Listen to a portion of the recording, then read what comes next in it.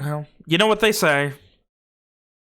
If you say hive mind, everyone's a hive mind, I'm gonna slap you. Wolf Wolf Looper? Hive mind, hive mind. Everyone's a hive That's how I feel right now. mind. You ever just feel like, Yeah. I feel like I never don't feel like, How do you feel, Nick? I almost did the thing. You almost got me to do it. Yeah, can you give me the best? You came real close. by the end of the night, you're gonna say it. I have no doubt. Yeah. I can't help What myself. is he saying? Nick, can you give me your best slide whistle noise? My what? Best slide whistle noise. I'm sure at some point in my life, I knew what a slide whistle was. Holy shit, that was actually really good. Thing that Mitch just did. That first one was good. The first one was very good. I can't do that for you. All right, Dang it, well, Nick. I asked you for so little. you know what they say. I mainly just asked you to come look at wrestle things, and you say no, I'm too busy. Well, I mean, when I have Alex telling me no, they're going to upset you. Like, What do you mean? given the past history of the wrestle, Let's go bullshit. ahead and enjoy this beautiful music. And let's go ahead and enjoy how there is only one truth to this world. My character looks like a dipshit. Well, no. If every NPC and everyone in the world outside of you guys is played by the same person, one might say... Oh, no. Hive mind, everyone's a hive mind. Why is there a circle on our map?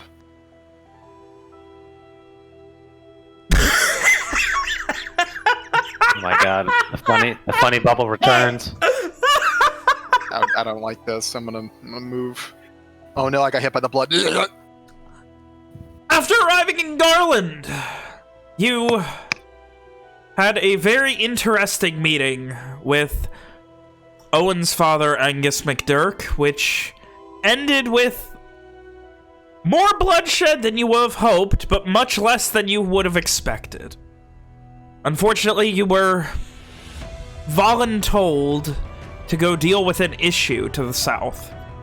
The Rat Creek Valley apparently rising up, rebelling against any sort of assistance that the Kins and Garland at large have asked for.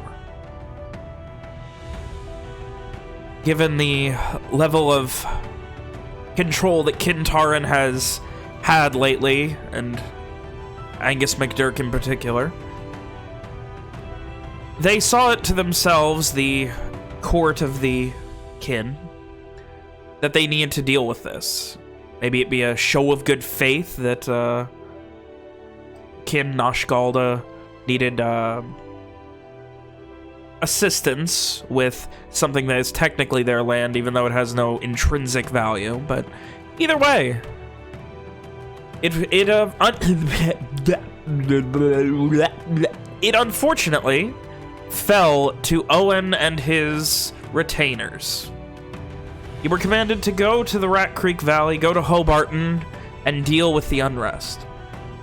After spending a day or two doing a little bit of relaxation, a little bit of enjoying Garish culture, and some preparations for the journey, you all headed out along with Rick, now 4 horses instead of 3, gilded in all manner of armor, colors of Kintaran, etc. As you traveled, you ran into a very strangely behaving camp of goblins that seemed more interested in trying to interact with you in some way than pillage your things or steal from you or attack you. But you paid it no mind, and eventually, after a little bit of violence and a little bit of goblin conviction subterfuge, were able to chase them off. Heading further south, as you turn to the road leading to the Dokar post off the Shamar Expanse, you found yourselves trying to help a man who had apparently butchered his own leg. Unfortunately, when you got to the camp where he and his would-be allies apparently were attacked, You found a strange ritual with him committing the final bit and putting you all in peril. But fighting off these strange ghost-like entities and these re-risen bodies that had some strange arcane abilities of their own, these demonic, ritualistic attacks on you, you were able to survive and eventually regroup. So, as you reel from the victory that you dealt, I can't talk tonight. As you reel from the battle, though you had found victory, I will ask unto you all, as the sun has now set, it is night. It is the third day of the season of Omen. It is Wittis. It is after sunset. Amari, Owen, Evian, Ram, Ishri, Simon, and Walker, I ask unto you all, for the 59th time this campaign, what are y'all doing? I don't believe in answering questions. Where exactly did we leave off? We had just gotten out of the funny circle and broke the blood Right. thing so that it stopped. So we're just kind of You searched standing for there any kind wondering of... what the Yeah, fuck's you going on. finished searching the camp and everything. Yes, and Walker got a 20 on the investigation check. I'm not sure if you ever gave me the result of that. I definitely did. Okay. Was it that it was nothing was really interesting there? Yes. And there was like yeah. Like, there was nothing of, like, intrinsic value, like small coin purses with very negligible amounts of money. It was, as I said, it was everything that tracked and made sense for a bunch of people who were going to the big city market to get some stuff. It seemed like they were gonna go there, but there was no sign of how the fuck it came to this. Yeah. Yes. So Walker, make sure to relay that to the rest of the group.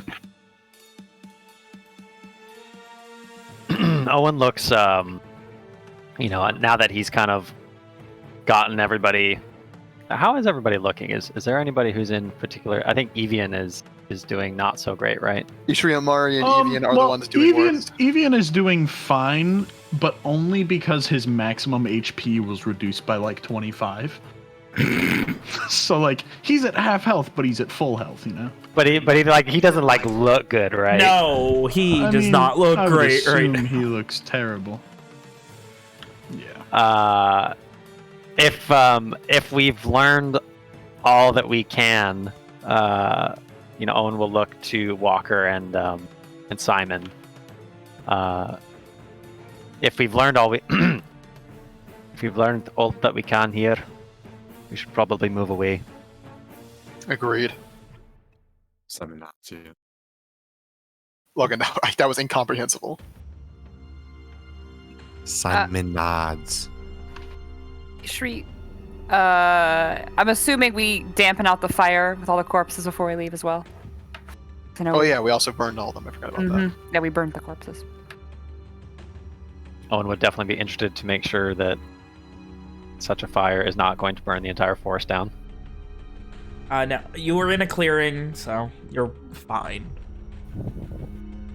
Does Ishri think her magics could have any effect on Evian? Because I don't think this is a Lester restoration type deal. No, Nope. he is, like, you don't need a check to know what that dude needs is some fucking time. There is, like... He's just not, like... Everything about him just looks off. Like, he looks just a little more haggard. His muscles look a little bit weaker. He looks a little bit thinner. Like someone who's, like, been going through a fast. Even you look truly awful. I'll carry your stuff. And she just goes to just grab Evian's stuff and carry it. I should be fine to carry my stuff. I have like 3 pounds of items that they bring with me, so do not. Reminder: about that. Evian does also carry like a bunch of You mean fucking a extra trash rations bag? for the group. Shh. Oh no, Ishri's grabbing it unless you're stopping her. I think Ishri also has I mean, her own thing of extra rations for the group. I but was gonna say I definitely don't think Evian's letting go of his stuff. it's a fight. I suppose. She's just trying to help. Yes, don't No, be an idiot. My strength is. Fuck. How do I? God, I don't know how to say that in character. That my HP has been weakened, not my strength. I lurk worse than I feel. I guess that could be the. Yeah. Or it'll take more than this to slow me down. Maybe something cool like that. Oh, I don't think Evian's that cool. Ain't nothing gonna break my To stride. be honest. Nobody gonna slow him down. Oh no, he's got to keep on moving. I like that. I think you should. You could say, Mario will carry my things for me. I throw my bag at Amari. I'm using it as an unarmed. Yeah. Wait, no, don't do that. You'll kill the boy. He'll kill all of us. You'll kill us all. That's actually a very good possibility. It's a D6 plus 5. Yeah, you're close. Evian throws his bag at Amari, and suddenly we're in the Shadowfell. Dire. Oh god. Find a way to get to the Shadowfell over in Garland, please. That would be a very fun time for me. No. And a bad time. What do you for mean find a way? We everyone have. else. Yeah, we don't need to find a way, bro. To be We don't fair, need to find a we way. don't It's gonna matter happen. of factly know that's what's gonna happen if Mari dies. We We're just just, like, dashed our pretty working sure. theory. We assume. And I mean, it's yeah, that's how Okay, it's let's play gonna D&D, guys. work. No. Okay. So what does Evian say to Ishri? To tell her to fuck off. I think he'd just go with a simple. I look much worse than I actually am. Well, that's But I easy to appreciate it. believe. You look like death, Evian. Well, I almost died, so that makes sense. Well, let's get out of here and find somewhere to rest then. It's about night-ish, isn't it? It is after sundown. Right. Like, it would be an early night for you guys, but only by, like, a couple of hours. We can just get an earlier morning to make up for Yeah, it. just start before sunrise. Yeah. Come on, let's get going. Walker says, getting going. Rick is right next to you. Right. He spends a moment just kind of looking over everything and just mutters some sort of just very guttural but incomprehensible curse under his breath, and then starts following once he has observed that everyone seems to be okay. Walker will respond to Rick's curse by saying, fucked up, isn't it? Y'all seem to know how to find all manner of shit any fucking day. It does seem like that, You doesn't bet. it? That's our special talent. And you found me, and look, now my shit found you. You're the cursed object. We got to get rid of him, guys. You heard him. He turns Okay. he turns to you, Mark. You know, I tried that, and y'all couldn't even get rid of me when I offered, so... Yeah, it's like trying to throw away gum. It just kind of like you go to throw it and it sticks to your finger, and then you try to peel it off and it just sticks to the other finger, and then you get a miss. And does gum exist? I imagine the... It does now. The... Like taffy? Yeah, Taffy like the could concept exist. of like some kind of chewy taffy or something, I'm sure does. So... Yeah. Within reason, I'd say it does. And he just gives this half-hearted nod of, yeah, I guess, whatever the fuck this kid's saying, sure. And, he kind Ever of the turns... indulgent uncle. He kind of turns and, like, he gets to a bit of a jog, moving with more haste than he normally does, on his way back to the wagon and horses. Now he's running away from me. What did I do? You hear from beyond the clearing and back in the trees, Well, somebody's gotta make sure that horses don't disappear. Yep. That's what I knew. And, Rick is off. Owen loiters. I love the random mic Someone's cutouts. upset and shit. about what Rick just did. Oh. Anyway, you were saying, Nick? Owen kind of loiters until... Because Evian usually travels in the back of the group, right? So Owen is going to loiter until he sees Evian take a step, and then he'll kind of fall in beside him and just take a couple of steps, like in silence, and then he'll kind of he'll clear his throat and he'll say, "Are you sure that you're all right?" I look significantly worse than I feel. I think I would do worse right now if we got into another fight of some sort, but just traveling, I should be okay. Will you ride the rest of the way tonight?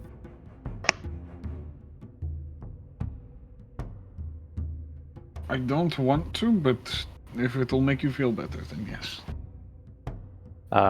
Owen looks up at Evian and he smiles and he says, "Aye, it would make me feel a little bit better." Evian will nod at that and move to mount a horsey. He can ride his boy. Good I old can ride Calf-How. Calf-How. That is exciting. I do love him. I love it. Evian fucks up the Lenorian language and names a fucking horse on mistake. Good ass name, damn it. Calf-How, who looks like he's half cow. It's so great. Oh, or maybe Evian's just trying to understand how reproduction works. He's got to figure it out before he gets married. Okay. Oh no. How I'll did have we you never know, make down that with joke? Amari. Sit down with Amari and Rom. Sit down with Rom. I know. Oh, I know. No. What is that? Wait, canonically have Evian and Owen back? Is that what you're getting? Yeah, you missed him, man. What do you mean? What do you? I didn't know Mitch, what- it that was must when have been- Mitchell's power went out last week. Oh shit, he wasn't there. Oh, Fuck. shit. Okay. We forgot to fill him in. Damn. I mean, I'm all right with that. Like, Let's not worry about if there's one person Evian's gonna cheat on his fiance with, it would be Owen. I mean, that's his celebrity freebie. Exactly. The Prince of Garland, of course. So, after a few moments, licking your wounds and being a little more careful through the clearing, you get back to the pseudo-caravan that you've created. You can see Rick over there. I almost said Fergus. Jesus, I'm off my game tonight.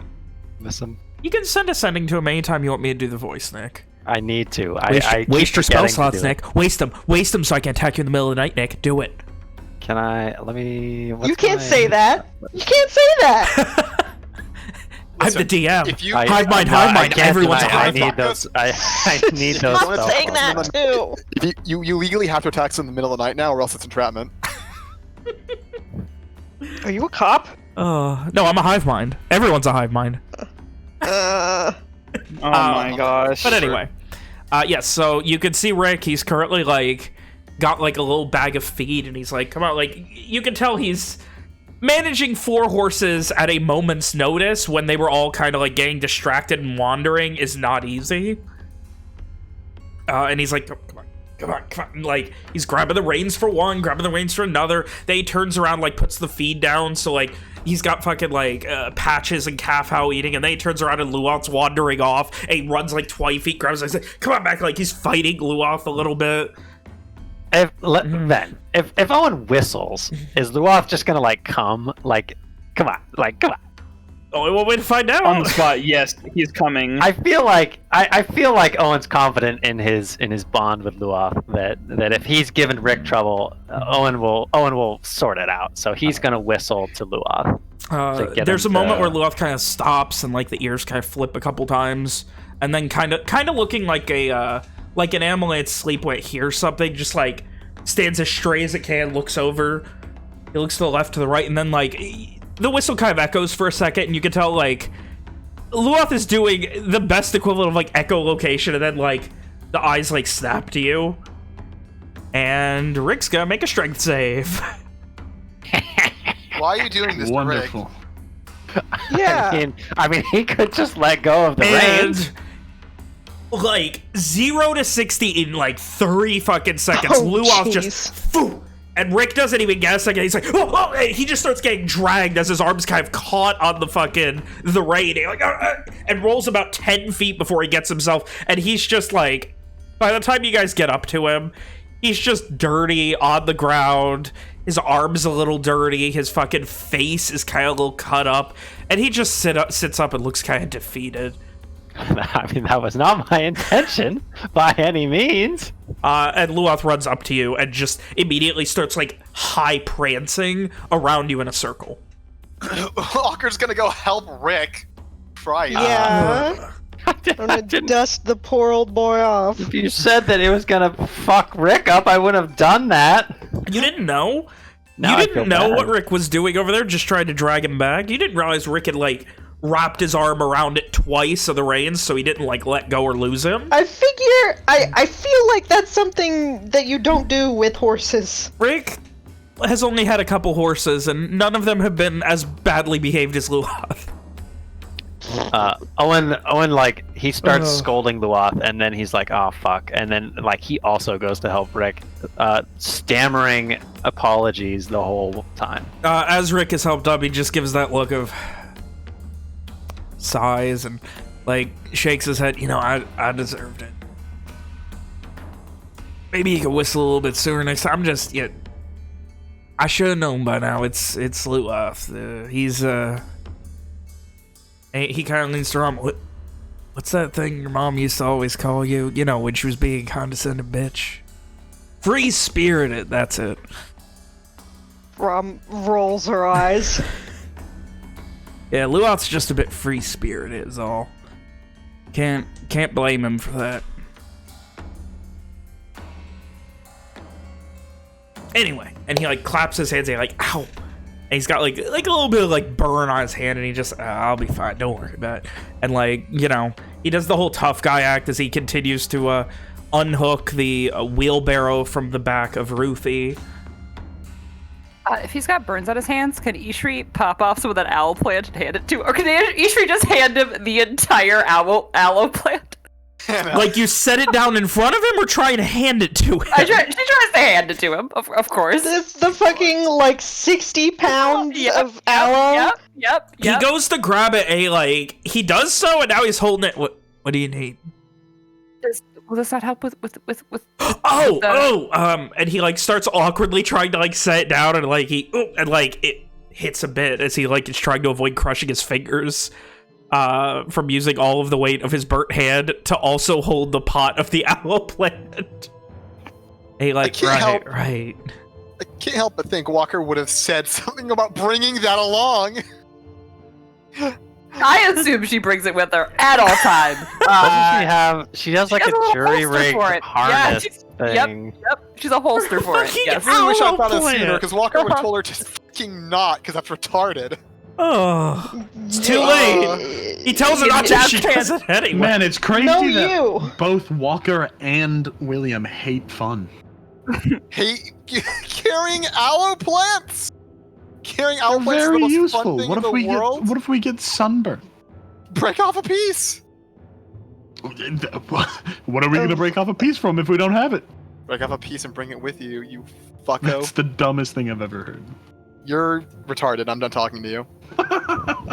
Anyway, Ishri, next time we're in Nashduin, go ahead and leave that behind. Oh, I guess, but I don't know. I always just brought everything useful with me every time I went somewhere. You know, in case you need it. You don't need all of it at once. If you're trying to help with burns, you can just take off a piece of it. I suppose. I don't know how much to use for it. Or. Okay, yes, that makes sense. Okay, yes.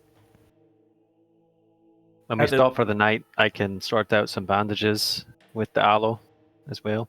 There's nothing to worry about. I'll be fine. And at this point, he breaks off a bit of the end of one of the little aloe shoots and kind of like squeezes out the gel and, you know, kind of like hand sanitizer, kind of rubs it in. And his hands get a little dry and it kind of like, there's this weird little bit of dust that comes off of it from the, from where all the dirt is that kind of gets sticky. But after a minute or so, he then takes a bit of water from a water skin and pours that on it. And I'm fine. Nothing to worry about.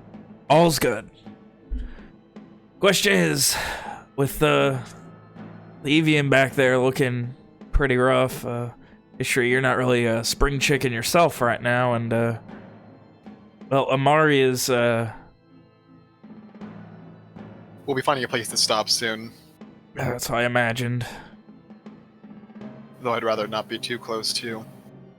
Walker just kind of nods towards the direction they came from. Yeah.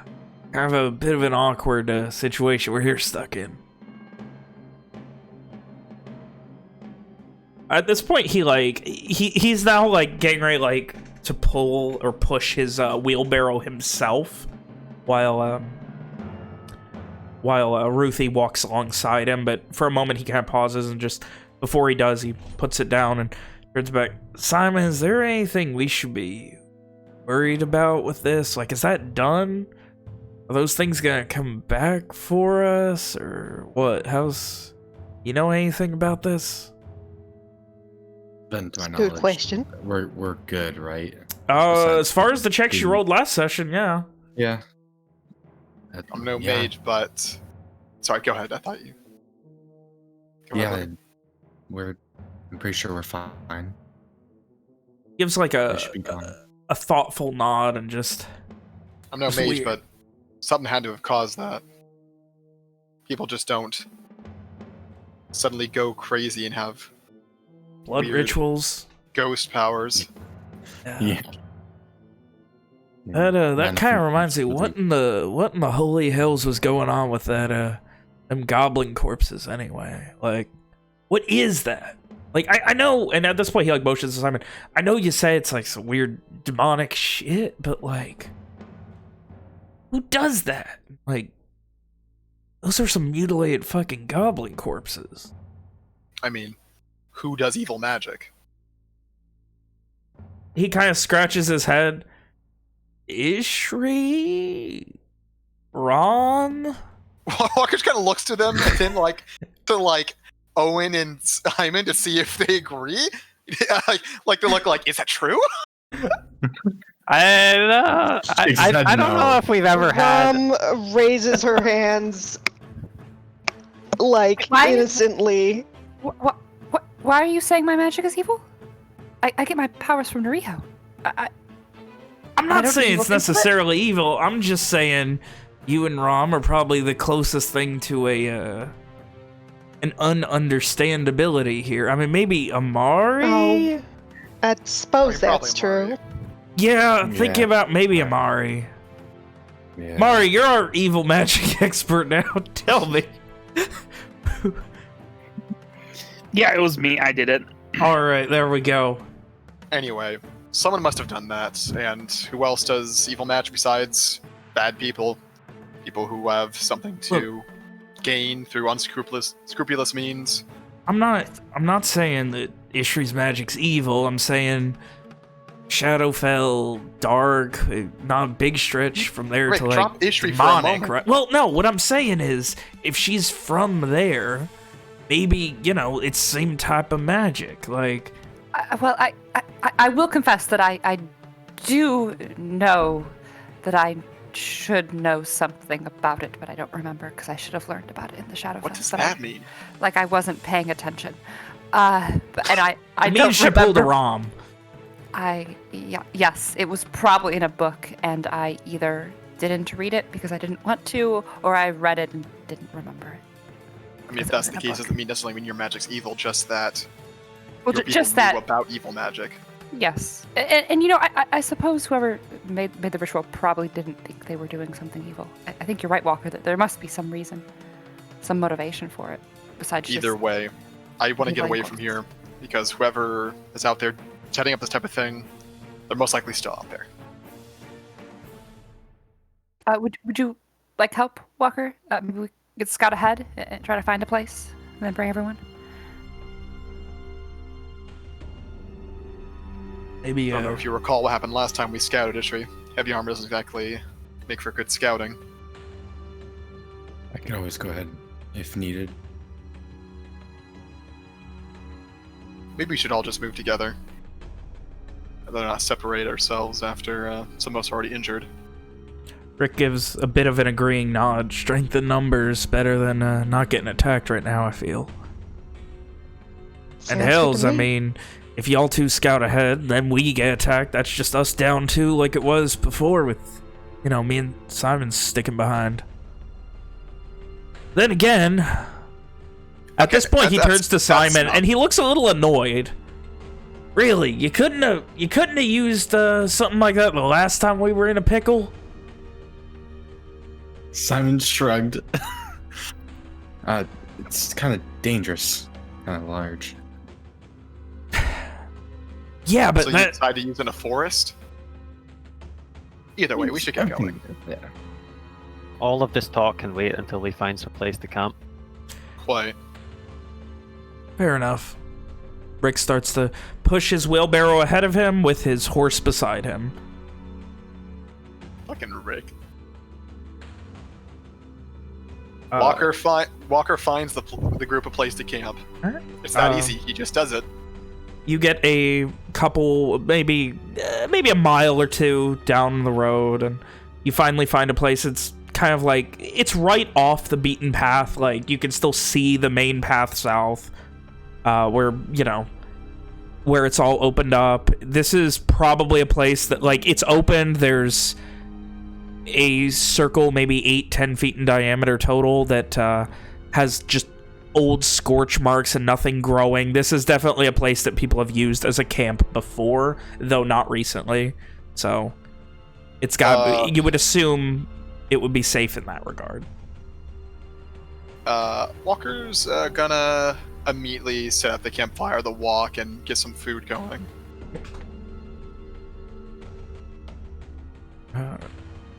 Rick begins, you know, doing his usual things of organizing, sharpening weapons, making sure, you know, the horses are tied up. He tries to do his part for where he can. And he eventually gets over near Amari while he's kind of like messing with the horses and just, Amari, maybe better safe than sorry we go in the bubble tonight? Yeah, that's what I was thinking. Yeah. Bubble. I will begin going about the 11-minute process of The making the bubble. ritualistic process of creating the funny bubble. Oh, and do you mind checking our surroundings? Make sure there's nothing too close by. Of course. Don't be ready soon enough. Just as soon as I finish this, and Ven, I was gonna ask, like, do I have to roll a check or something to, like, you know, imbue some bandages with aloe gel? No, there's no check or anything. It would be the same as, you know, putting Neosporin on a Band-Aid. I think that's what Yeah. Owen's gonna do first when we set up camp is get some bandages going and fuss over the wounded. All right.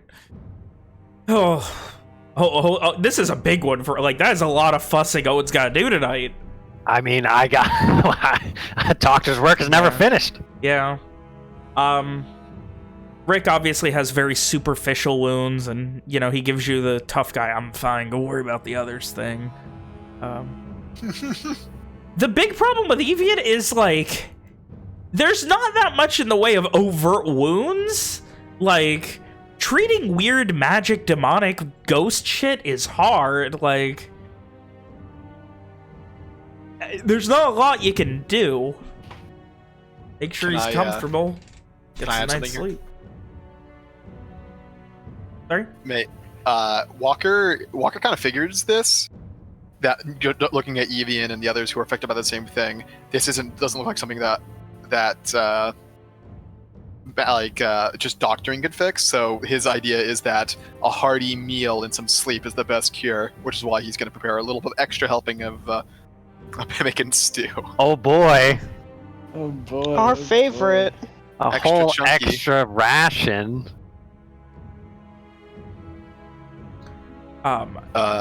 Walker's also going to ask Owen for some of the spices to just fucking toss in there haphazardly. I will go What do I ahead got? and Hold on, note let me look at my that Rick brought his own rations. That's funny. And if you were to inspect closer, it's mostly like dried meat and like things that look like they taste good. Oh, dude, I got peppercorns. Hell yeah. I don't know, guys. You keep fucking going. Pemmican isn't like bad tasting. It's like there's a reason Okay. it's so widely used. Like it's a very effective Yeah. travel ration. Yeah, well, Rick's got an entire backpack full of fucking beef jerky, so. He's got a lot of Jack's links. Oh.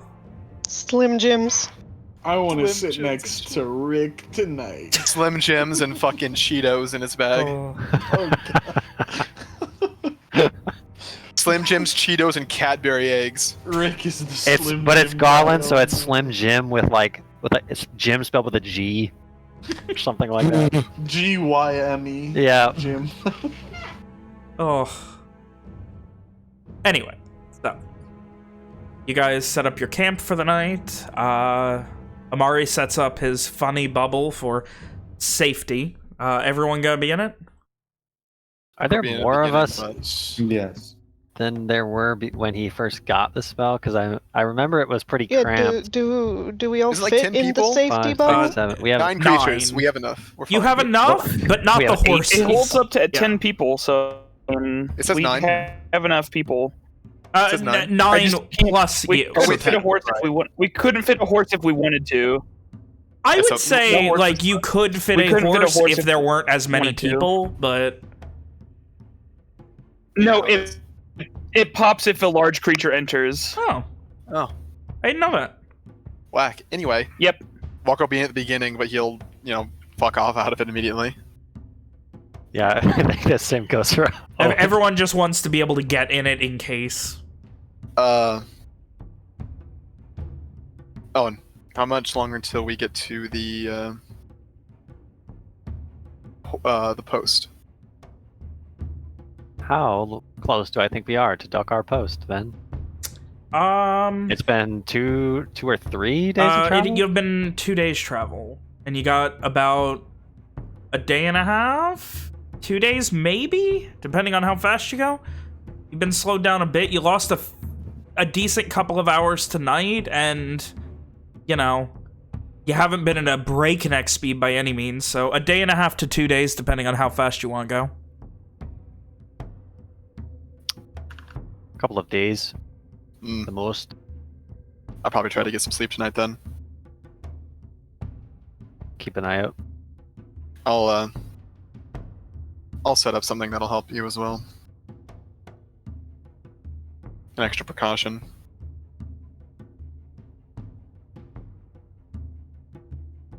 Very well. Walker adds a little bit of salt to the fucking stew, and he goes back to, letting it go. I like the idea that the salt's the extra precaution. That's He throws kinda them over what his shoulder. We're safe now. I'm not gonna lie. That's kind of what I thought of when he said extra precaution. I was like, William rolled a religion check in secret and found out that if you have salt in your body, you're immune to demons. So he just gave everyone some salt. Listen, salt is tasty and it makes food better. That's why Walker's adding it. Did you want to use Basic my, hard and your body needs it. Did you want to use my small vial of peppercorns too? Yeah, I established it. Walker would ask Owen to throw some fucking spice in there and not be specific or ask what or request anything. Just throw spice in, please. Thanks. How much is a vial of peppercorn? A lot. Right, It's a should I fucking just- lot. It's about the same as, like, I would say a little bit less than, like, one of those disposable pepper grinders that you can get at a supermarket. So do I have to use the whole thing? Oh God, no! No, Jesus, You're no, more like- dude, that's a lot of I don't pepper. I don't eat. I don't like- use that It probably- on my pizza. How big of a vial? That's all it says is vial of flakes, peppercorn. peppercorns. That's different. I'm imagining you could, break them up if you need. Yeah, I mean to. that's the idea. Yeah. You fucking mortar and pestle it before Yeah. using it. So Then about how many corns would you say? Like a couple hundred? you probably, yeah. You need about 5 or 6, Nick. Just pestle them. And Owen would probably know that. Yeah. Sure. But no, Sounds like, nonsense, this doesn't will, assuming you're using a regular amount, this is gonna last you a while for travel. Oh, so what you're saying is I need to wait and lull them into a false sense of security before I break out the dwarven fire pepper. I mean, if you want to give fucking Evian some flashbacks, we can add some extra of that to his. That'll liven him up. Oh, flashback. need to Oh, do maybe I'll that. slip it into his next bread bowl. Oh, That could have been what they had. why do you have to do me like that? Anyway, the stew is done. It's hearty. It's filling. It's all right. It's pemmican stew with some seasoning. And Walker will begin serving it up, starting with the guy who looks the most fucked up, Evian. It will fucking help him. I appreciate that, man. It's thick and vaguely sludgish. That's kind of terrifying, but Evian will eat all of it. It's probably about similar to the kind of shit you were eating on the boat back way before you joined the party, so, Oh, okay. That's not that bad. not then. something you wouldn't be used to. That's could be a lot worse. Everything is fine. Poor Evian. But it is filling. That's the most important thing. So, you guys finish up dinner. Are you going to be keeping watches, staying in the bubble all night? How do you want to do it? I was gonna say Walker, Evian would offer to take a watch, but I don't think Owen's gonna let him. One gives him the patented disapproving doctor look. There it is. Walker is going to set up an alarm. On his eye? We'll make sure. Walker's gonna head on to He's gonna Amazon, put order the a couple bird of to bed Ring later, doorbells. Walker pulls on his he pulls on his iPhone. He's gonna set an alarm for 6:30 a.m. What time does it start? Yeah, I was about to say. There you go. Ishri will off take a watch since she's not in the watch cycle right now. Then you need me to post the thing, or You don't need to. okay. You can if you want to. You don't need to. Just put in the. Yeah, I use the primeval As long as you're awareness. using the charges, you're fine. Yeah. To set up a little alarm around the whole area. Not the whole area, but it's like, what the fuck is the range? It's 20-foot cube. Yeah. Just around the camp. Yep. Yeah, Yeah, that will fit. bells. 20-foot cube. Yeah, that's gonna fit pretty much everything. Like. Yeah. It's a cube. He also set them up in the midair. I mean, It's just a net- it wouldn't it's be just a that net hard to around do to just kind of run it like through the trees, kind of in the clearing. Yeah. That way, He's if got something, those, yeah. He's got those circle-like screws that he's just like fucking putting into trees and shit in the ground. the hook screws for fucking Christmas lights. Yeah. They're fucking fairy lights. Walker's just setting up goddamn fairy lights. He's just setting up some fucking decorations. He finally got the fucking shipment from Etsy. He's going crazy now. Oh. Anyway, so you guys get to sleep. First watch. Walker You should is get- asleep. Ishri will take the first watch. Perception check, please, Ishri. Don't fuck it up. I didn't fuck it up. Good. Hey Finn, do elves have the funny fucking No. meditation? No, Okay. no, it's dumb. I agree. Thank you. Ishri, you watch, keep your eyes peeled, keep your ears peeled, listen to all of the strange, enjoyable sounds of whatever horrible monstrosities may live in the forests around Northern Garland. But for the most part, it's quiet. The occasional snapping of a twig or the sound of a chirping bird, the hooting of an owl. That's about it. All right. She can't wake up a lot of people. She's gonna wake up Rom just for fun. And also, no one volunteered. Yeah. Girls' night, girls' night, girls' night. Ishri wakes you up like it's very brisk. She kind of just like grabs you and just kind of like half lifts you up. It's not fun. Rom probably like gasps and grabs onto her and it's like, what is it? Oh, it's your turn for watch. Oh. Okay.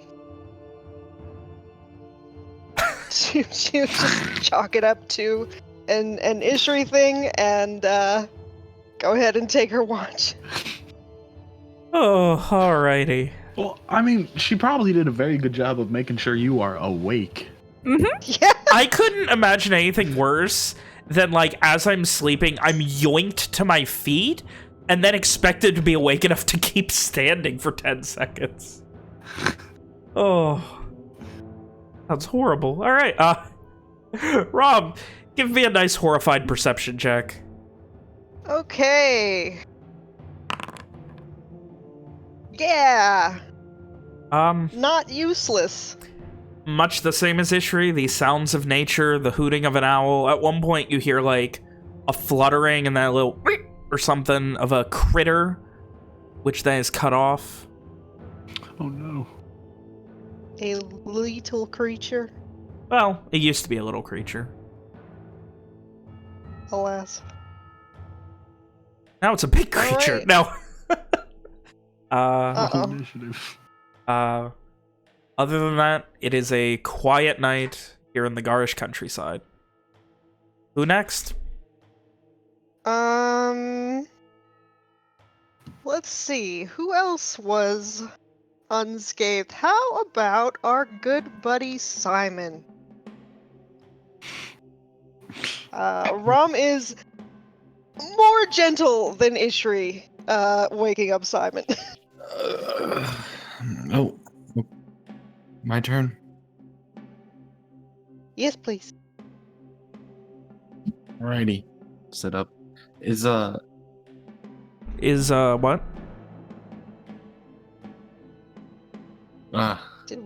Seems like a pretty quiet night.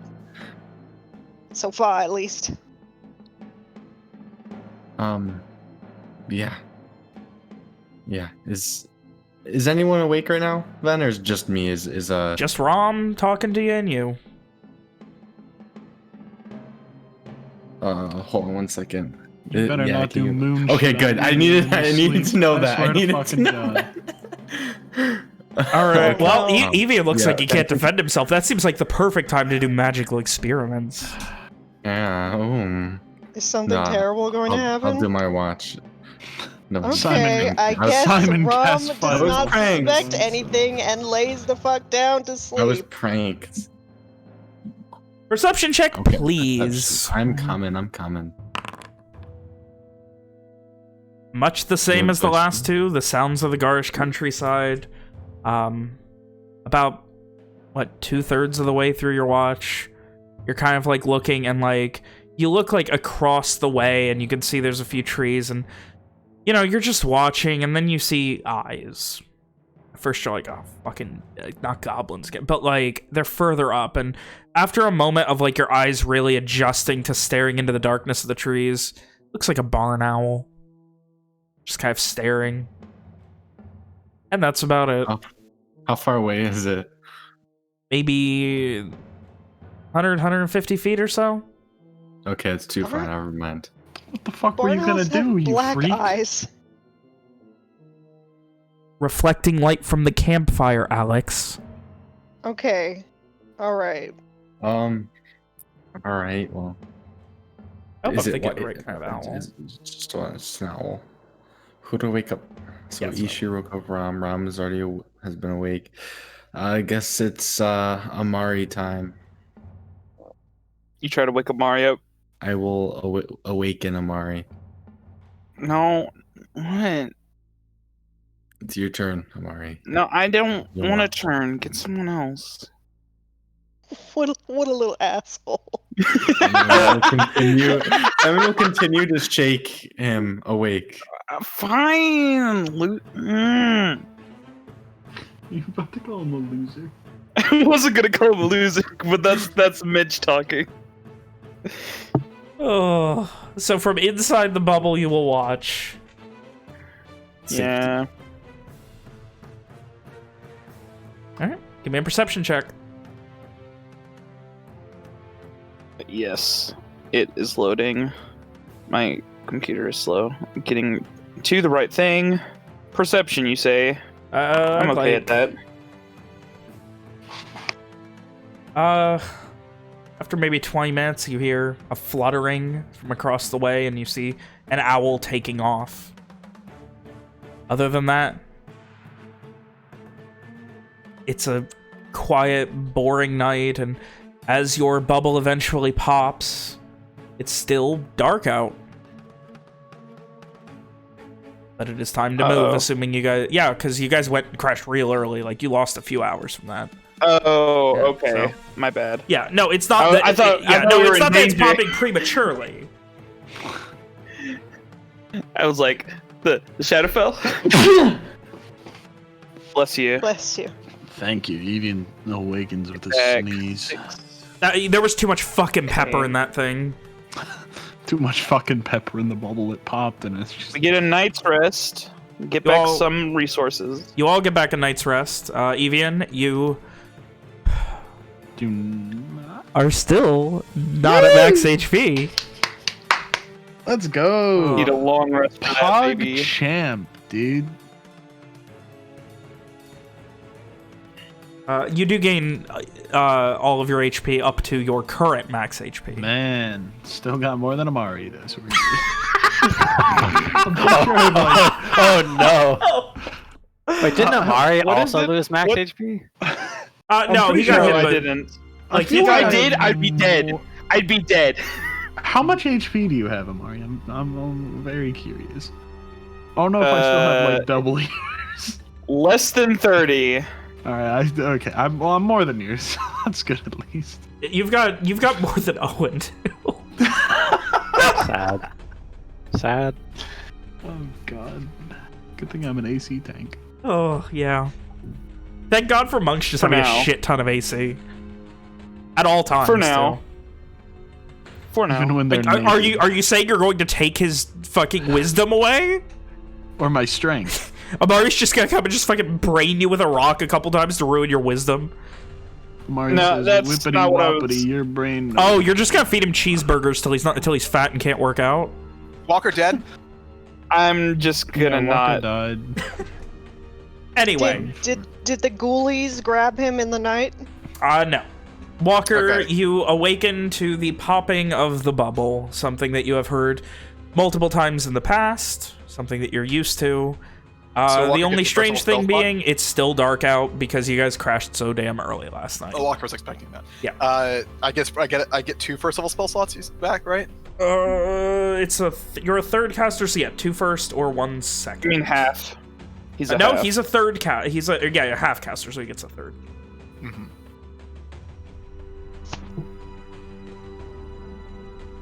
And with that, a night's rest complete. It is a new day for It's a the new day. Yes, it is. fucking god. The fucking don't make me think about the god killing hobos right now. I'll start laughing.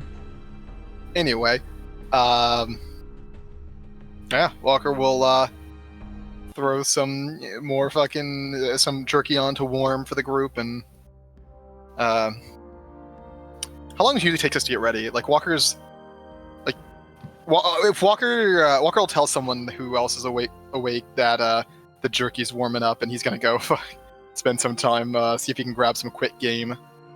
I would say, like, if you guys are in a hurry, I imagine there are enough of you. You could be ready to break camp in like 5 to 10 minutes easily. How long does it usually take us? I mean, at a lazy breakfast pace, 20 or 30, but like, it depends on how much of a hurry you guys are in. Is that enough time for Walker to find some small game, like 20 minutes? Maybe. Depends on how lucky you are. I have a thing that might impact your choices whether Walker goes hunting. Sure, let's say Walker. Your thing happens when Walker's just putting up the jerky to warm. So those who took watch last night probably noticed, or not. It's up to you. Owen is he's sleeping quite lightly. He's not quite muttering to himself in his sleep, but he seems to be troubled by dreams of some sort, and he definitely doesn't seem like he's getting nice restful sleep. And in the morning he wakes kind of suddenly, like when the bubble pops, his eyes snap open, and he kind of goes about his own morning routine of making sure the kettle's on and there's hot tea for everybody. But after that, he is going to take his cup and he's going to go for a walk in the woods if it's close by. I think we're like on the edge. Yeah, you guys are like at the edge of the woods in the little like inlet where a few trees have been chopped down in the past. Let's see. Who else is relatively quick to wake? Evian? Evian's normally quick to wake, but as he is right now, he is not quick to wake. Okay. And he's kind of like that teenager who just needs 5 more minutes, Mom. How about Romnick or Ishri? Ishri's up every time immediately. She's a light sleeper, and she's used to just going, So as soon as Walker watches Owen walk off, he's going to say, Ishri, you mind watching the food, make sure it doesn't burn? Sure. Are you gonna go double check he's okay? Something like that. Alright, you sure watch the food then? Walker's going to shoulder the heavy crossbow of his and begin walking after Owen. And for the sake of just establishment, I suppose, Evian does look better. I should have said too, as soon as Mitchell mentioned that what Evian was doing, Owen would definitely check on him, like he puts the kettle on and then he goes to check Evian, make sure he's breathing, and not in some kind of Walker-esque necrotic fucking stupor. And once he determines that he's okay, then he'll go walking in the woods. You could say that he's definitely not at 100%, maybe 66%. Literally. That's not great, man. I'll tell you what. As far as human health is concerned. Yeah, hey, it's a passing grade. Is it? I don't think it is. In Florida, that's a passing grade. We're not in Florida anymore, buddy. I'm sure it's a passing grade in Texas, too. Are we in Texas? I thought that was Morn. Yeah. Close enough. I just want to go to Russia. There's no Russia. Russia's not nearby. Anyway, so... You're telling me I'm just a filthy outcast? Something like that. Is that what you're saying? Anyway, oh, you're a corn voyager. We've established this. Walker heads after Owen. Yeah. Allowing the rest of the camp to begin waking, trusting Ishri to keep an eye on things and the food.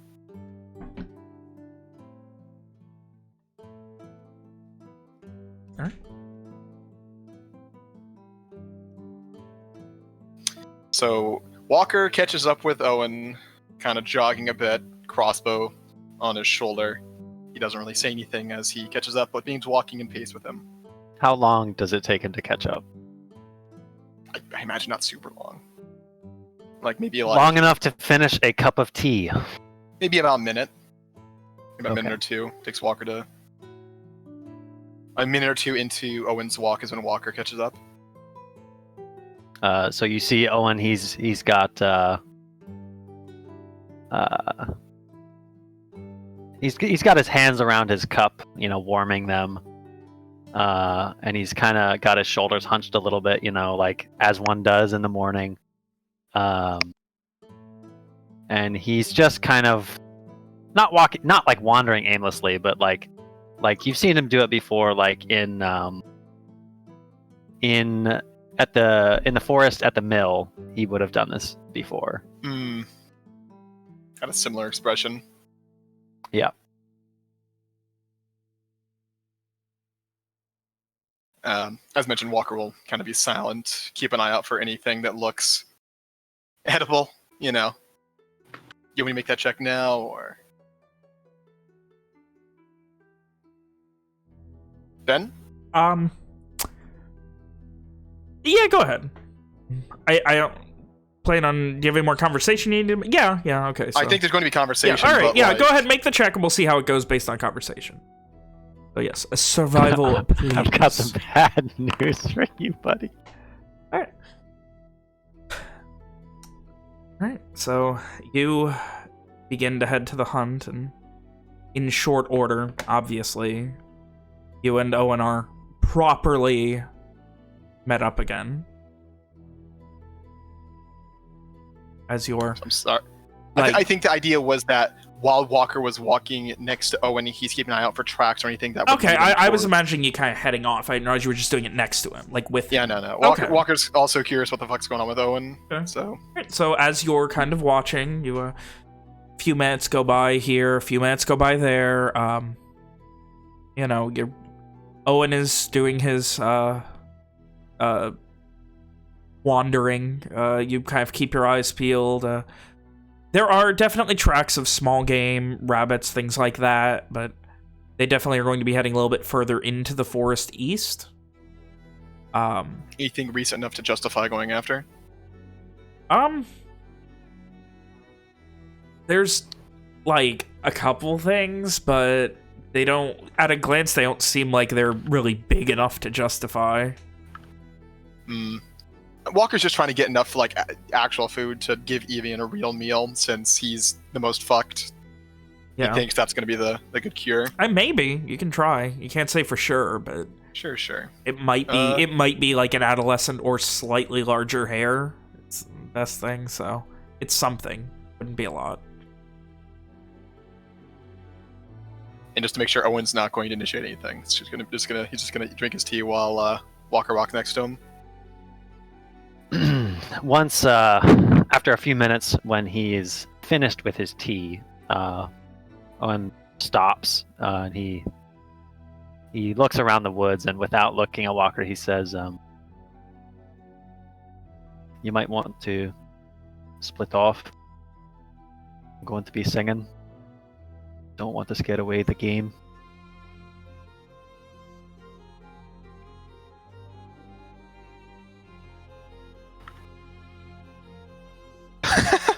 I don't have an actual response for that, so Walker's just gonna nod and do so. He's gonna go after the most recent bit of tracks he saw. So Owen, you kind of head the opposite direction from him then to get away from him while you're doing your thing? I mean, not specifically to get away from Walker, more so that, like, he doesn't... To respect his hunt. Exactly. Yeah. Don't fuck a man's hunt. Like, I'm doing my thing. I don't want it to fuck up your thing, so I'm going this way. No problem. You continue to follow the tracks. They lead further in, and after a couple of moments, Walker, you realize they're probably going pretty damn far in. Like, if you want to keep going, you can. You don't know how much. Like, you're at, like, a solid 5-10 minutes, and, like, there's no end in sight right now. Looks like this hunt's gonna be fruitless then.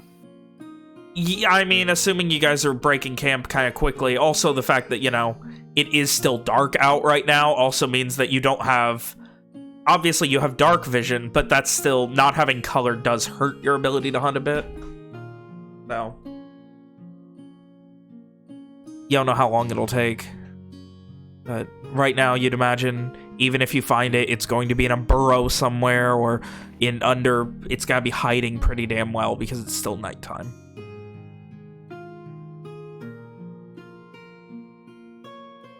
Up to you, if you want to commit to it or not. Yeah, Walker's not going to commit. Well, he's going to, I guess, go back to where he last saw Owen and on that game, I guess. I think Owen probably hasn't gone very far because he has to go slow because he can't see in the dark. And he's also singing, so he's probably not hard to find. Yeah, Walker will return to where he last saw Owen and then follow the noise. Very quick couple of minutes. The quiet of the garish countryside following the sound of Owen's voice echoing off the trees is not hard at all. Before you're able to meet back up with him. Walker will keep a small distance, give Owen some, vague semblance of privacy, and we'll rejoin with him whenever Owen seems to be finished.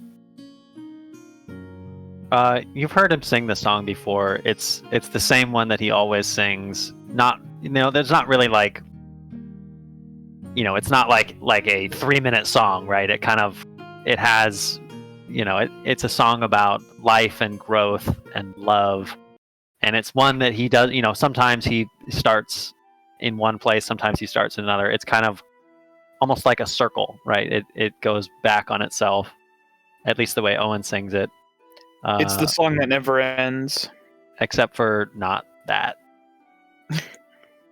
And this time when he sings, there's like a pain in his voice. Like he's singing the words and he's using his magic, but something is hurting him as he sings. Well, Walker has a good idea of what, but he's not going to intrude. Conscious of the fact that he is probably the one holding everyone up, Owen's going to take 5 to 10 minutes to sing, and then he's going to start heading back the way he came towards the camp.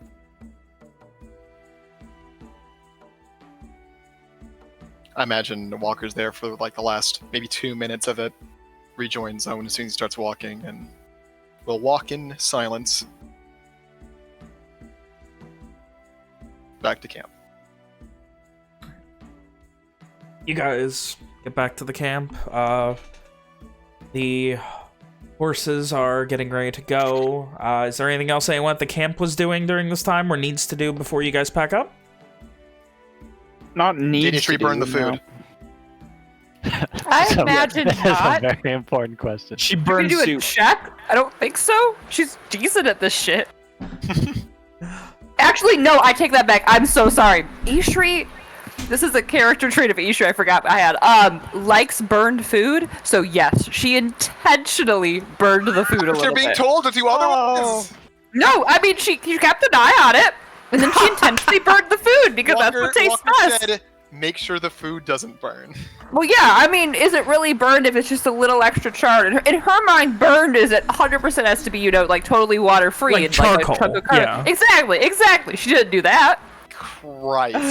Oh. Well, Does she actually burn Child, everyone's food, or does so she she only looked- burn her own Owen. food? She actually burned everyone's, and she looked so proud of herself. As Walker, as you and Owen start to get back to the camp, heading in the direction of the light, the smell of burning and char reaches here's the your question. nostrils. Did anyone try to stop her when they smelled it burning? I mean, at that point, once you smell it, it's too late. Isn't that like a rule of cooking? I mean, yes, but there are also layers of it. Like you could just scrape off like the outer layer at that point. Yeah, I'd like to think that once Evian smelled it burning, even though it is too late to fully salvage it, he would have said, "Didn't Walker tell you specifically not to burn that?" What are you talking about? This is almost perfect. It needs just a little bit more. Just a little bit more. They're going to be very upset if they come back and it's worse than this. What do you mean? This is far too. This is burnt. This is already burnt. Evian's gonna take it off of the fire. There is a thick layer of char on the meat. Oh God. Do you like it this way? Yes. Don't you know? I mean, this is how you know that it's really good, and it's nice and purified by the fire. You know, when you don't want to do the spell yourself. It's perfect this way. As you two stares at her. As you two are talking, Evian, you can see behind Ishri, Rick is sitting there eating his own beef jerky, which is not burnt, while smiling at you. Eat my dick, then. That was Mitchell saying that, not Evian. If you don't like it, I bet Simon could fix it. Hey, Simon. Yeah. Can you fix all of this? I mean, I could You can unburn it? not unburn it. I can make it taste better. Yeah, good enough. It won't get it. The texture will be char. Can I like but- scrape off the char? Scraping it off, there's still like a level of like, you know, normally jerky and bacon has an amount of give to it. How do you fuck up dried meat? Like if you like were to bend it, it would probably crack in half. You snapping the meat. Like there's don't not a have lot the that's meat. not charred just because it's very thin slices of dried meat. Jesus fucking Christ. Well, As Ishri eats it, she looks so happy. So happy to be eating it. God. Well, at least there's that. She's doing that thing that, like, you know, she's. Oh man, this is so good, man! You guys should try this. I imagine Ishri's like sitting there, just like big smile on her face, just shoving her mouth full of food. As Walker comes up, then she kind of like immediately kind of like stands up and is like, Walker, I'm really sorry. I'm really sorry. I thought this wasn't burnt, but Evian told me it is, and I'm really sorry. But Amari is fixing it. So not only did I heat things up, but Amari is not being lazy. So it's a win. It's a win-win, really. Walker silently looks at Ishri, then to Amari, then back to Ishri again. Does he ever look at Evian? Is Evian still scraping off? Yeah, a little bit, yeah. There's a glance at Evian. Evian has a pained look in his eye. Rick is still genuinely enjoying sad. his not burnt jerky in the background. Now he has dragged Rom over there. I'll beat the shit out of Rick again. I'll fucking do it. Do you want to fight? I'll beat the We'll old man 2v1 and you. you. I'll fucking clap your ass. Bitch, you're not even at full HP. Okay. Joke's on you. He is at full HP, except for it's just a different full. It's adjusted. Yeah, Different fool. Ishri, I'm not sure how you ended up burning it when it's supposed to be I mean, I did it. heated. I did it on purpose. Right. You can have it then. Oh, thank you. Walker begins pulling out some more to begin warming Oh, up a different thank batch. God. Oh, there goes your attempt to bring camp early today. You start heating up more. Rom, thankfully, has access to... Rom, that jerky that Rick has, that's some damn good jerky. It's seasoned. It's got, like, a tiny bit of spice to it. The closest flavor equivalent would be, like, a dry rub teriyaki flavor. King teriyaki beef jerky! Why don't we eat like this? What the fuck? That is some serious Because gourmet shit. Walker's our cook. Listen, Man, that's some you guys, gourmet shit. you guys got salt and pepper hammock and stew last night. That's Ooh, that's some gourmet salt and shit. fucking pepper. What do Dude, we live in this is a fantasy setting. Salt and pepper is more than a lot of people do. Yeah, but he's got teriyaki. Fuck you.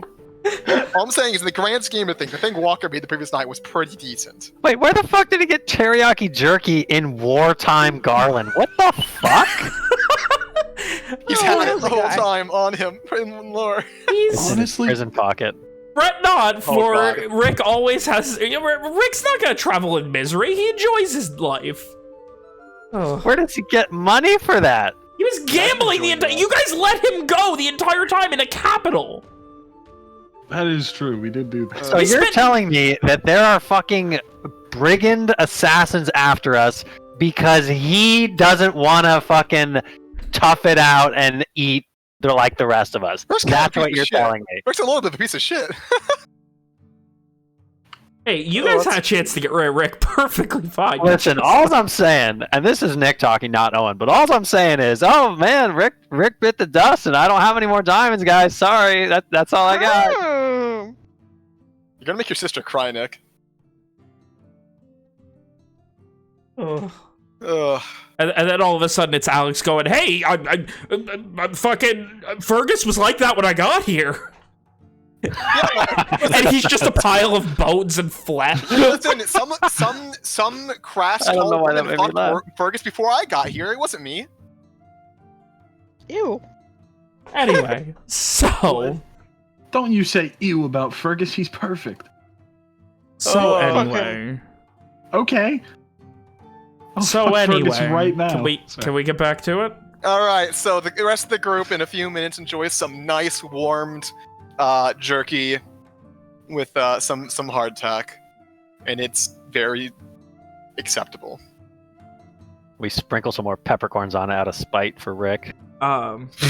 Rick would ask at one point, Evian, if he could borrow your pan. Oh, I mean, I could be convinced if you were to give me some jerky. Yeah, that's fine. Okay, cool. Yep, have at it. All right, how's it work? Evian holds it in his hand and says, "Fire." And there it goes. Mhm.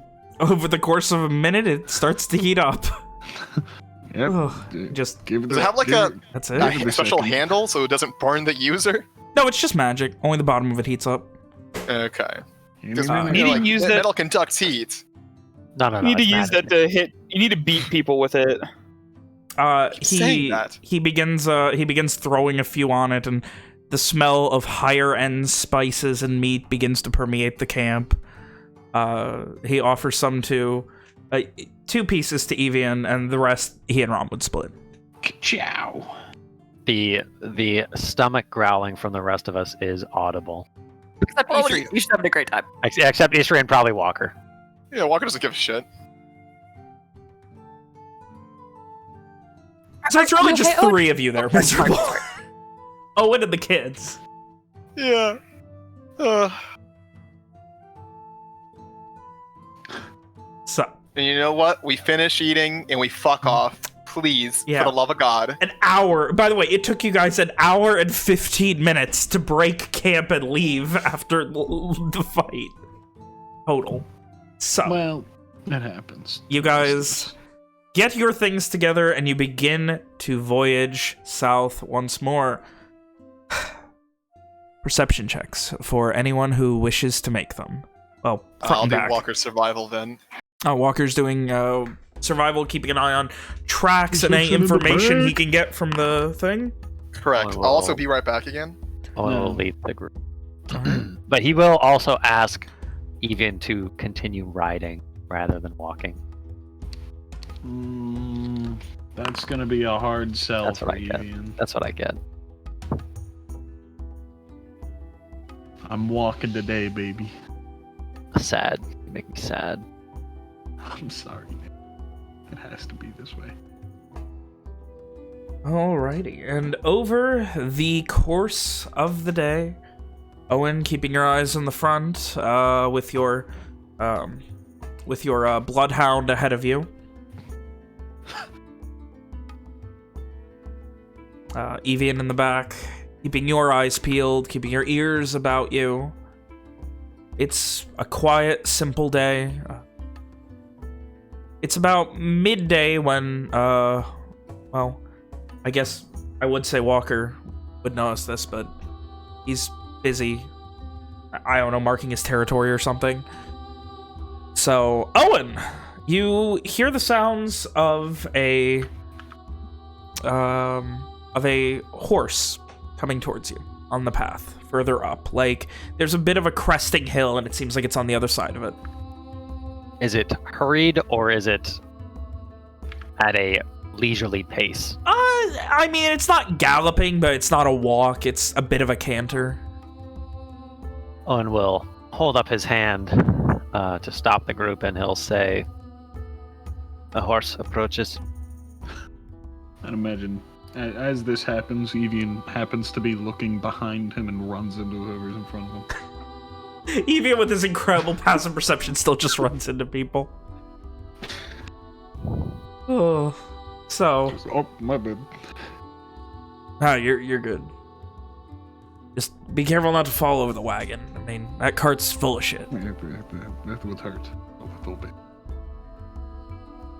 And you guys stop, and you see a what looks like a person. I mean, they're in general, like, traditional. They've got leathers and chainmail on, wearing a long, wide-brimmed hat. It's a cowboy. No, it's not curved up. It's not a cowboy hat. It's wider. It's much wider brimmed and goes further out than a cowboy hat would. Like a sombrero? Not that far out. In between the two. Yeah, more like a Van Helsing-esque hat. Is his gear recognizable in any way? Like, does he bear the garb of a militiaman of the Rat Creek Valley or something like that? No, it just looks like some guy. Like, you see there is a sword at one side, like a spear set up and like attached half to the harness on the right side, being able to easily assume that this person's right-handed. A shield on their back, but there's no immediate colors or anything. It looks like regular old dude, just a bit more combat trained. Is there a conspicuous red band on his arm? Give me you can't tell at this range. With a 9 perception, you can't tell. Yes, there is. Oh god. Oh fuck. You can't make out a lot of the face either, obviously, because the sun is high in the sky and the shadow of the wide-brimmed hat is falling across the whole head. I'd like to threaten the sun. I think, being who Owen is, he is going to trust that this man does not mean any ill will, and he will hail him. Raise his arm, wave. The man gives a quick, subtle nod, making a wider berth, maybe 15, 20 feet, like going off the path to make a wide berth around you guys. Just gives a quick, subtle nod and continues onward. No. I call out to him before he can pass. You call out? What are you saying? Owen says, hold a moment, kinsman. I would know of any news from the south.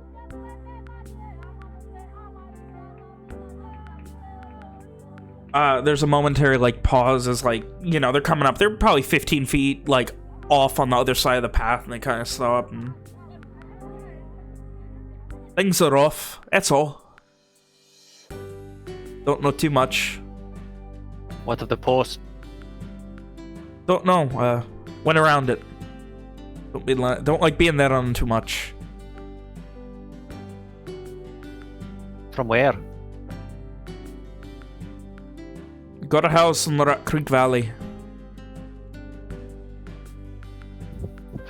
Is that a village, then? It's not on the map. The Rat Creek Valley, it's not a village. There are lots of scattered small villages that are just, like, little more than, like, co-ops. And even beyond that, there's just random houses scattered throughout the valley. So, anywhere, like, the Rat Creek Valley is very wide open as far as where people are from. You know, out in the country, essentially. Follow-up question. What time of day is it? As I said before, it's afternoon. Sun is high in the sky.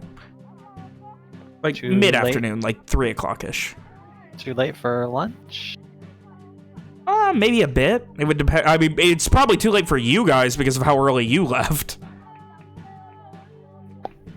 Does he look like he wants to, like, just ride past us? Or, yeah, like, he seems not in a hurry, but again, he's just, like, giving simple answers, trying to keep going. Okay. So Owen's going to business. Owen's going to like make a quick decision, and he's going to wave again, and he's going to say, would you mind answering some questions I have? Rather not, I'm in kind of a hurry. Do you mind if I ask why? Like, you see the faintest bit of, like, detail on the face as they look up. Sun's starting to fall. Only so much daylight. Keep going.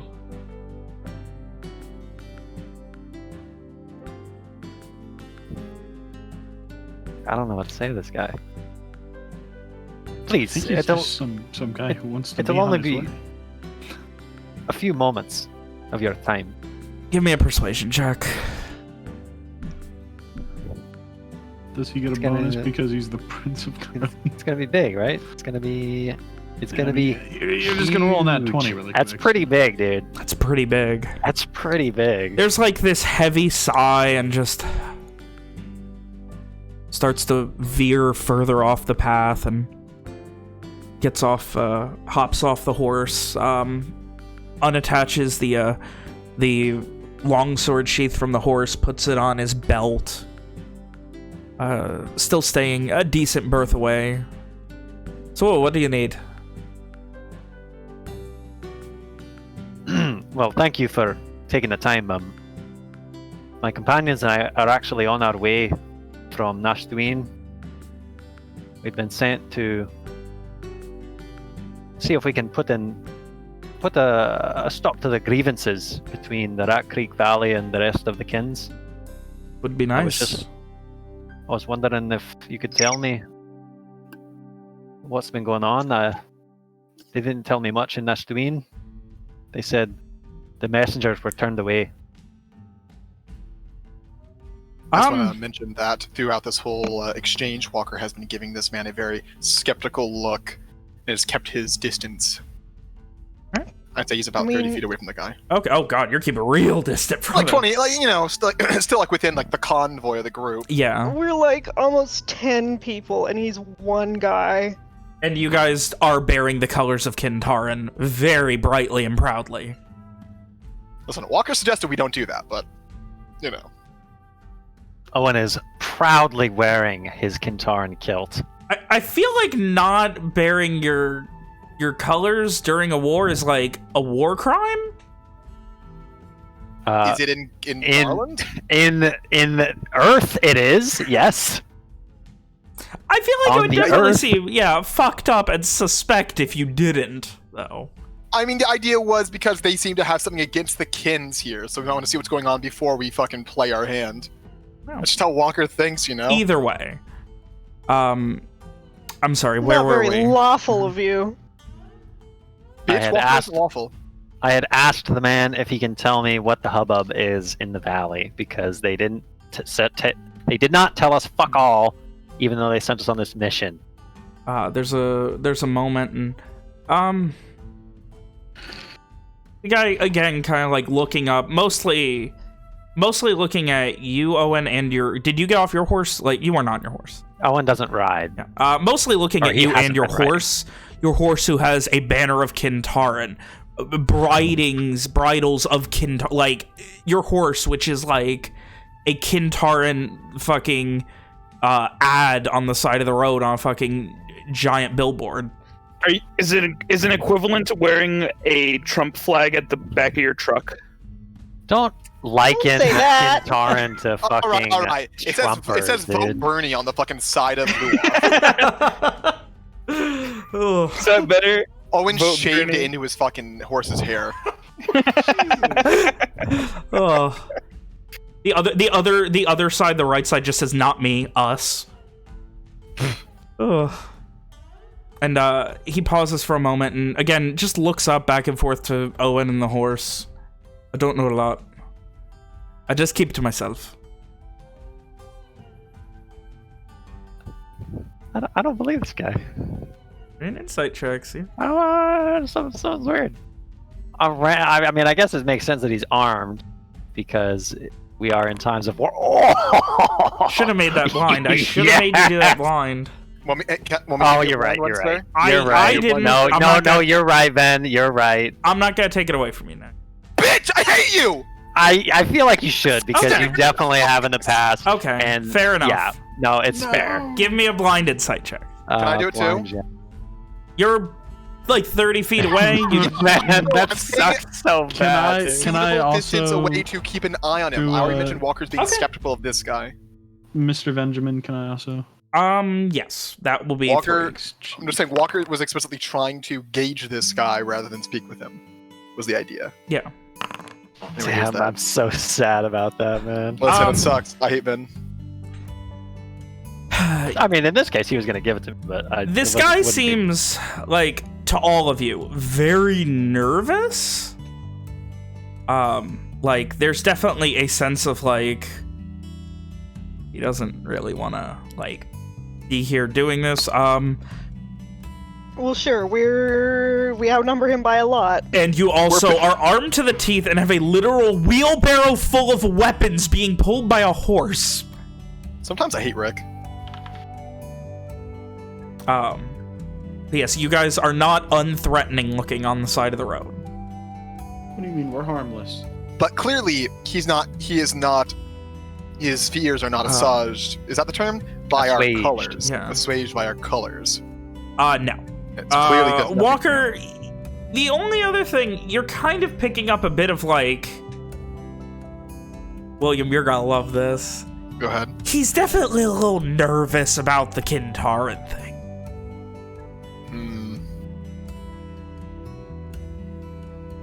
Owen's going to kind of spread his hands in a gesture of openness and friendship, and he's going to say,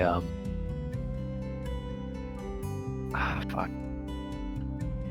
What he said, like, he doesn't know much.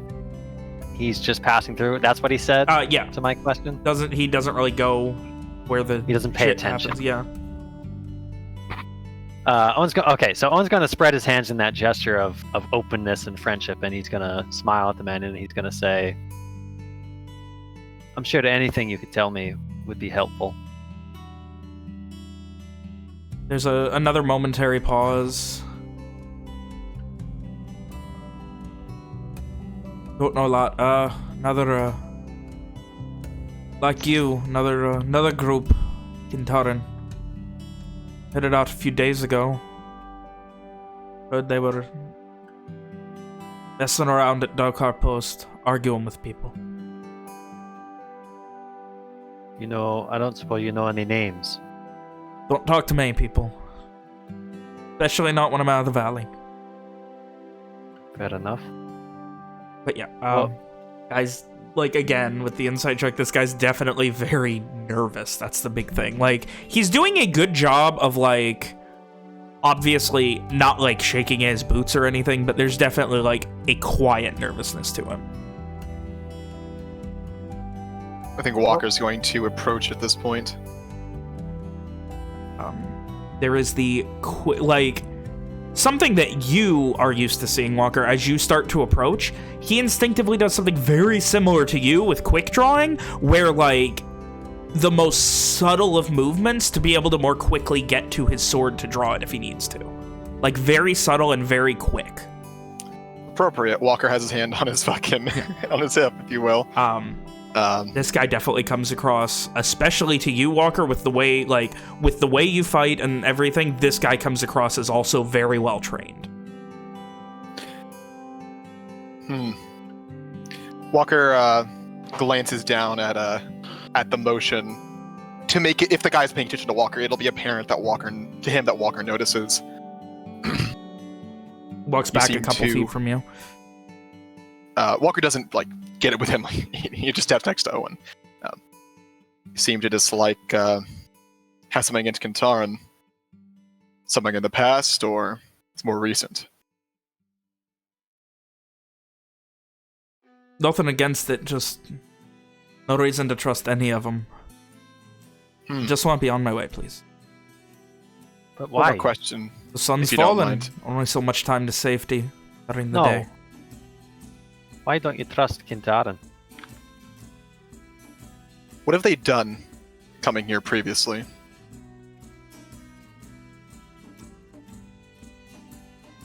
I don't know. Been told to always worry about them.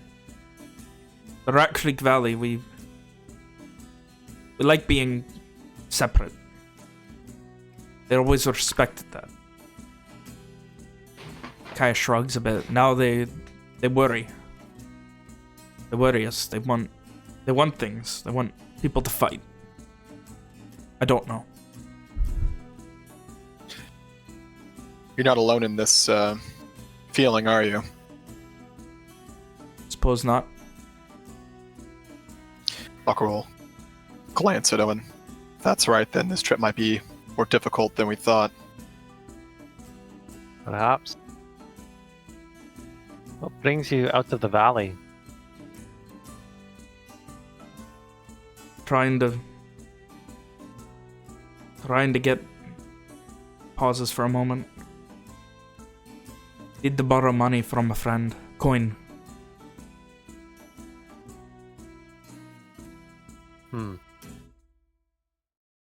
Well, we should warn you that the roads are not safe these days. He looks down at his own armor and weapons and his horse. Oh, I've had it. More than just the war, there was some terrible magics we ran across.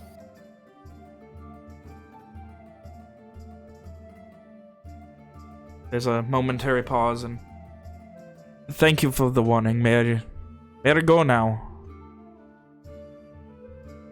Is there something else? Emissaries of Kintaran.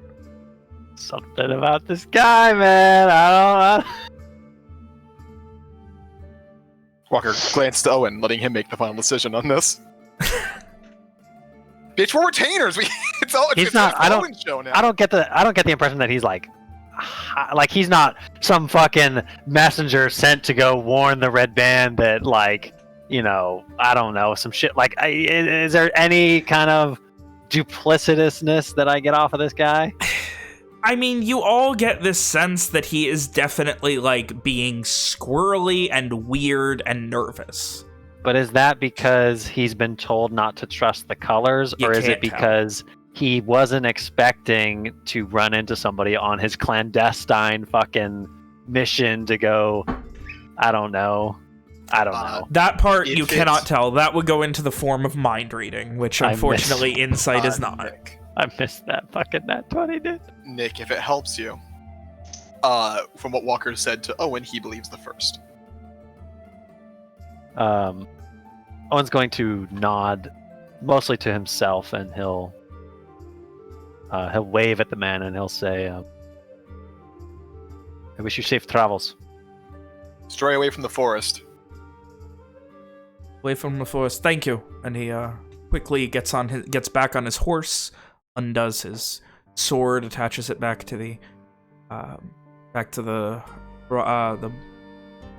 saddle, and gives a very quick wave as he starts to head off. He is definitely going at a slightly faster pace once he gets on horseback this time. Something about that. I don't like that. I don't like that interaction. Didn't like that at all. Did we have some reason to be worried about that gentleman? Mostly what he knows, does not know. Well, it's a war. It's a group that seems to want to stay independent from Kintaran. It's possible that they are in league with the Red Band, though that's just speculating. I very much doubt it. Maybe they just don't want to die for it. That would be my guess. Mine as well.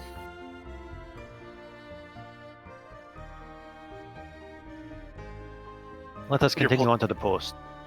Perhaps we will learn more there. What are your plans for once we get there to the valley, Owen? We need to learn why. We can understand why they do not wish to fight. Perhaps we can come up with a solution. You mentioned that. Just real quick, we were told Clive came this way before us, right? Yes. That's what Macronac said. Oh, and the other Ironblade, Clive came this way before us. Is it possible he used less than moral means in order to convince them?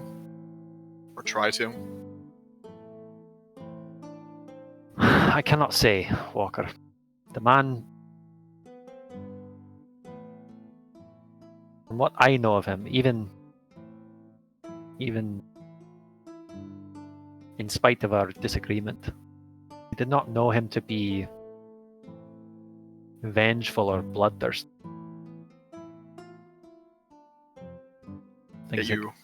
Things can change. You said what you did the other day. Pieces all made sense to me at the time. Whether he did that or not, or has done this or not, we should still prepare ourselves for the worst case scenario, and that they believe we are bloodthirsty invaders trying to force them to give their lives for our cause.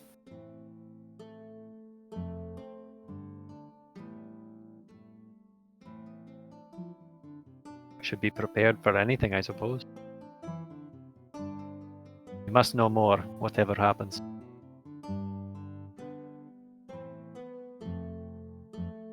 Walker falls back into the line, ready to proceed.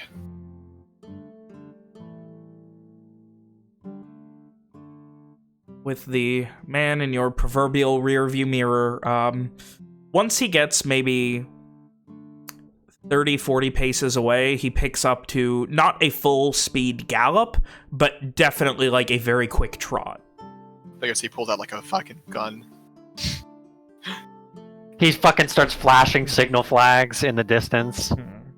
Brap, brap. He gets out like a sniper rifle case and begins putting it together. But no, he is definitely moving quicker. Like, Evian in particular, you would see this as you guys are starting to head off. Like, as you lose sight of him, he is moving much quicker than he was when he originally was traveling.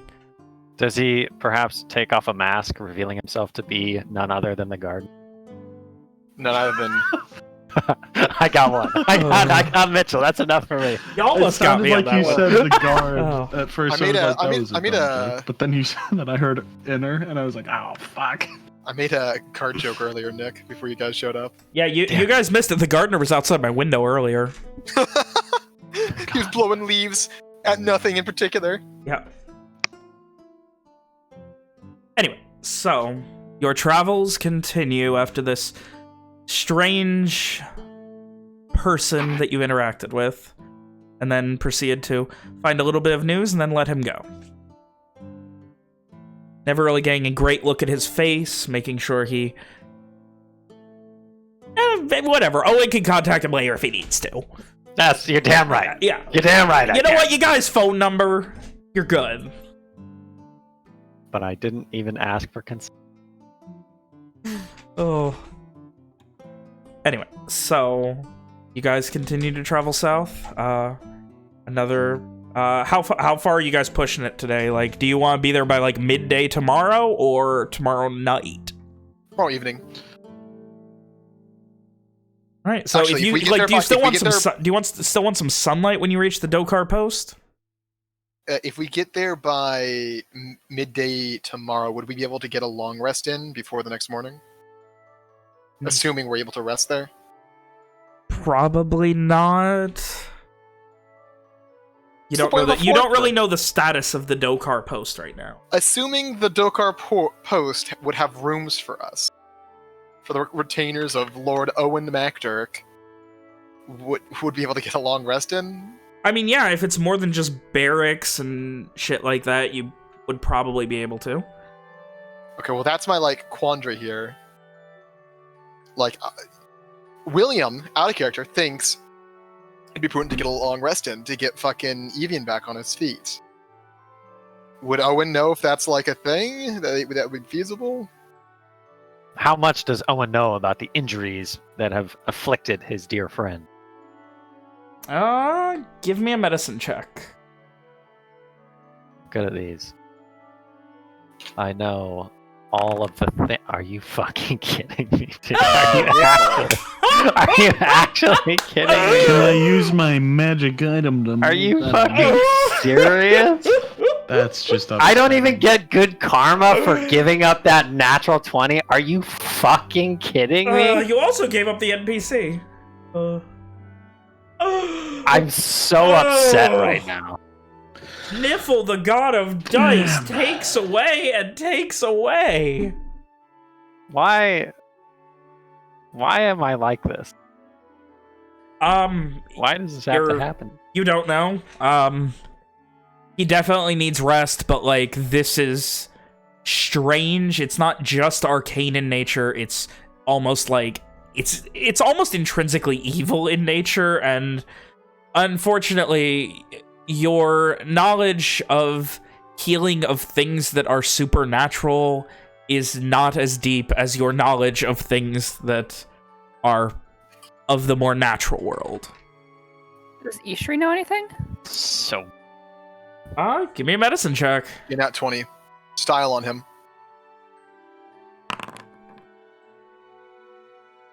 I was waiting to see if Nick was gonna get mad. I'm the unique kind of mad where I'm just sitting over here in fucking furious. You've got your arms crossed and you're like just pouting, just fucking shit. Fucking dice.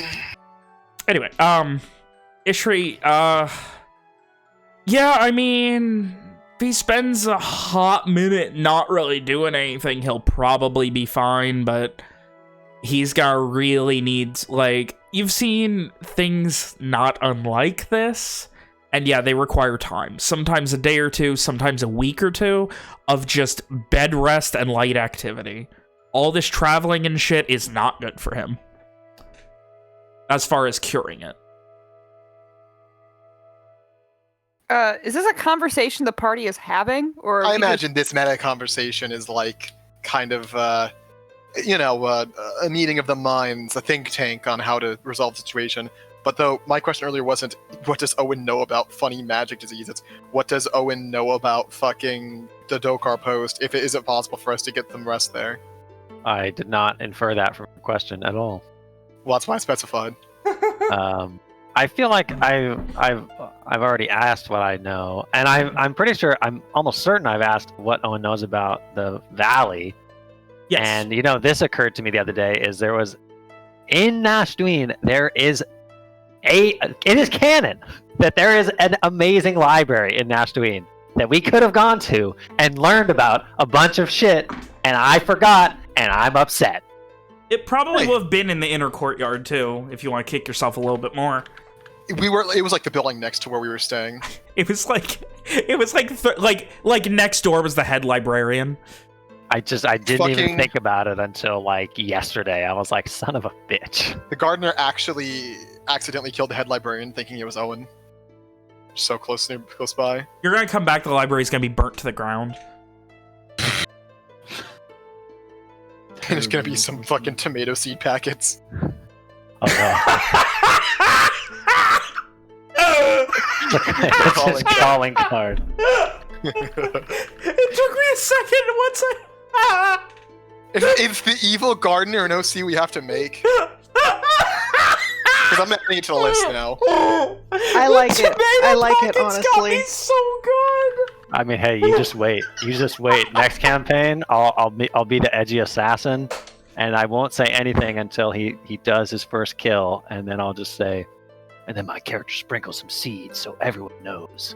Oh, what if Owen? I mean, Owen could be the evil gardener. What if Owen is? No, he can't be the gardener because he and Walker were in the same room when they saw the gardener. That is true. I mean, obviously, he paid someone else to dress up as the gardener. Hear me out here. That was Evian in a trench coat. Oh no.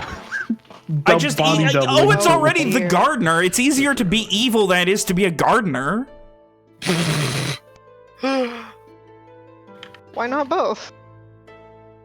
That'll be a fun conversation because before I get back into it, it is easier to be evil than a gardener.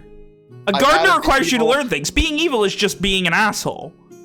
I've added the evil gardener to the OC list. Sure. Anyway, let's continue playing D&D now. So yes, please. Yes. So Dokar Post is generally it's a stopover. At one point, it was, I'm not gonna say bustling, Owen, but like people stop there. Now it's mostly just a cursory military encampment and a place for people to rest when they're coming from, because especially of late, like once people moved south, once the Rat Creek Valley continued to get kind of overrun with people, and not necessarily danger, but just shit, and with the Kadeni Highlands not being the easiest place to traverse, the Dokar Post is not really that big of a place anymore. Give me a history check. I'm sure I've done this before, this but is I just for don't. A specific thing. What you would imagine is that this is probably the most relevant the Dokar Post has been in at least 100 years, like probably more. So it could be that there's like a skeleton of an old fort that's now being put to more use than it probably should be by... Yeah. But the chances of them being able to take on 9 people for a comfortable long rest is probably not going to be that great. Maybe we'll find somewhere in the valley itself, unless they kill us all. Well, Owen will relate what he knows to the group about the post. And the entire conversation happens. And then Isha relays what she knows about having seen similar things.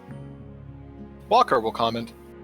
It looks like we'll need to hold off a little bit longer in order to get Evian back on his feet once we get somewhere suitable.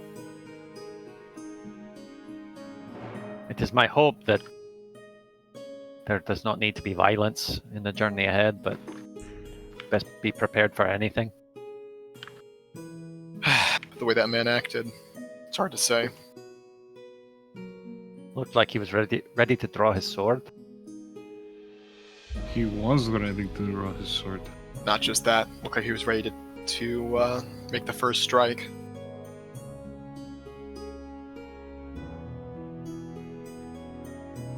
It I is have no idea. strange. I have no idea what could have Especially happened. when we were so many, more than him, I suppose. Why Well, not just try to get away Could be that he. instead? It could. I mean, multiple of us have ranged weapons. It's not like getting away would be the easiest thing. Someone like that must be desperate, or feel he's in a desperate situation. Can't imagine what could have happened to cause these people to react in such a way. I can.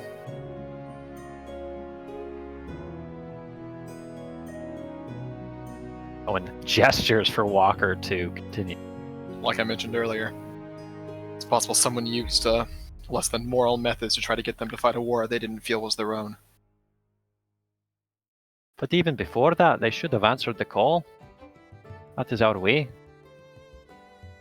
Well, it's possible they don't feel the same.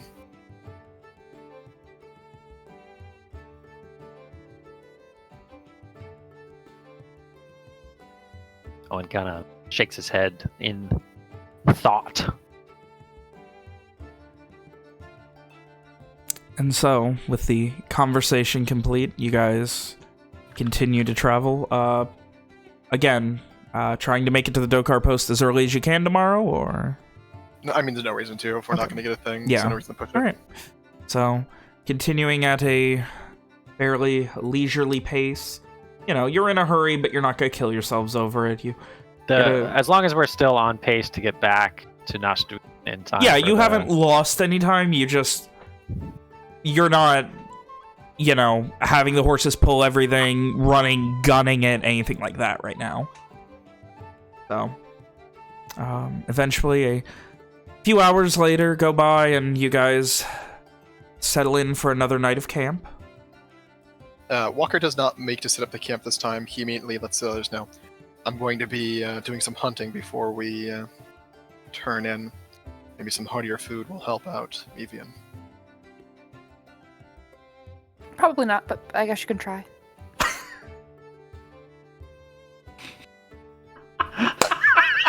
Walker just leaves. Walker just fucking leaves. He's not interested in having that conversation. Ishri! All right, give me a survival check, Walker. I so desperately wish I was playing a character that would just fucking give Ishri the middle finger before leaving. She can't help it. Fuck, I'm mad now. I'm actively mad. Why are you mad? You didn't give up a nat 20. Give Ishri the middle finger. You didn't give up a nat 20 so you could get a nat 1. She's not being a bitch on purpose. I don't care if she's being a bitch on purpose or not. She still deserves a middle finger. Hannah's being a bitch on purpose. Fuck you, Hannah. I mean, that's fair, I guess. It's Hannah. She doesn't have to be a bitch on purpose. It's a passive thing. Anyway, all right. Walker goes out hunting. You guys going to be doing anything in the meantime besides setting up camp? I got a thing. I got a thing. How long is Walker out hunting? Walker, how are you trying to get something real or just something simple? Substantive. Okay. He's gonna be gone a hot minute, like probably at least an hour or so, probably more. You might die. Maybe, I don't know. Maybe I don't have a thing. I don't. Do you have a thing or no? Like, okay. I have a question for you, Mitchell. Huh. So, like, Got your notes? what kind of spirits is Evian in? Like, is he in good spirits? Is he? He's not in bad spirits. Sure, he looks like ass, but he probably doesn't feel great. But it's not like he feels like he's gonna die. You know, like he sees a path to recovery. Like he's probably gonna be okay. So he's not like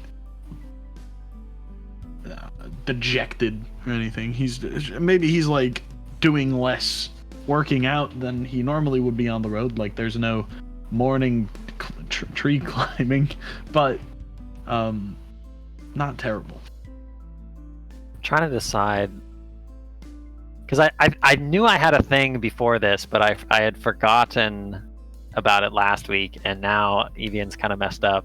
And I'm not sure if Owen's the kind of person who lays a bunch of heavy, hard-hitting questions on somebody when they've had their fucking soul attacked by demonic ritual monsters. He doesn't look bad. He just looks a little weak, I think is the best way to. But that's also kind of Ven. I don't know if that's quite accurate, but.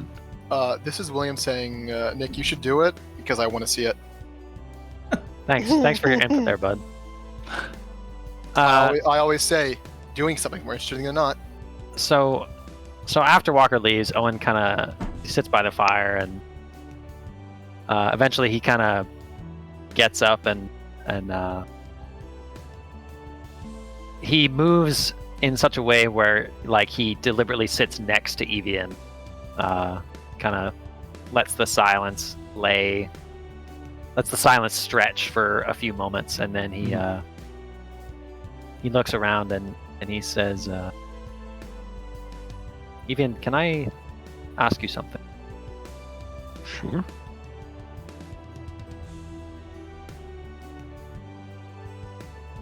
It's not the happy subject, but so if you don't wish to talk about it, I will understand. Go ahead, I'm pretty much an open book. I'm sure that you remember that day on the road that the Scions attacked us. Quite well. We learned who it was that led them. He was your father, who asked me what I would have done.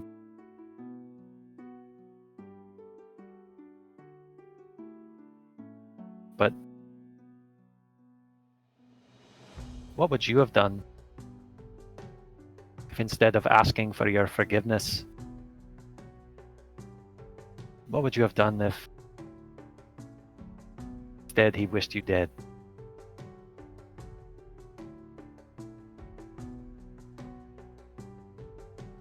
I think it would have been mutual. The only reason I managed to forgive him was because he didn't want me dead. And because you helped me find forgiveness. If you had not been there, I'm not sure that I would have ever even considered forgiving him.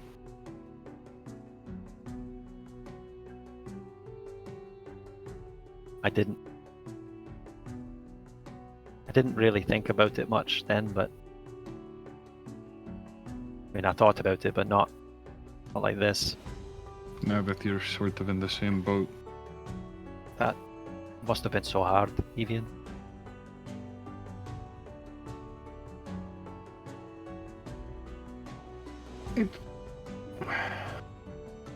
It wasn't. I had, ever since he left, I had grown up resenting him.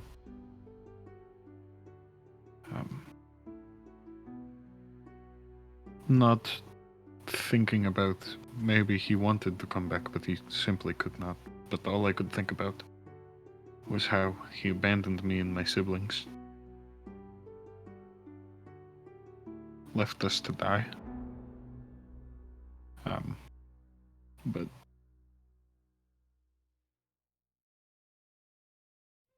once I understood the reasoning behind him not coming back, it made it easier.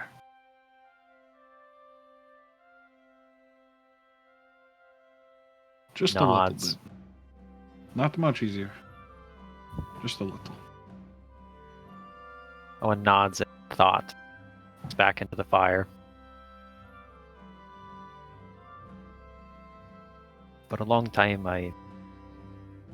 all I wanted was for my father to treat me like he did my brothers. He wasn't always saw him. He used to smile, laugh. I remember when my little sister and I were small. He used to throw us up in the air and catch us and laugh. He would laugh with us.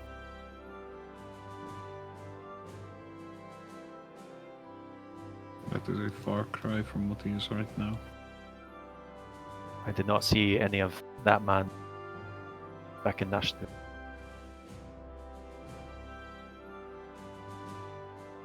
War has not been kind to him.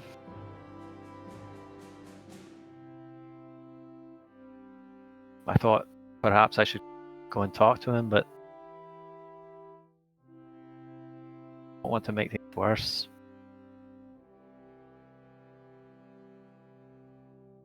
I don't even know if he would see me. And do you want to talk to him after that? I mean,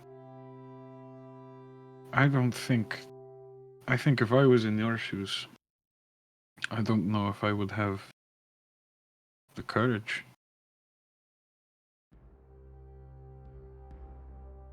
I don't know if it's so much courage as an old ache, pain, small boy.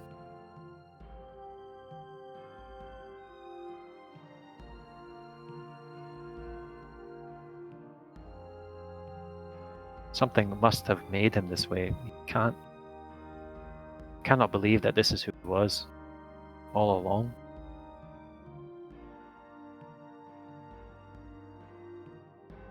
Could be that war got to him.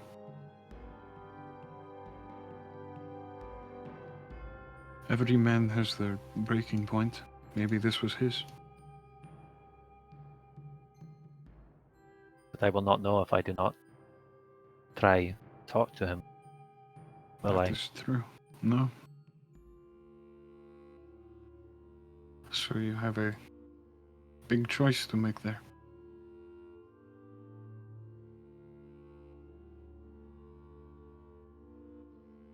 I never imagined he would be dead. Say again. Your mic cut out there. I never imagined that he would wish me dead.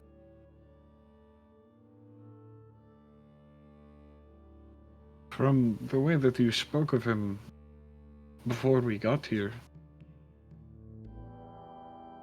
neither would I. That seems very unlike him.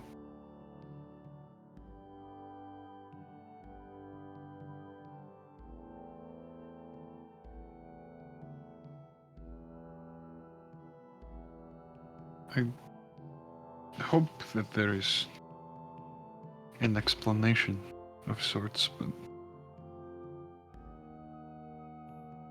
he was not acting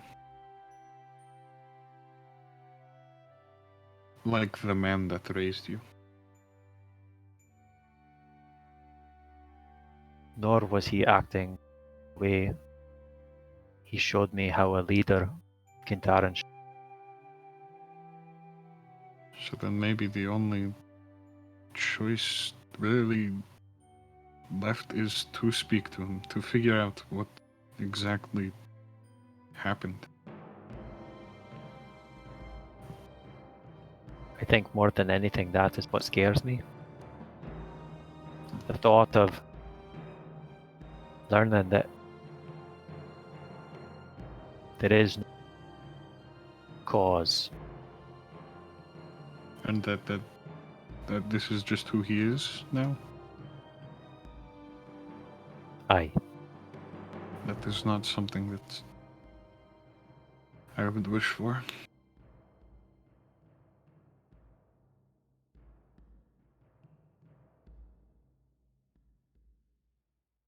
Certainly there has to be a cause. No one changes like that. Not without damn good reason. He has lost much. So have you.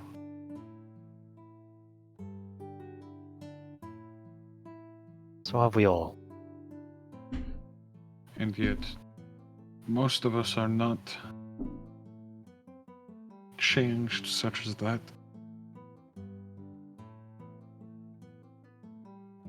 It is my hope that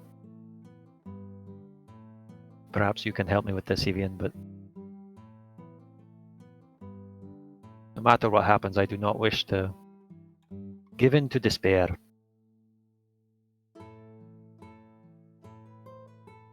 I mean,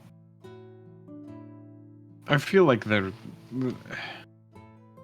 said it again, and I will continue to say there must be some kind of explanation. There has to be. And I will go on believing that till I hopefully do not learn otherwise. Hopefully we learn what the cause is and we can... I don't know if it would be possible to help someone with something like that, but... It would start, I'm sure, with that person wanting to be helped. And that might be a bit of a task. Unfortunate. Aye.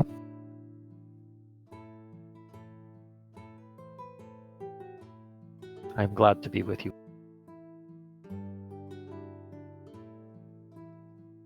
As am I. I don't think there is a group of people that I would rather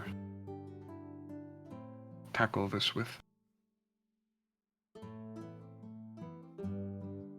It makes it easier.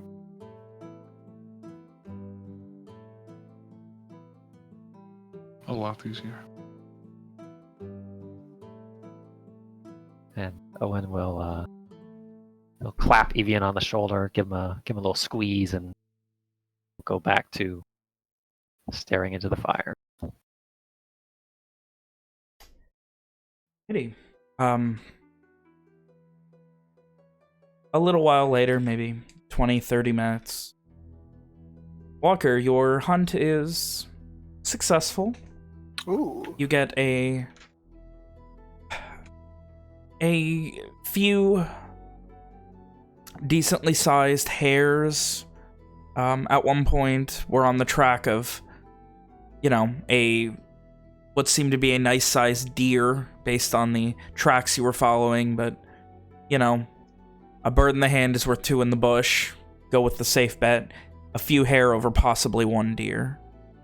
It's, you know, not as much, but a lot less of a risk. Something that you already were doing. You know, the trails kind of crossed and you kind of had to make a choice. It'll be enough to supplement dinner. Yep. I mean, probably supplement 2 dinners enough stuff here. Oh. Hairs get pretty damn big in Garland. Is Walker impressed by the hair size? Yeah, sure. These are the Gene Simmons of hair. Sure. Whatever that Okay. means. Listen, What? Excuse me? Walker brings back the food. You bring back the food, and you guys have dinner. You're setting up camp the same way as before with the bubble and everything? Walker watch. I don't see why not. Alright. So with your camp set up, you guys have a nice, satisfying, slightly meatier dinner. Walker gives Evian the haunches. Man. Thanks, dude. Every man loves a good hearty haunch. Oh, yeah. Especially when it's from Walker. And you eventually... God. Does Walker's haunch taste good? Oh, Lord. Walker's haunch is delicious. Ooh. Moving on. Ooh. This is your own fault. Let's move on to his other haunch now. Yes. The other haunch isn't as flavorful. Less Oh fat. no.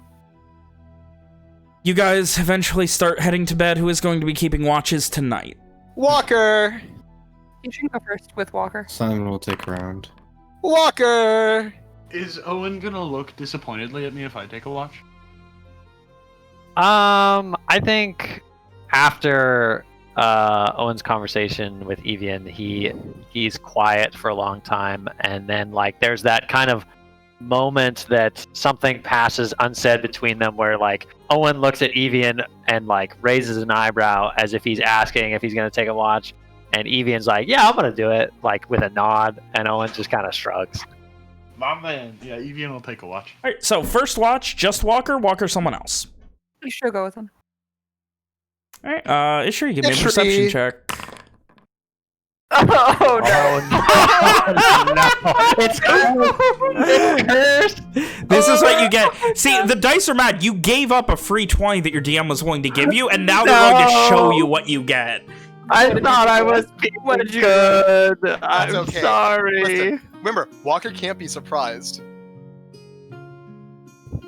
I mean, is he surprised to find 3 natural ones?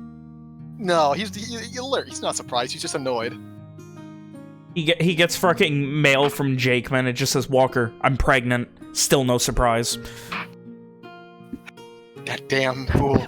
Not even when the next line is, the child is yours. That damn fool. No surprise. He cannot be surprised. Cannot. Legally. For The one only thing reason that or surprises him are another, horses. trying your best to keep your eyes peeled, there is very little that you notice. It's a very quiet, garish countryside night. Maybe your mind is elsewhere. Maybe you're focusing on the delicious dinner of the night before. Ishri probably genuinely is focusing on the delicious dinner of the night before. Walker is occupying himself too much with storing appropriately the fucking meat for the next night and his typical nightly chores. Gotta catch up from the night previous. But for whatever reason, it's quiet. The sounds of the countryside just kind of blend together into the background behind the sounds of a crackling fire. And you guys watch for a couple hours. Ishri, you are reaching the end of your rope and starting to nod off. God, Walker's weird not having to sleep. It's so fucking weird. And, who else is taking a watch tonight? EVN. Or Simon, whoever gets woken up. The hammer. Hannah. Who's Ishri Simon. waking up? Simon. Damn it. Ishri is not gonna fucking wake up Evie. Ishri knows that Evie needs to sleep. God You damn. bitch. Thank you. Right. You're welcome. Simon. Yeah. Perception check, please. I will try to perceive as best as I can. Apparently better than the previous 2. Yeah. Heyo. Again, the sounds of nature, hooting of owls, Much the same as the last night. There is a... Sorry. No, go ahead. What were you going to say? There was a point during Simon's watch where he would see Walker, as he's done a few times before, pull out Jakeman's silver blade and look at his own eyes. Is everything good there, Walker? What does Walker see then? Much the same. They're faded a bit. They're not as intense as they were, but like you can't tell if that's just because like you're looking at it through the light of a campfire, so it may be true, or it might just be the different lighting, but it seems faded a bit. Other than that, to answer exactly Simon's question, Walker looks up and looks him directly in the eyes.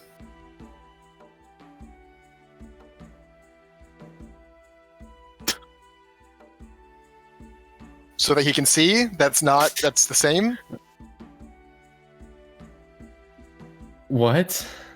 Are you fucking... You just stared at me. All I heard was he just meets, like, you just look at Simon. You asked him, and then he looked at you as an answer.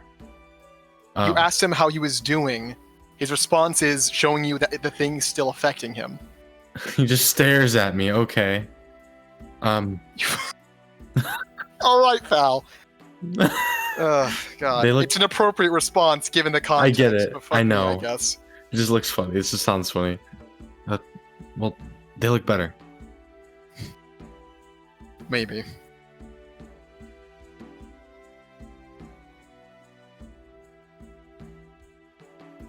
Walker puts the blade away and returns to his work.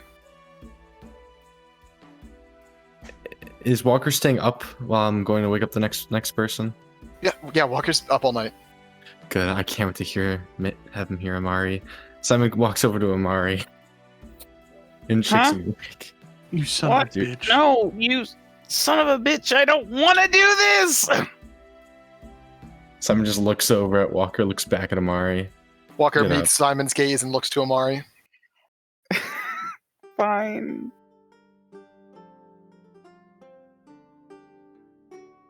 He gets up. And Simon heads to sleep. Simon, you head to sleep. Amari, you begin your watch. Perception check, please. Wrong tab.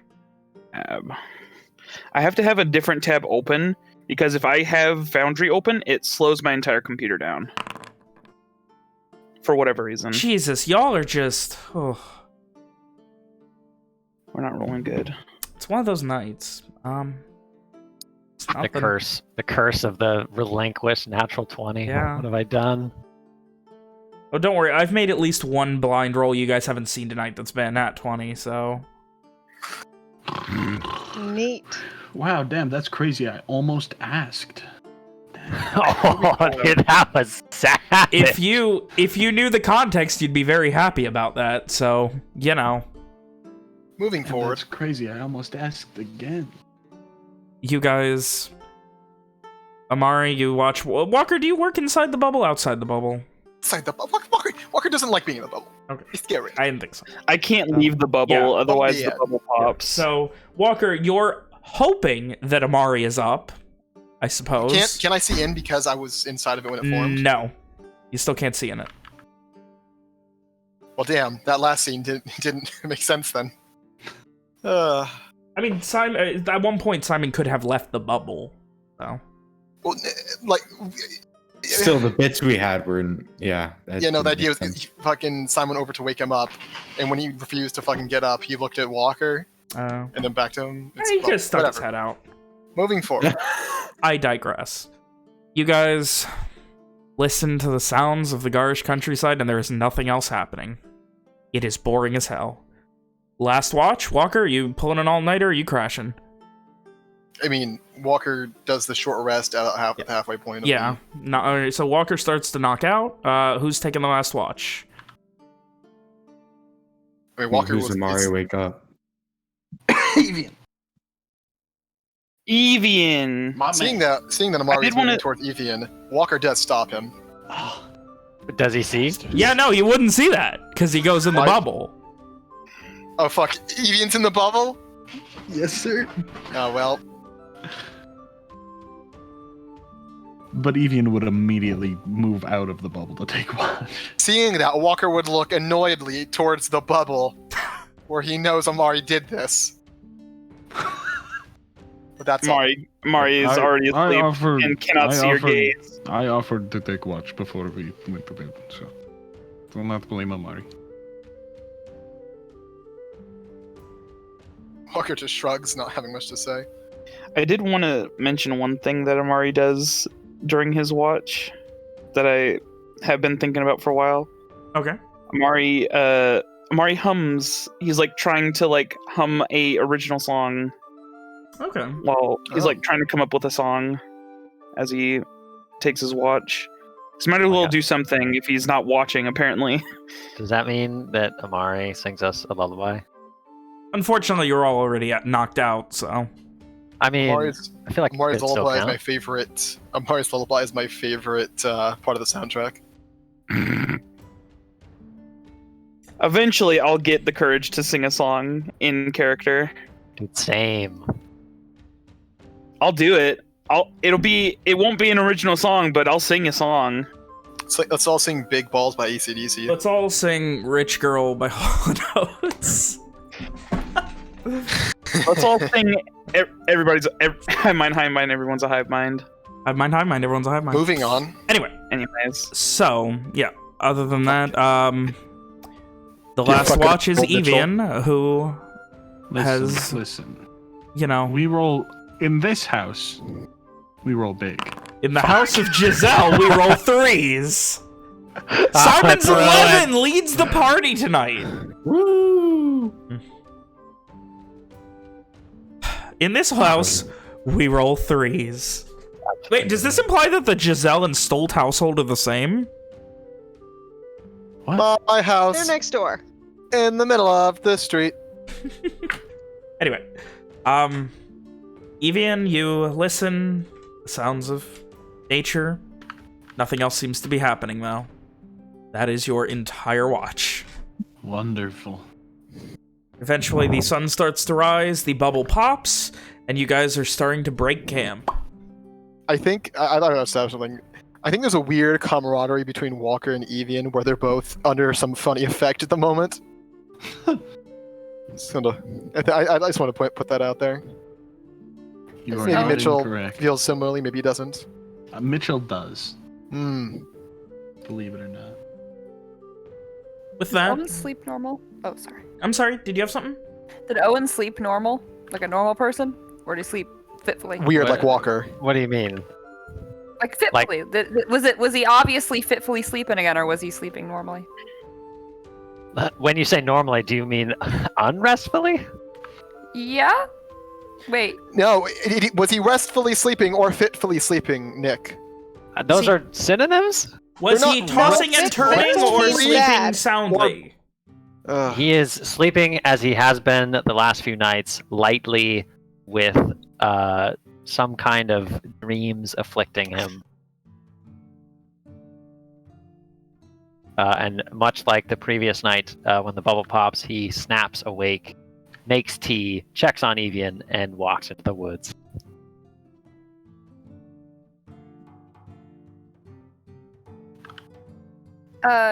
When he goes off, then Ishri's gonna go to Walker. Was he okay yesterday? Is he okay? Owen? Under a lot of stress, Ishri. A war's a lot to put on a man's shoulders, let alone everything else that's happening to him. Is there something we can do? Distract him some way? Something we can do? Walker shakes his head. The best thing he can do right now is support him. Okay. Ishri follows him then into the woods. To be supportive. She's gonna support his walking in the woods. Walker considers if his word choice was suboptimal there, but he lets it go, and he begins getting some nice leftover rabbit together for breakfast. Leftover rabbit and hardtack, my fave. Charcuterie. Oh boy. Don't know why you just said charcuterie out of nowhere. Isn't that like a board with like meat and cheese on it? It's Crackers? usually more of a decorative thing, but yeah, it usually has meat, cheese, nuts, a lot of shit. Pickles, fruit. Amari Close goes over to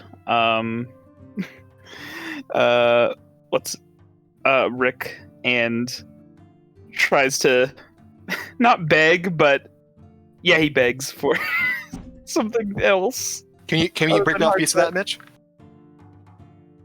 Hey, Rick. Oh, yeah. Rom, you want another piece? What's up? Hi, could I share in? Sorry, man. I mean, we're already kind of running it thin. You know, we gotta split some with Evian so we can use his pan. We're kind of running it thin. I might not have enough to like. I might not even make it back to Nash Dween with this stuff. All right. I guess. And then I'm gonna pretend cry. I'm gonna look. Kindly give Amari a little piece of hers. Okay. A little Okay. minuscule crumb. It's like half a bite. Give me a persuasion check, Rom. Just because. Just for something What? funny. What do you mean? What does that even mean? Roll No, play, no, you it's- bastard. No, I want to see mean- something. I guess. What does that mean? No, Was no, he no, gonna no, roll don't funny worry about it. dice? Okay, yeah, funny dice is why. He'll take it and nod, thankfully. And doesn't do the thing that Nick told me to do. And be spiteful. What do you mean? I didn't say anything. I know, right? It's I wild. I don't know what you're talking about, man. I don't either. What are you talking Anyway, about? moving on. So, eventually, you guys... Owen, did you have a thing with Ishri following you into the woods? Just he's doing the same thing as he was yesterday. It's not hard for Ishri to find him. He's not, concealing his passage. He's just walking amongst the trees. I think the only time, maybe I'm misremembering, but the only time that Ishri's heard Owen sing before was at the funeral ceremony that he held for his brothers. And this is not Ishri's- that. This is, though she doesn't understand the words, this is, maybe she'll catch every few. But this is a song of, like I said before, life, joy, and growth. But there is that kind of undertone of pain in it.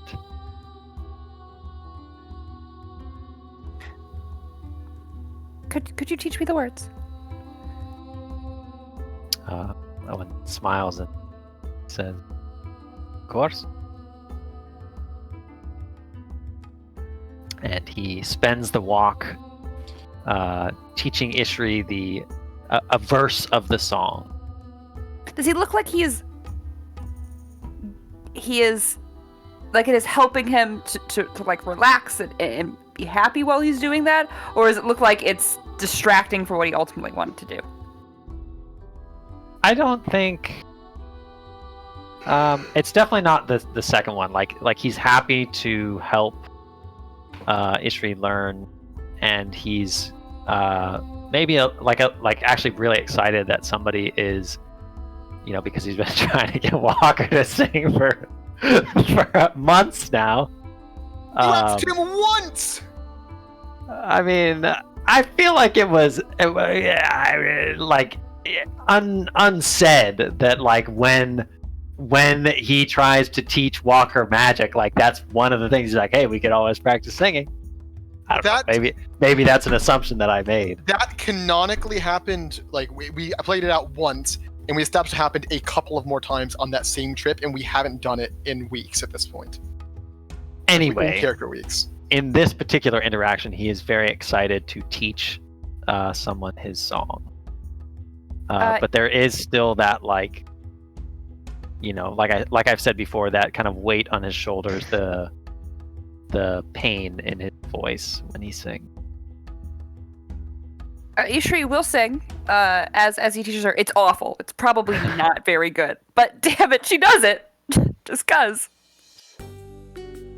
We'll have to practice a bit, Ishri. Oh yeah, yes. I need to learn the words. Yes, the Garish. Yes.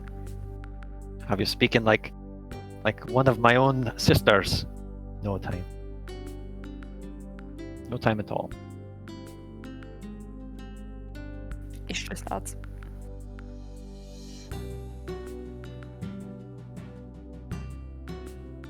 Amari is like humming to himself. It's like the vibe of the song is kind of somber and slow, but he's just like kind of humming rhythmically to himself, trying to get it figured out in his head.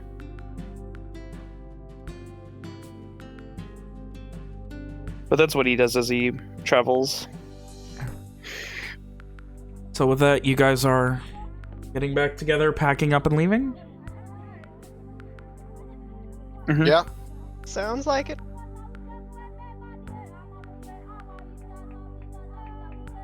So, over the course of the day, the winding, slightly hilly road further south in the northern Garish countryside, between the many northern Garish forests, you make your way through, eventually finding yourselves at the outskirts of the Dokar post. It is a very simple wooden fortress. There are spikes surrounding a very simple wooden wall. Just, you know, spear walls. And then a wall behind those, and a couple of forts that are growing up above these roughly 10-foot tall, slightly weather-battered and kind of mildewy at the bottom buildings and walls and defenses. Vin, yes. I'm not sure if you said it already. I may have missed it. It's evening when we arrive, correct? Yes. It is about just before sundown. Like, the sun is low enough that the trees and the mountains and the hills to your west are already casting a very heavy shadow. You follow the path which guides you through, and almost like as you're walking through the gate that doesn't have the protections, almost immediately you are greeted by someone who also, currently at least, has Kintaran colors on. Do I recognize them? Does it look like a bitch? You do not. But this woman, maybe 50s, maybe early 60s, braided hair, it's a bit gray, a few scars. She comes out wearing a classical Kintaran cloak, a sword at her side, a shield on her back. Looks, you know, traditional Einblade style, holding herself with pride and... Like she's an Einblade, or yes, like she like works she's for an one? Einblade. And she's standing at the gate waiting for No, us? she like moved up as you were coming in, like meeting you at the gates. Got it. You would imagine that one of the lookout posts on of one of the buildings probably notified, you know, there is a fucking group of people in Kintaran colors coming. Oh, yeah, okay, got it. So Owen will, like, you know, he will raise an arm and wave and he'll say, dumb question, Ben. Yep. They didn't give us, like, here's a note that you should give to whoever is in charge to prove that you're fucking... You're fucking Owen. Yeah, but, like... this is Kintaran. There ain't no paperwork. Most people think I'm dead. Okay, so Owen will, like... he'll hail this woman, and he'll say... Like, she's obviously in charge, right? Seems to be, yeah. And you'd imagine there's probably not anyone who's going to be telling an Einblade what to do here in the semi-abandoned Dokar post. No, but, like, I'm not trying to work out my relationship to her. I'm trying to work out her relationship to the rest of the people here. Yes, she does not seem like someone... Like, an Einblade in a place like this that is almost definitely in charge. So, yeah. She seems like she's in charge as she walks up, her arms both going, kind of like falling as her cloak falls to the sides and becomes more of a cape, and just like, with just a little bit of like, almost excitement, she just, hello. The McDurk boy. Didn't think it would be true, but here we are. Suppose I shouldn't be surprised. You recognized me. That in the letter. Said the McDurk boy. The young Lord McDurk had arrived and would be bringing a group of people to deal with the issues in Hobarton. A letter was sent ahead. Hey. What, do you think we're just going to assume everything during a war with the Red Band? I wasn't told much. And he offers this woman his hand. She shakes it very firmly and just, if you weren't told much, that's still more than I consistently get told. About the only orders I've been given in the past, month, season, year, decade. She, at this point, rolls her eyes. Hold the post. Report any sort of invasionary activity. And she kind of rolls her eyes a bit. Brushing back her braided hair. Most of it in braids, not all of it. So, I assume this means that there's a light at the end of the tunnel in regards to all of this bad news happening to the south. That is my hope. Like I said, we weren't told much, but hoping there's some good we can do here. What's going on exactly? I led some of my men, and she motions vaguely around. We left a crew here of, what, half a dozen, and we went there during the outset of the invasion. Proper, anyway. We need to get men. We were under the Nashgaldakin's orders rather than our own because, you know, Dokar Post, part of Nashgalda. She kind of shrugs at this point. Neither here nor there. We went there and we were told if we cross the bridge into Hobarton, no, not immediately. We were told, no, not this, not that. They're separate. The Kins do nothing for them, they will do nothing for the Kins. It was all very... At this point, she gives a jerk-off motion. But either way, the next morning, armed up, we went to go and give an official missive on expectation of the Kins that,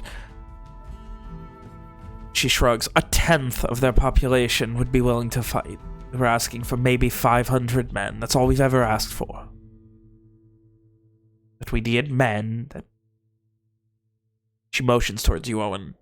Kintaran's lands had fell and we needed all the reinforcements we could get. That is when the Lord Mayor was nice enough to tell me that if we crossed the bridge again, there would be bloodshed. I suppose he did not tell you what he expects to do when the Red Band come for his lands. She purses her lips a bit.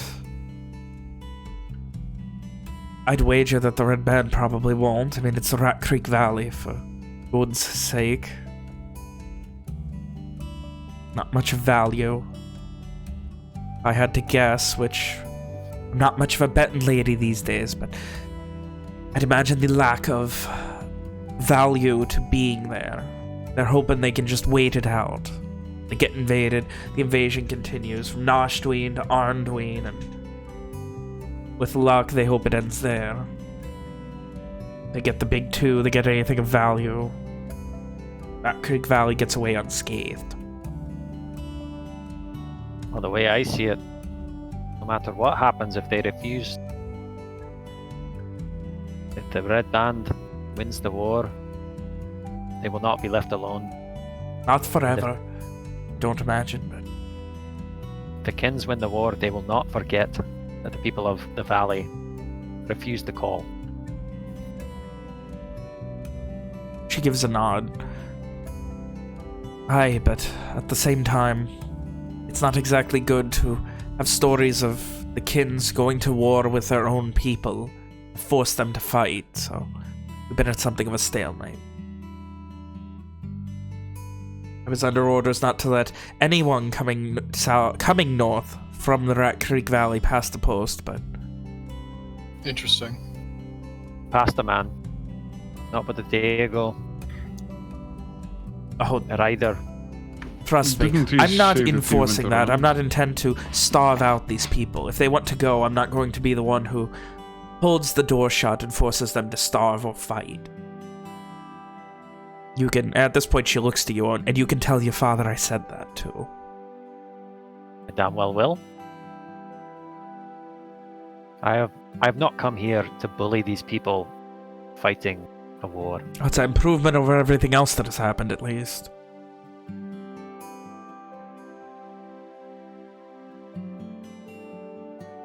Have there been other happenings? Aye, what was it, a week or so ago? Ironblade left. They never stopped at the post, but I had cursory information. Ironblade and Aldous Clive came through.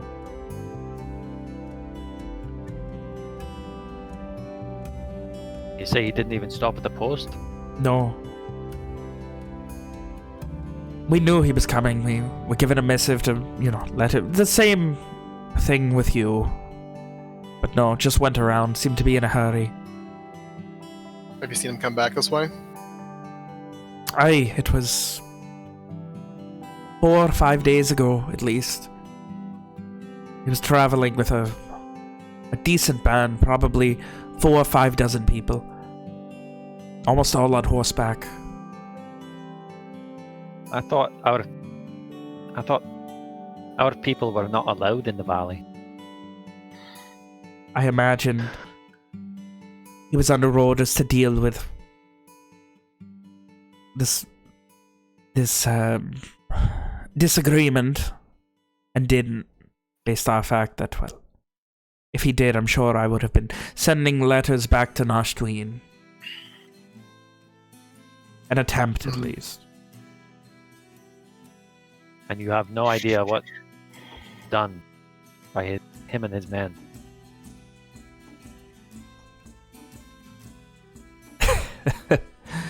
I know you've been gone for a little while, young lord, but what the Ironblade Clive does is between himself and your father. He is, not to say ranked above me, but he has his own orders, and his orders are none but his own.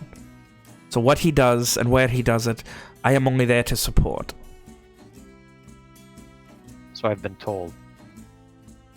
One kind of frowns a little bit. The man we passed seemed anxious at the sight of our colors. May have had a run-in with Mr. Clive. That's about all I can imagine. I fear as much.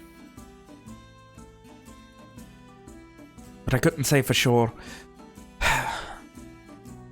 Either way, on to happier things. I trust your travels have been at least moderately safe, given the red band activity. Owen's frown deepens. Well, not quite. Foul magic's at play in the forests on the way. Magics not related to the red band, then? Maybe. It's hard to say. About the only thing we can do here is... she shakes her head. Every once in a while I'm sending patrols out, at least to Alavest, but... Hatherton is going to be evacuated sooner rather than later. Walker informs the Ironblade of the approximate location and distance from here that camp was, before relaying that with some demonic shit, as far as we're aware. Seemed pretty evil. And this has nothing to do with the goblins, as you said there were, the dead ones? There's no way they could be behind this? This is people? Again, hard to say. I've not known a goblin to hold that kind of power. No, but I would rather it be a simple explanation than a more complicated one, that there's someone else, something else going on here. Especially so close to the capital. Nations are rarely simple, minded. A woman can help, young lord. A woman can hope. Either way, with the war as it is, Nashtwin is essentially the de facto capital, and having demonic shit, as your guard here put it, happening is concerning, to say the least.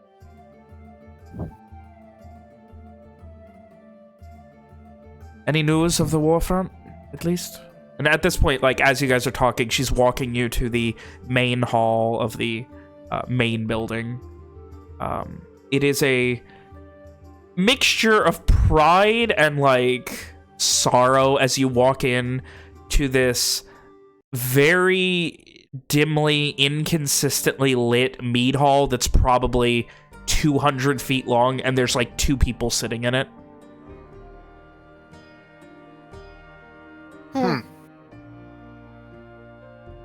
My father has summoned the kins, Nastuin. I believe he wishes to ask them to rally their forces and take back Barat. Aye, he's asked that before. Heard the... She kind of pauses. Heard that when the messengers were coming through to have me go to Hobarton, but other than that... What would you expect? What makes this different? Brought him a piece of news that I cannot share. It is... I assure you, I'm not working with the Red Band or nothing, but I'll take your word for it. I am sure if... Go ahead. Just to make sure, that was that the Dragonheart Alliance is going to invade Lenore, right? Yeah. Gotcha. And, like, Nick figures, as well as Owen, like, even if, you know, nobody's working for the Red Band, like, eventually, if you tell enough people, everybody's gonna know it. So, like, it doesn't matter. All it takes is one guy who tells secrets when he's drunk. Exactly. Yeah, keep on the down low. Anyway, thank you. I'm sure that you'll be hearing it soon. At least, once the kins meet, it will not be a secret anymore. Well, if the kins are meeting soon, then I'll probably hear about it in 2 years or so. I'll probably hear about the liberation of Varat in about 10. And that's if it happens next month. Like I said, things are very quiet around here. Better quiet than violent. Better violent and having an answer than quiet and feeling useless. Can't exactly fight while I'm sitting here babysitting. She just motions vaguely to a northern window and then a southern window. All of this shit. I imagine it's a frustrating post. I know it's something that needs to be done, you know. It's a choke point, you never know who's coming through, who's not. You need someone you can trust here, but it certainly makes you feel kind of helpless. Maybe we can do some good together. At this point, she does this harsh whistle, which echoes in the mead hall. Which, again, like, half of the benches are, like, overturned and up on the tables. It's sad, like a restaurant, like, an hour before closing. And, she does this loud echoing whistle, and, get these people a damn drink! They've been traveling for days, and they've apparently been through shit. And, you see one of her men start just bringing out tankards of ale. The only people we consistently talk to are the people who drop the ale and food here. Not fun. And at this point, she kind of like, even though it's like 2 people under her command and you guys, she still kind of leans in close. Not for nothing, but most of the food we're buying is coming from the Rat Creek Valley at this point. It's quicker. It ought to cost us coin, but not much else to be spending it on now, is there? If Walker's handed like a mug, he will decline. She just kind of narrows her eyes. Oh, have a damn drink. Help yourself relax. Trust me, you're not getting attacked while you're here in the post. No drinking on the job. Sorry.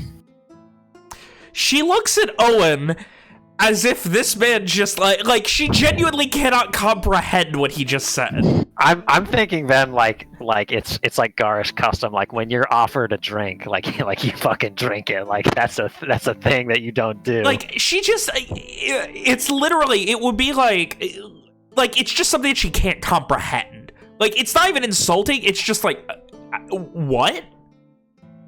Owen shrugs and he just mutters, "It's his way."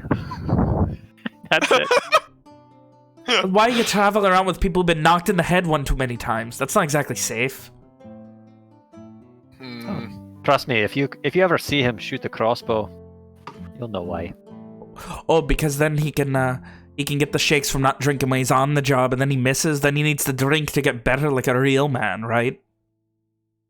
Owen kind of scowls at her, like just like a little bit, and like he just gives her a little shake of his head, like that's it. All I'm saying, drink never hurt nobody. And she takes his and she just downs it, just all at once. How'd you fucking make that noise? Holy shit! That was a really good gulp noise. I'm very good at that. Fuck That's you. it. I can do it too. That's the only noise I've got. That's one talent. I don't have a fucking in-ear monitor, so I can't do. I don't know how good this shit sounds. But Vin, what about? That's gonna be the next thing I invest in to make sure that my sound effects sound better. I'm gonna get a fucking in-ear monitor so I can listen back. No, you're just gonna get one so you can fucking listen to yourself talk constantly. I already talk loud enough to Yes. listen to myself talk. I don't need a fucking in-ear monitor to do it. Anyway, so I have kind of a weird question, out of character. yeah. Did I miss this woman giving us her name, or has she just like not done that? She hasn't yet. Okay, that's what I thought, because I was like, I kept trying to bring it up, and I was like, man, it'd be really weird to be like, hey, what's your name, by the way? Fuck, I don't really know how to respond to that. I have a general question. We're the personal guard of like Lord Owen MacDurk. Where does that put us in the totem pole compared to an Einblade? Well below. Okay. You can be the personal guard of whoever the fuck you want. You're still just the personal guard. It puts you somewhere above an innkeeper and below a guard. Oh. So we're below regular guards? I mean, yeah. Like in the strictest sense, you are Owen's personal guard, which means Owen should be giving you orders, and Owen should be the one giving the orders. Ouch. Sad. But obviously you're well respected in that sense. But being that you're a personal guard, you're not supposed to think, you're just supposed to do what he says and trust him. So we more or less have the whatever authority Owen assigns to us at the time. Yeah. And that is most apparent when he is with us. Yeah. Gotcha. So given that, if he's standing next to us and says something, where's our authority lie? In what sense? What do you Where mean? does Owen's authority lie compared to the Einblade? Honestly, you wouldn't be able to say. I doubt even Owen knows at this point. Owen's in a very weird position. Owen has no idea. Yeah, Owen's in a very weird position where, like, he's recognized as a McDurk, but also he just literally got sent to bumfuck nowhere on a job. Like,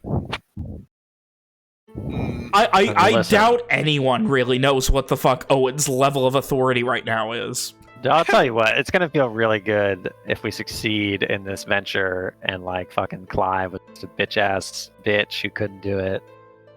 Thanks, Nick. Thanks for the input. Moving on. So, do the rest of you take your drinks? Oh, fuck. Yeah. Yeah. So I'd flavor mine with prestidigitation. I think Ishri at that point, as she's handed a drink, would be the one to breach the weird awkwardness and ask her in Lenorian and then nudge for Amari to translate. What's your name, ma'am? Yeah, I translate. She gives you that look again, Owen, as the first woman to the first person to like directly address her and ask a question like that, other than you, started speaking in Lenorian and required a translator. I mean, she could be speaking in Elvish. Oh, sorry. I'm so sorry. She has been speaking in Elvish Thanks, every Hannah. time. That is my bad. I'm so sorry. She would say it in Elvish. Sorry. If you will let me go back on that. Maybe Ishri forgot as well, because Hannah's us. Ishri and Hannah. It's up to you. I'll let you make the call, Hannah. I really think Ishri would have said it in Elvish, because that's what she's been doing. Okay. So after I'm very sorry. I not used to meeting new people. I'm played Kerastine Leos. Translate back. Spelling, please. I'm gonna spell her name Kerosene until there you otherwise. Kerosene. I'm surprised you're not appreciating the fact that all of these names are pretty much actually old Celtic Scottish names. Fucking Vin, you put the stupid fucking thing on top of the name of the fort. I apologize. Let me just. It's like 5 letters long. Silkar Post. There you go. Ishri would say probably in Garish. I feel like she would have learned this by now. My name is Ishri, but she maybe bungles it up a little bit. And she just quite the It's a pleasure to meet you. You seem to be, and she kind of like scans you for a second. You seem to be a very capable warrior, but suffer from arcane afflictions as well from your journey? Yes. Mari, tell us. It's a skin condition. Yeah. That is quite disappointing. And she turns to Owen. I am sure you are taking good care of her and the rest of your band. Not a word that gets thrown around much anymore since the attack. Okay, grimaces. Would use they are my companions.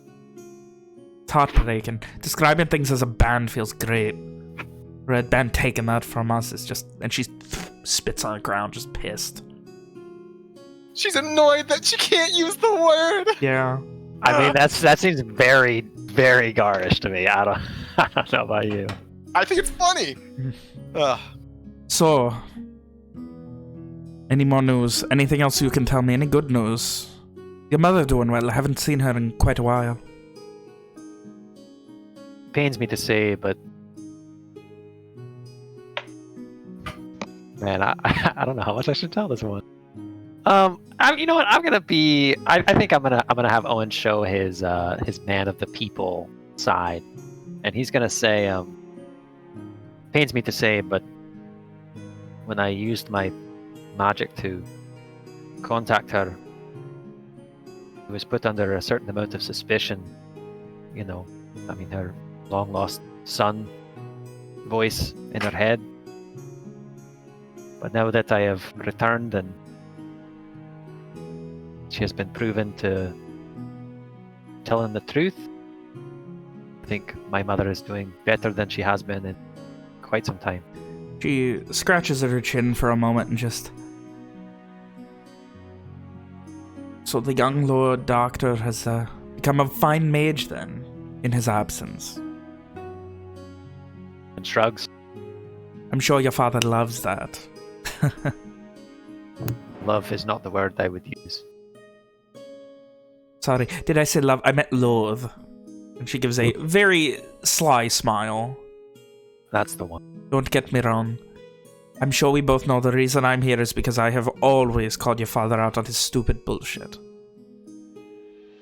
Owen raises his mug and he beams it as he says, "And may you continue to do so."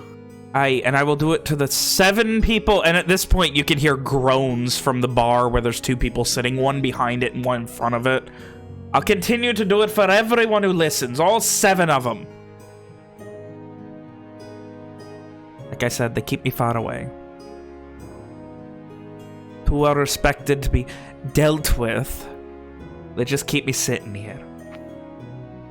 I'll have my day, though. I'll live to be 400. Your father lives to be 395, just to tell him that I'm better. Never did beat him in a fight, but I bet I could now. I always say women age better. I'll prove it to him if I have to be 80 to do it. She takes a very bitter, angry drink. Rom likes this woman a lot. She reminds me of my mother. Einblade, do you have a place where we could rest? Some of us were more put upon by the dangers of the journey than others. She motions. You got all the room in the world here. You got your options. You can set up bedrolls here in the Great Hall. Oh, I mean, the party gets pretty fucking wild at night. And as she gives a sly smile, again, a groan from the bar at the other end. She seems to have about half a... You gather very quickly the insightful amongst you. She has about half a dozen jokes and probably makes them to everyone who will talk to her. Oh my god, I love it. I love it so much. Oh my god, why is she one of us then? Ugh. Otherwise, you could stay in the barracks where everything feels like shit. Every bed is awkward. There's no damned... I'm not trying to oversell it. There's no feathers in the pillows. It all feels like shit. Nothing is ever properly washed because no one's ever willing to do it because they're all lazy sacks of shit. And we love it all the same. It's up to you. Or you can continue on your way and have something nice and comfortable, like sleeping out in the forests.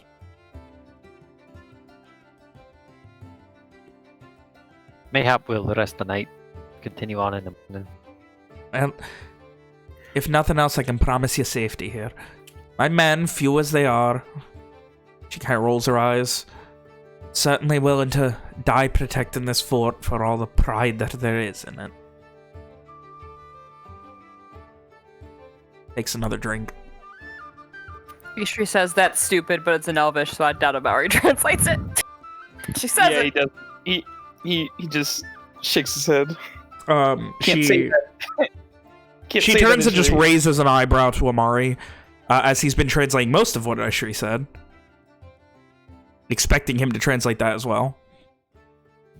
Amari. Noticing this, Walker does decide to intervene in the conversation, asking a question.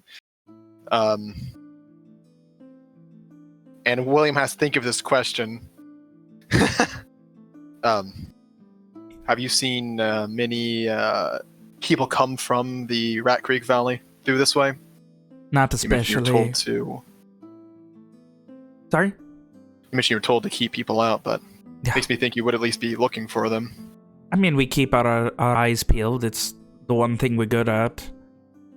Do people typically avoid the post, or? I mean, as a matter of courtesy, they do, but most of them know that the post ain't gonna be doing them no harm. And most of them know that, you know, we've got our own mutual agreement. They know that we're going to be going and buying grain and bread off of them. She shrugs. So no belligerence or threats, or anything along those lines? Not to me. But on as good a grounds as I think we could be, given my colors that I wear. Do you Right. buy from Hobarton or somewhere else? Oh no, never go that far. They made it clear I'm not allowed in Hobarton. Same as any from the Kins. What will they do you think, when we go and seek an audience? I'd wager tell you the same thing they told me. Or, she kind of shrugs, whatever happened to the other Ironblade, Clive? Cross the bridge, there'll be bloodshed. You cross this bridge, you walk in here, there will be bloodshed. That's what the Lord Mayor will say. And I'd wager he'd stand behind that. I don't know him too well personally, but they seem to respect him. You might want to reconsider my advice then, Owen. About not betting the colours. Right. We are here on official Kintaran business. Now, don't let me be the one to be telling you how to do your job, young lord, but you are here on official Kintaran business. And at this point, she scratches her nose, but not necessarily all of you are. You're not all proper members of Kintaran. Who's to say your friends didn't need a place to stay for the night?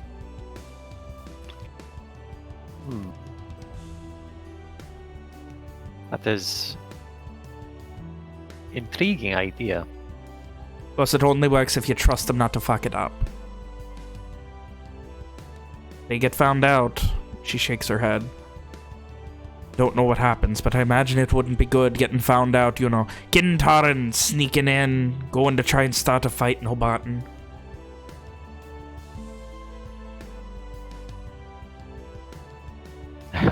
Owen chuckles good-naturedly, and he says right before taking another drink from the mug, "That could mean my head." Could mean any of your heads. But, you know, I trust that if there's anyone who can deal with this, it's the young Lord McDurk. At least I have to. Otherwise, I'm going to be sitting here even longer. Shakes her head again, finishes her drink. Oh, for fuck's sake, why haven't you refilled it? Get another dozen out here. We're drinking tonight. I need to celebrate something. What are you celebrating? She motions to all of you. I have 9 people to talk to now. 8 people to talk to now. You got it out, Yusri. That's fine. Is how Walker responds. No, actually, she just literally miscounted. There's 8 of you, not 9. Oh. Okay. She wants to talk to Luath. Who But not the doesn't? other horses. He's so charming. Who wouldn't? Yeah, let's wrap some reins around her hand and have Owen whistle. Oh. Tell me a story, young Lord Oren McDurk of Kintaran, about where in the hells you have been. Let me tell you, we could have used a little bit of your kindness while things were going to shit. And Are you sure? she loudly slides back the bench she's sitting on and kind of puts her feet up on the table. You hear from the bar, "You're cleaning it," and she's like, "Fuck you, I'm in command. You're cleaning it when I'm done." Are you sure, Einblade? It's a tale that is hard to be believed. Do I look like I have anything else to do? Fair enough. And Owen will spend the next, I don't know, hour, 2 hours, however long it takes. He's going to tell her the watered down version, the heavily watered down version of his travels since leaving Kintaran. And then she says, "And the dwarf betrayed you just like that?" And the gardener too. In the meantime, while Owen tells a story, Walker will sit nearby with his heavy crossbow performing routine maintenance, doing the thing where he takes the whole damn thing apart, cleans every inch, and puts it back together. Takes it as apart as he can to fucking put it back. Oh my god. Yeah, it's like how fucking gun nuts do. Yeah. He's field stripping his crossbow. Fuck you! Fuck you! It's got like 6 parts. Yeah! It's a little more he added some shit to it, but yeah, There's a scope. Be reloaded There's faster. 7 there are parts. sights.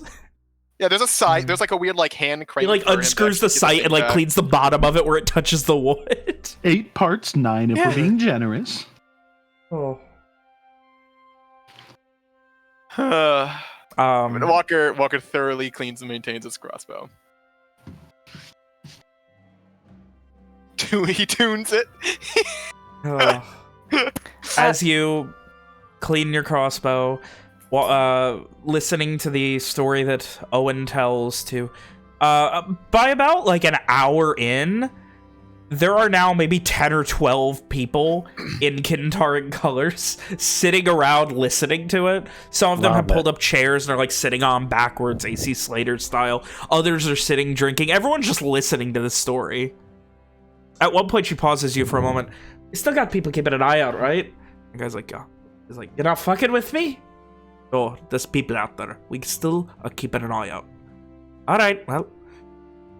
Guess it's story time for everyone tonight. I haven't had a sleepover since I was, what, fucking 10, but here we are.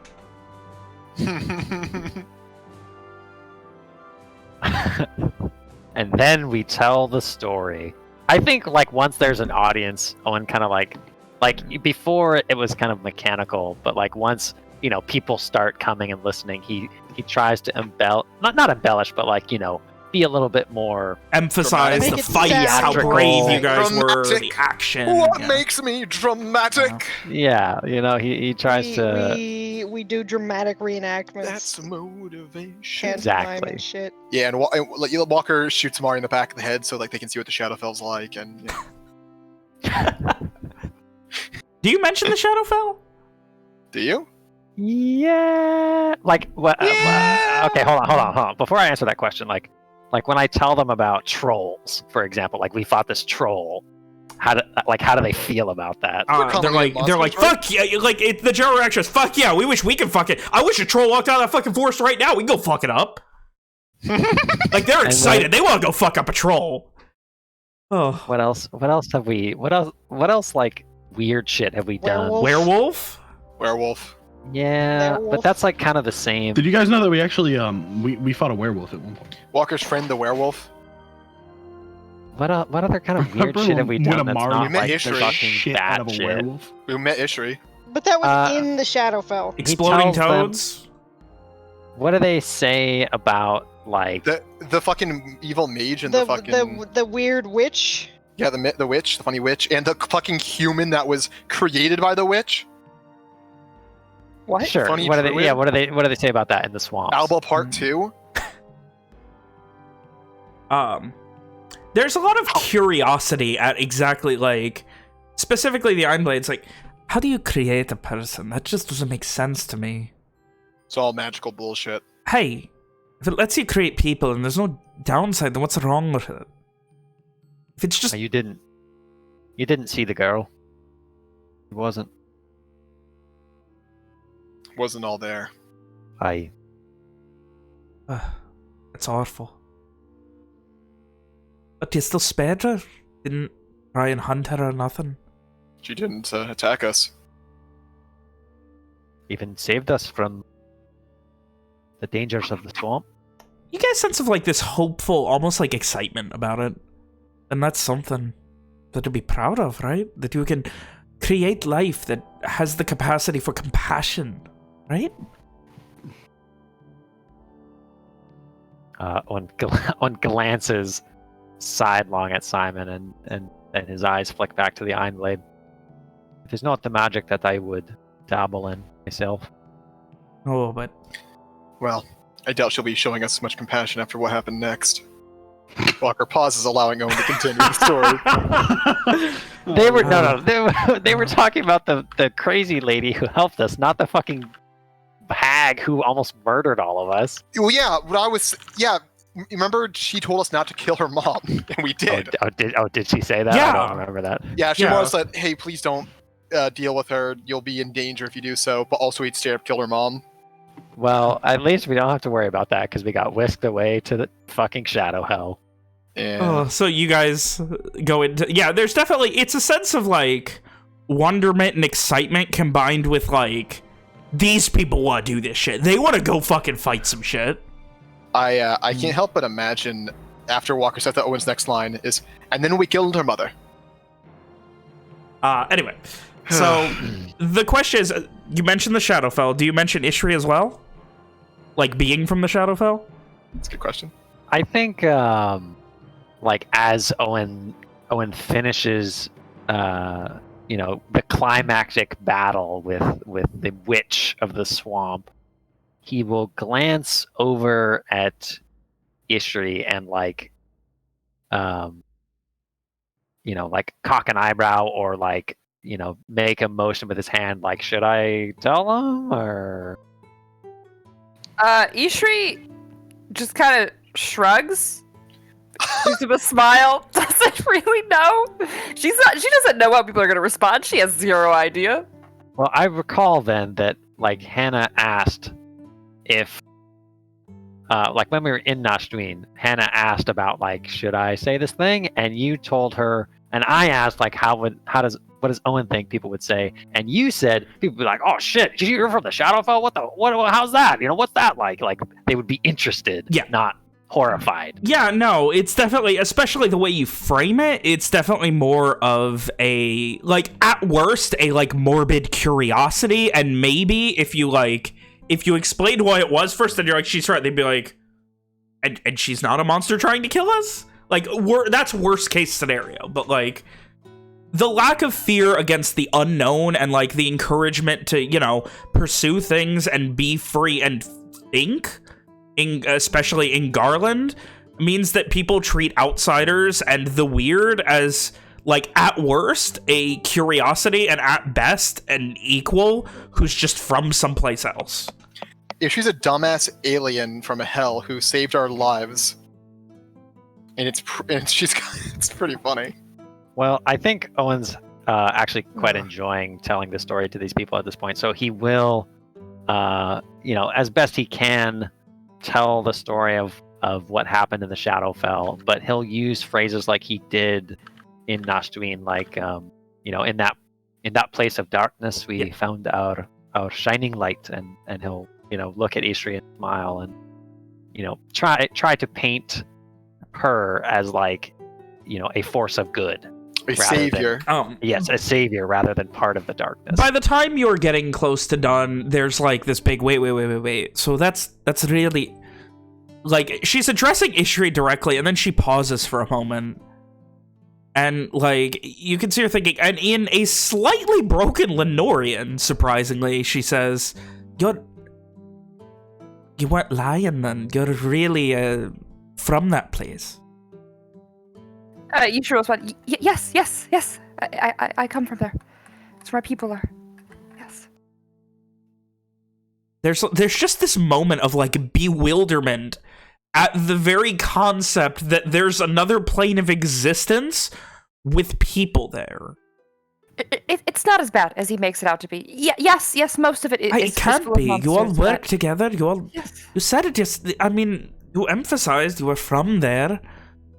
Has to be, light. Yes. We have a city. We're protected. That's incredible that you can be in such a dangerous place and still be able to live together. Such danger. We rely on each other. You trust other people. There's almost like a sense of awe at this. Like, people are like, holy shit, this is incredible. Like,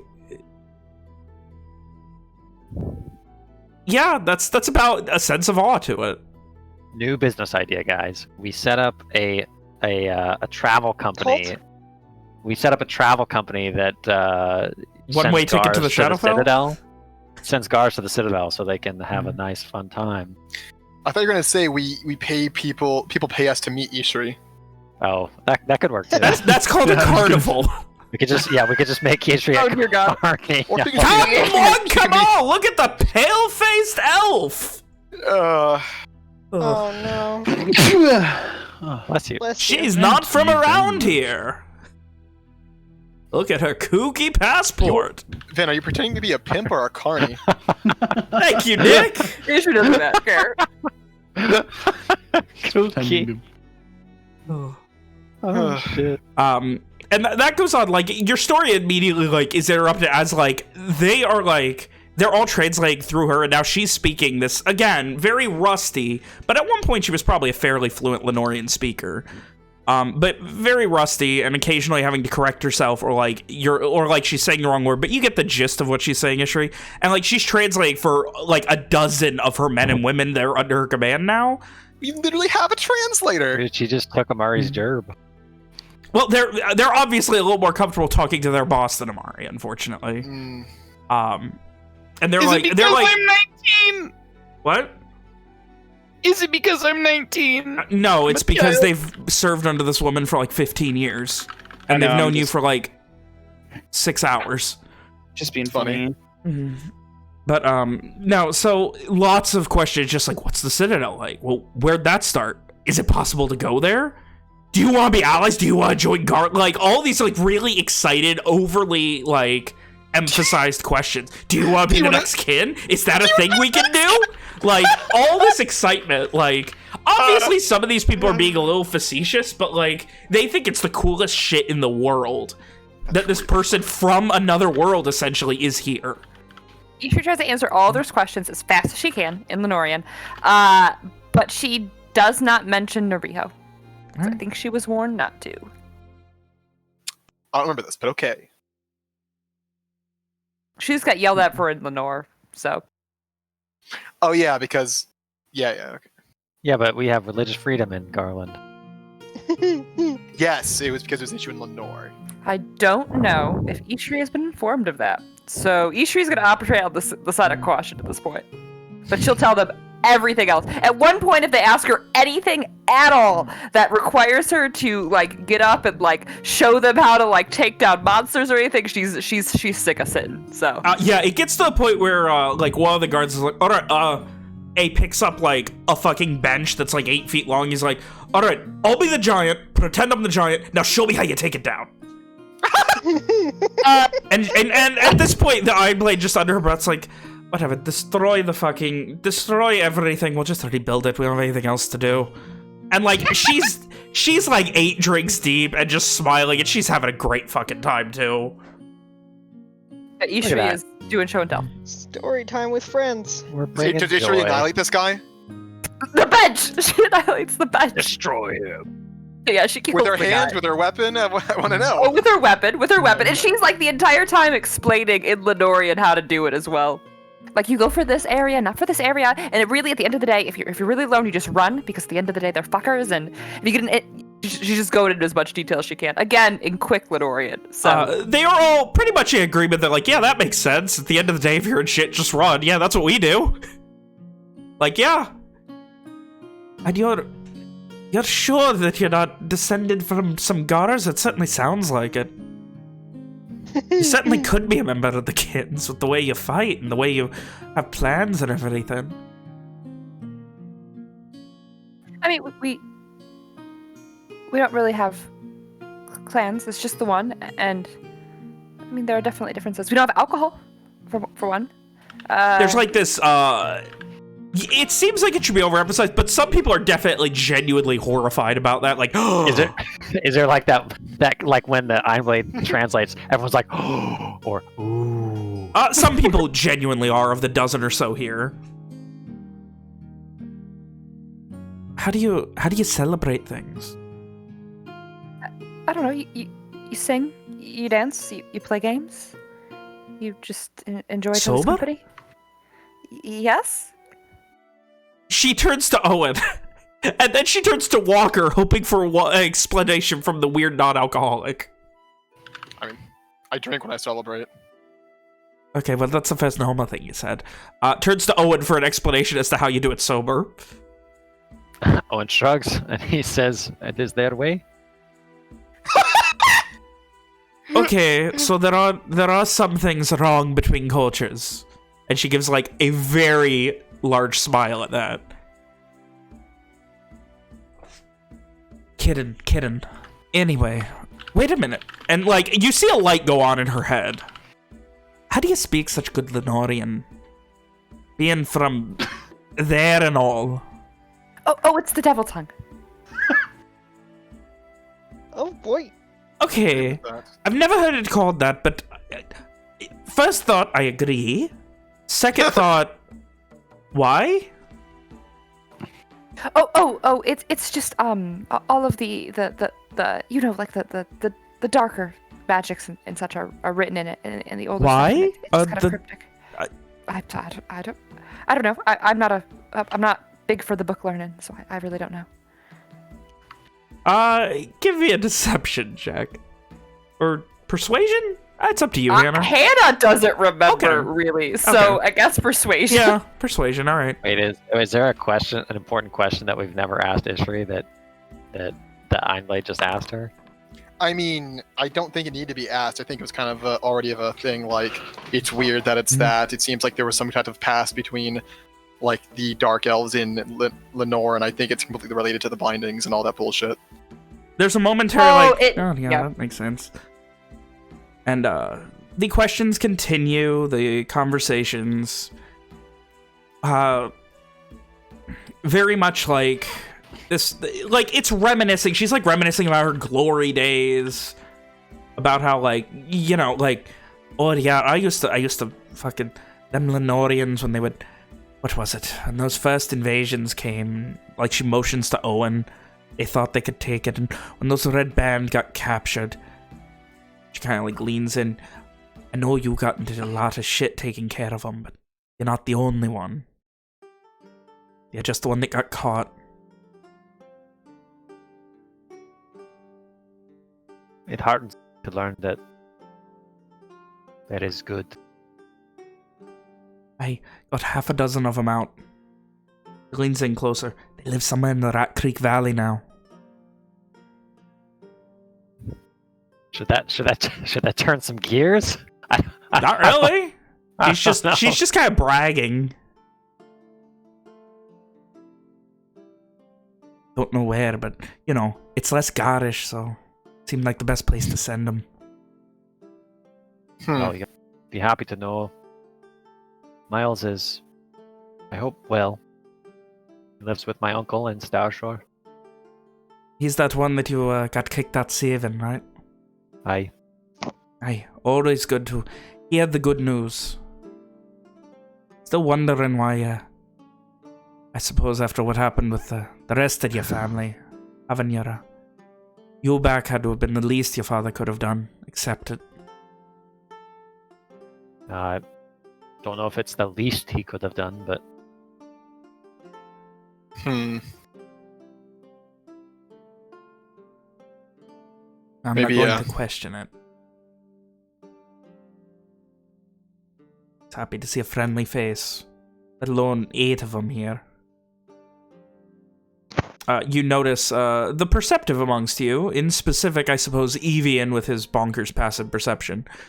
You would notice Rick setting up a card table in the back. My Son man. of a bitch. My fucking man. Walker, see this? Yeah, I want to know.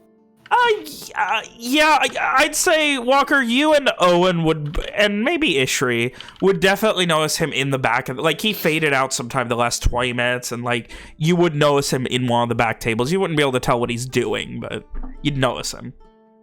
Wait, so I don't see that he's setting up cards. No, you notice him doing something, but that's it. Can I, like, take a closer look? All right, give me a perception check. I want to fucking say something to Rom about her dipshit uncle. Who's going to fucking ruin our budding relationship with these nice Garish soldiers? He's up to something. You can't tell cards exactly, but he's setting up something. Rom, can you see to your uncle? I don't want him to make any enemies here. Or what's he doing now? Who's making enemies? And she, like, looks over. A couple of her men look over. He made some stupid bets in, I can't name the city, Nashdween, and got run out of a few places. She gives a little smile. Let him do what I want to run him out. It's been a while since maybe I've gotten to run anyone out of here. He wants to piss him off, trust me. It will be no bad blood from me or my men. Walker shoots another look at Rom before going back to his Nevertheless, Rom will go walk on over and see what Rick is doing. He is currently setting up a card table. Like, essentially, he's got his cards laid out. The way they are laid out, Rom, you recognize it as he seems like he is going to be doing some tarot readings. What a fucking nerd, dude. I thought you were gonna say he's gonna do the fucking horse game. Nope. The way he's got it laid out, the deck, what he's got currently face up, face down, looks like he's doing tarot readings. He is also wearing what looks like, Rom, one of your, like, fancy silken cloaks over his normal stuff? Gonna be telling some fortunes there, Uncle? Fuck. I'll let you know that Master Rick can see the future, the past, and everything else, and for a small fee, I can... At this point, he, like, grabs your hand and starts, like, tracing one of your lifelines on your palm. I can tell you exactly what is going to be happening to you in the near and far future. Well, let's hear it then. He's a charlatan. He holds his hand out for some coin. How much? Well, that depends on exactly how much you want to know. But I can tell this. I can tell that you had a very rough life, lots of disagreements with your family in the past, and getting over that was hard, and it was a journey for you. Proof that I am telling the truth, that I can see the past it's almost and as future. if you knew that already. I don't know what you are talking about, Miss Rom. Just don't go making no trouble, you hear? He gives a very genuinely looking, confused look up to you, with his mouth agape.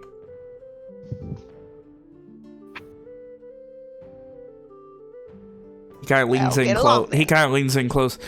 These poor bastards are bored to tears. Least I could do is give them a little bit of entertainment. And charge them. For a small fee, of course. Ugh.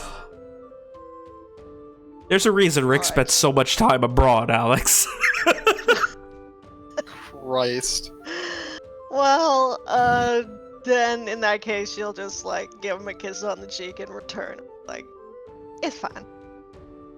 He won't make any trouble. Oh.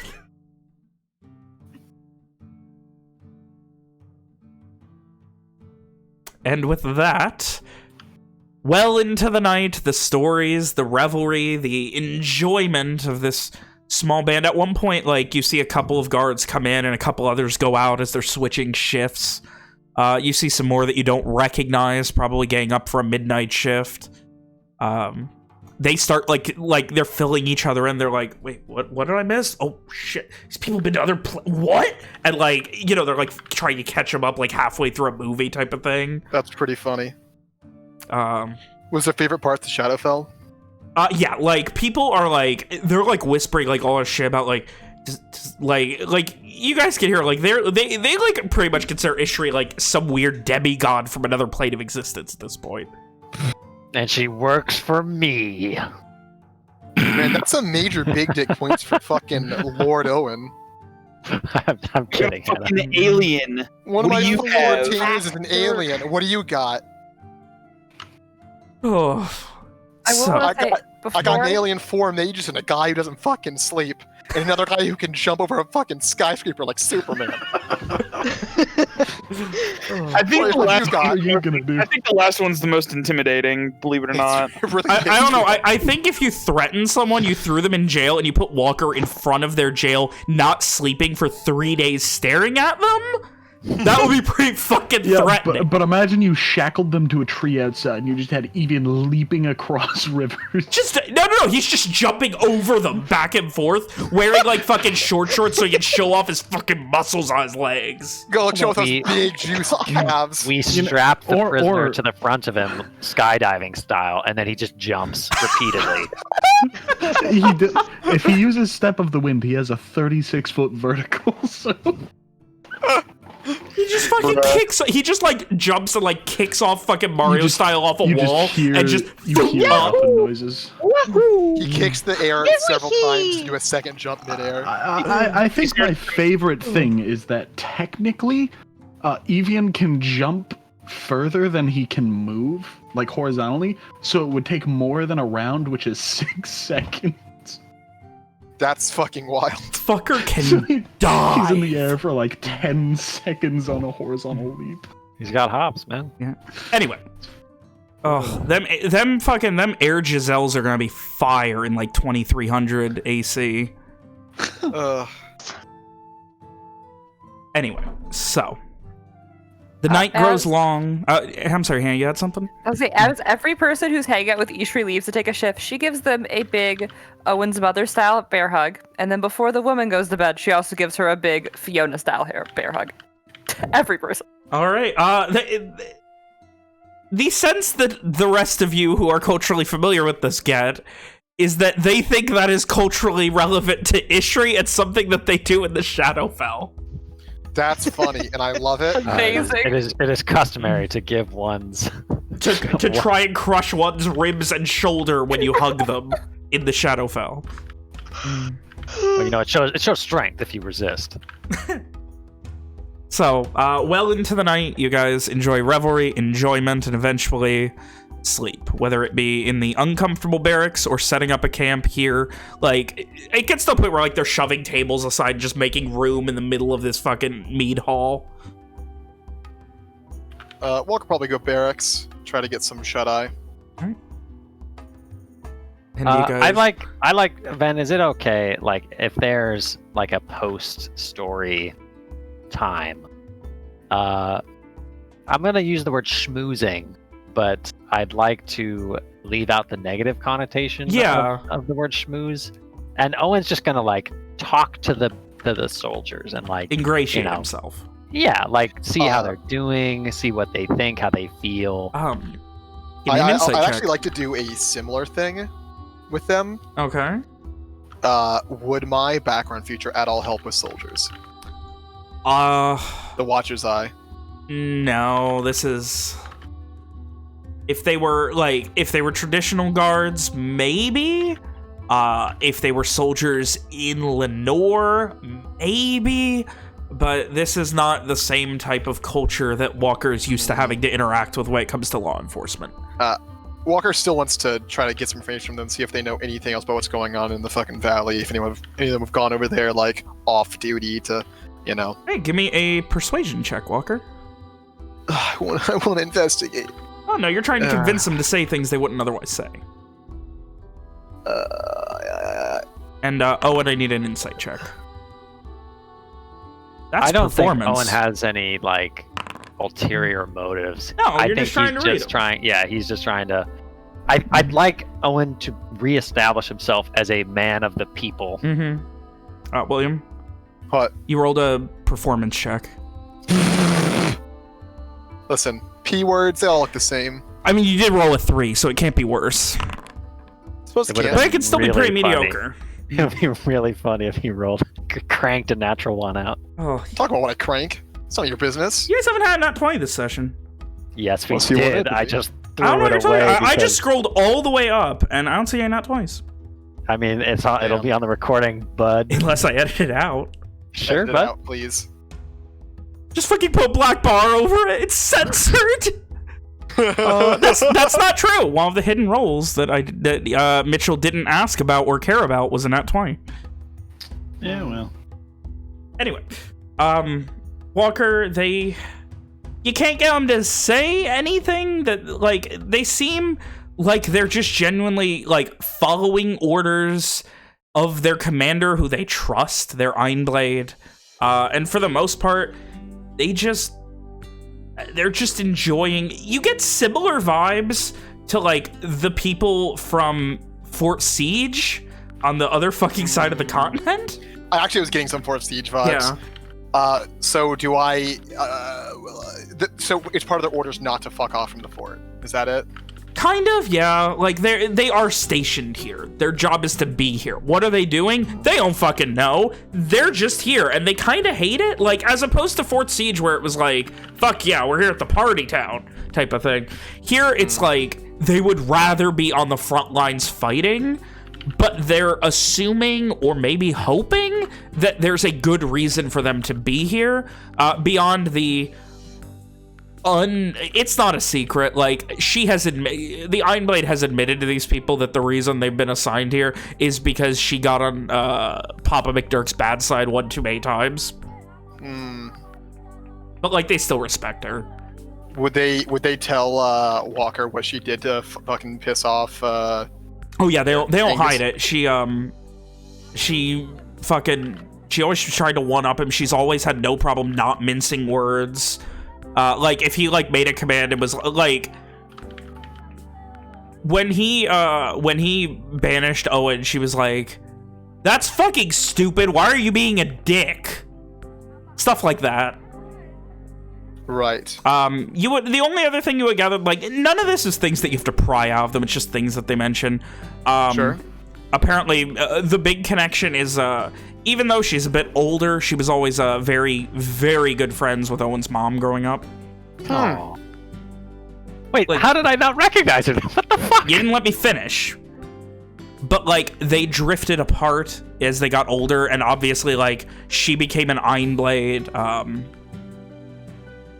She became an Ironblade, and fucking, you know, she was, like, great fighter. Her Owen's mom was not exactly as great of a fighter as her. She became, like, this well-respected, and also ended up, you know, with Angus, so her duties ended up lying elsewhere. Were they both McDurks before they married? No.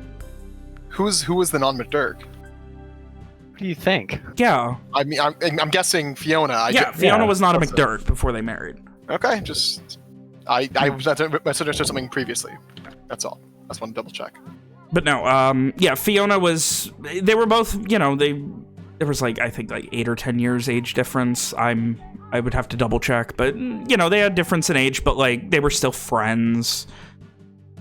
She kind of didn't teach her how to fight, but, like, was always there, like, yeah, you know. And they eventually grew apart. Interesting. Just basic stuff. Owen, you rolled a 22 for your insight check, trying to figure out how these men feel, things like that. They seem to sympathize with the people of the Rat Creek Valley a bit. There's definitely a sense of, like, you know, just leave them alone. They're not 500 men who haven't been properly trained to fight are worth almost nothing in Garland. They all genuinely seem to have implicit trust in the Ironblade. Anything in particular you're curious about, or? Like, do they share Krios's attitudes towards everything, or, you know, are they like, do they like have the mentality where they're like, you know, well, she probably shouldn't be talking about Angus like that, but, like, I mean, she's the boss, so... It's more, I wish I had the balls to talk about Angus like that. I see.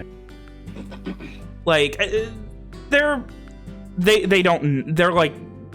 smart enough, they're wise enough to know that they're not going to, that, like, they don't personally know the guy. They're not going to talk shit on him unless it's to his face, because that's a dick move. Like, if you got a problem with somebody, say it to their face. That's Garland in a nutshell, especially Kintaran. Sure. But, like, she has and does and would at a drop of a pin. If there was a missive saying, heard you were talking shit, she would get on her fucking motorcycle, go to Nosh'Dween, and talk shit to his face. So, I'm also getting the impression that, like, she was a problem for Angus, so he just sent her to this fucking backwoods place that doesn't really matter in the grand scheme of things. Kind of, yeah. A problem, or if not a problem, then at least, like, someone who had no problem, like, directly contradicting him. That's also where he sent us. Ho-ho! I'm just saying. But I don't think there's anything else like Owen specifically trying to find out. He's just spending time with the soldiers and, you know, being amongst them. Yeah. And yeah, other than that, like, they're like, fuck, like, they genuinely, like, there's, other than that, it's just a sense of, like, they do feel bad about you guys getting attacked. They're like, we have one fucking job. It's to guard the stretch of 50 miles from here to fucking the crossroads north of Alavest. And we fucked that up. Huh. Like, there's a sense of, like, you know, it doesn't seem to be official orders, more of a... That's how they feel? Einblade Leos is very, like, wants to do something to help. Oh, I did misspell, my bad. So, yeah, they, again, it's a sense of camaraderie. They're all fairly close. They're all friends. They all have, if not friends, at least allies who would trust one another. In total, there's, like, 20 people stationed here. Some come and go. Like, sometimes they'll send a couple people to Alavest, see if there's something that needs done. Send a couple people to the Rat Creek Valley for trade. You like go up to Alavest and be like, hey, any problems lately? Anything that needs done? Because Alavest, again, it's not a shithole, but it's not a big town by any means. So it's often overlooked. Again, they try and do what they can to help make the best of a bad situation. Well, Owen is careful to try and alleviate their guilt. You know, say that there's nothing that they could have done, and you know, forces beyond their control, yada yada, such and such. I mean, do not get me wrong. If that were us, then I'm sure we'd all be dead right now. So in that case, I do thank Omen all of the fucking gods that you were the ones to stumble upon it. But it does feel awful that it could have been someone else that stumbled upon the dangers of what that was. My heart goes out to those who were slain. My heart goes out to whatever the fuck did it, and I hope that my heart brings its fucking blade with it. And he gives a little chuckle. Let's just hope that was the end of it. There's a sense of but also like the underlying, it's not. Probably Everyone is agreeing it's not without saying it. I mean, I'm sure Owen's in the same boat. Yeah. Like, weird shit doesn't happen without a reason. Some dude with one leg wandered out and then got you back to a camp, fucking slit his own throat, and then magic demon resurrected corpses attacked you along with weird ghost things. Like, there's something behind that. In any case, you guys eventually find yourselves getting off to sleep for a night's rest.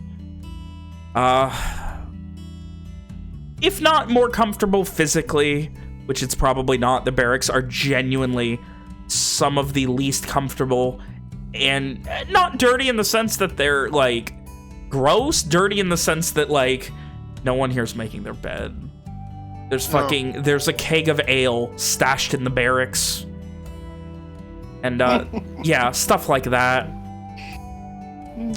And, you guys eventually find your way to sleep until the next morning when you're awoken at first light. The various guards giving you, "Aye, you're going to be making it to Hobarton today. You should be able to make it to, just past sundown if you leave now."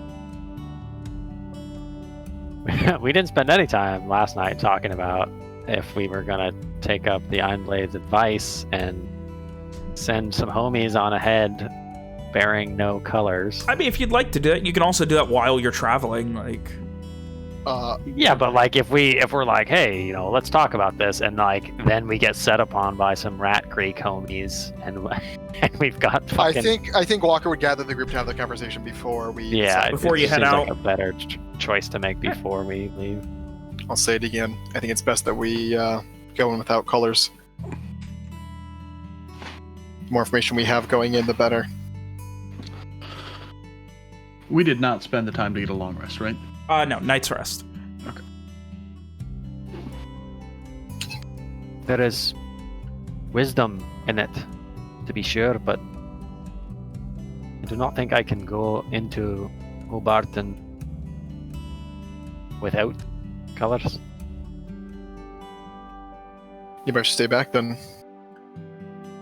What happens if we go in with colors and they do good on their word, and there's blood, and we have to make choices, or we have to hurt someone? Well, would it not be safer? I would rather return to my father empty-handed than bloodshed, Ishri. So it will not come to that. Not because of us. Good. Yeah. Perhaps some of you go on ahead. I think be for the best. How far is it from the post to Hobarton then? As they said, a bit over a day, like a speedy day's travel. Like at a brisk but not kill yourself pace, you'll make it. If you leave at sunup, you'll make it just after sundown. Oh.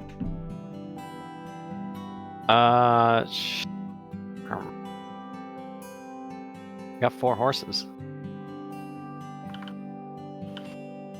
I can look more garish if I need to. And Ishri disguised herself to look like a generic person, human. Yeah, sure. Could you have done that this entire time? Yes. I've always been able to do this. Walker blinks several times before just putting a hand on his fucking face. Should I have been doing this? There certainly would have been times when it would have been useful. Well, I didn't want to do it in Lenore because it's magic and someone could have seen it. And I don't know. It just didn't seem useful.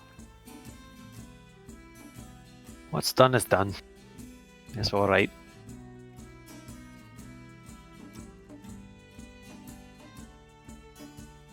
Walker's like takes his hand off his face, looks at Owen as he speaks, looks back to Ishri.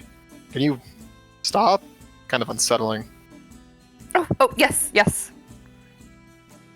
It's just basically, is Ishri someone we've met, like, or is she what she thinks she would look like if she were garish? So I at one point had a picture, but it's basically she's kind of taken a little bit of all of you and kind of like Oh, no.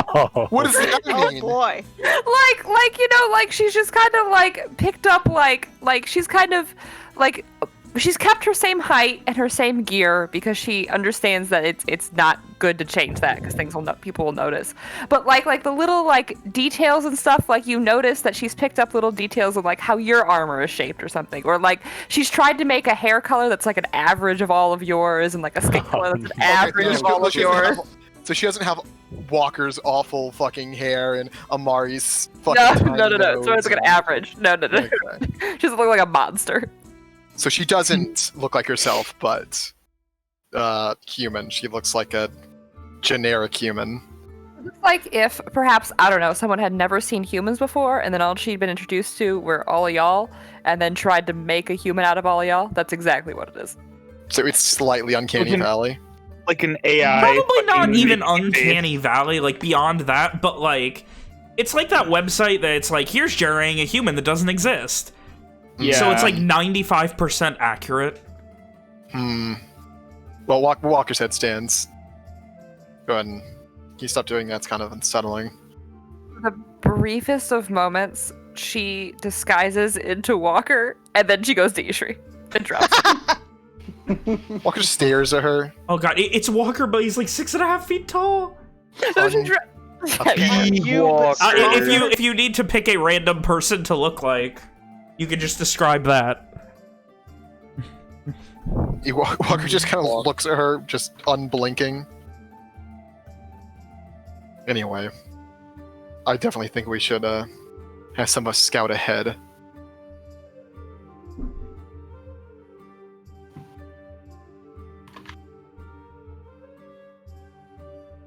And then Walker looks to the others, waiting for them to respond and give opinions. How many?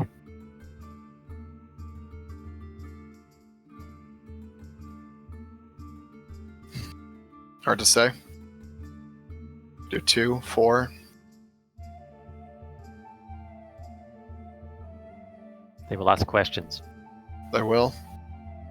But, well, I don't think any of us are strangers to lying at this point. It is not that you should not lie, it is that you must know the answers to questions before they are asked. Where are you coming from? Who are you? What business have you in Hobart?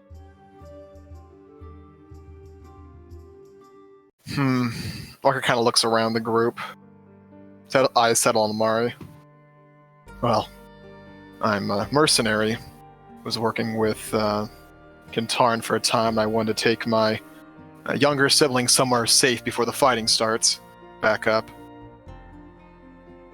Well, they might not take kindly to any associations with Kintaran. Maybe. My thought is that they'd sympathize with the idea of trying to stay out of it. Maybe I'm wrong, though. I wouldn't say I'm the best in the world at this. Well, if they are going to ask questions, and I am not going, that counts at least one of us out. One just looks directly at Aishri. I don't know the language, so I probably shouldn't actually go. Quiet. Who knows what enemies Rick has made himself in the Rat Creek Valley, so he's out. Rick with us? He is. Whether he is or not, that's what I'm saying. He's, in the mead hall. He's currently counting a coin purse.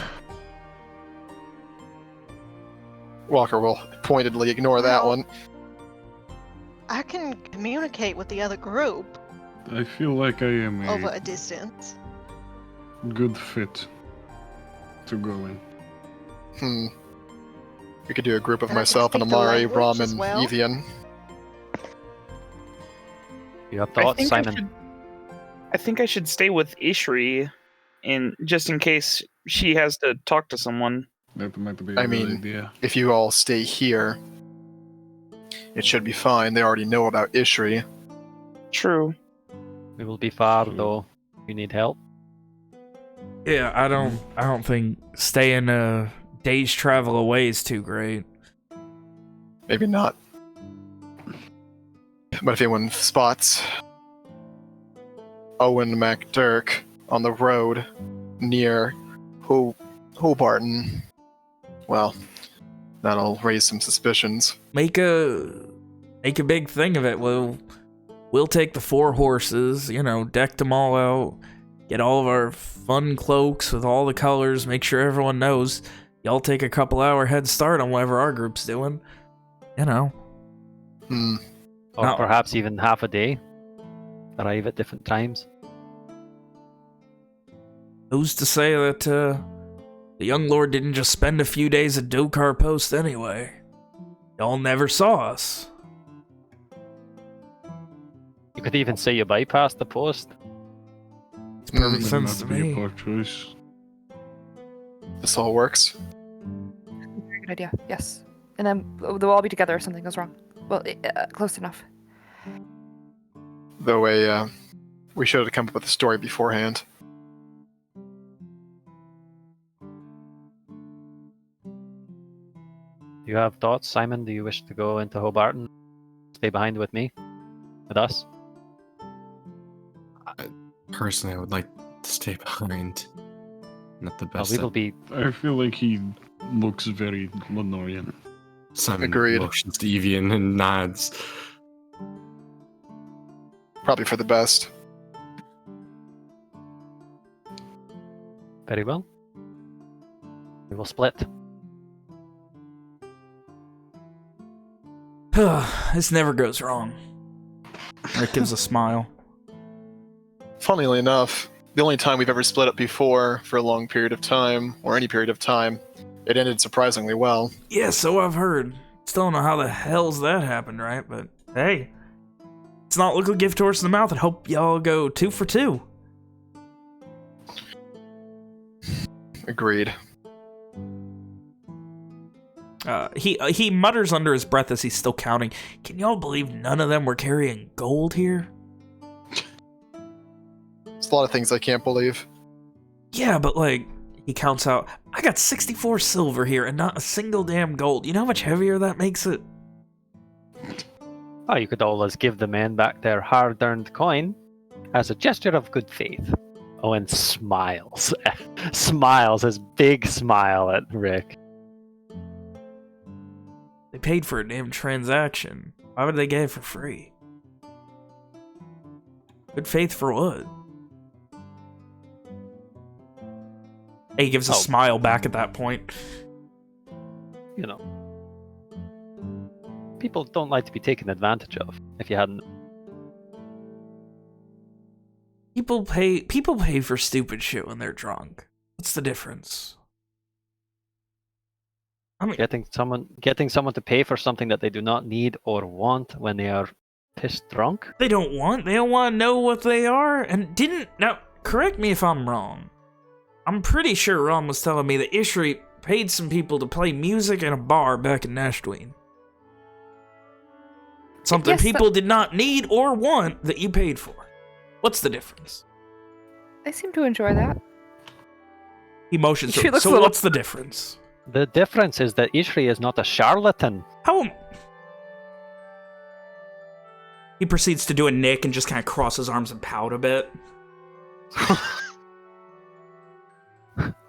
Owen stares down his nose at Rick. He mutters under his breath, whatever, at least I can roll it in that 20. Whoa! I don't think that's exactly called for. I don't know if Rick says that. And he proceeds to head out to... Did the hive mind just speak through Rick? Hive mind, everyone's a hive mind. He proceeds to, I'll go start getting the horses ready, I guess. Oh, we don't have to have them ready for a few hours No, yet. but, you know, we gotta make him look proper. The Garsh Prince coming to town, make a big rah-rah of it. Yeah, go ahead and do that. After all, I am your dedicated and well-respected foreign squire, here to translate for all of your Lenorian and Astorian and... He kind of whispers in, what other languages do you normally need to communicate with people in that I probably don't speak? Volkesian. Either way, your esteemed translating squire, who is well and truly ready to take any and all comers so that they do not get access to Owen McDurk. I bid you all farewell. And he, with a great bow, heads out. Go take care of the horses.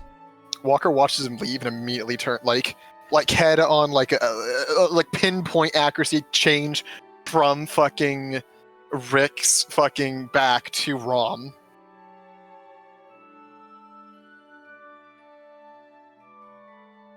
Can I help you?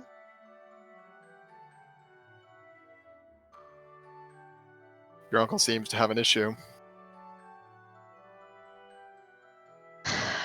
Well, I can go talk to him.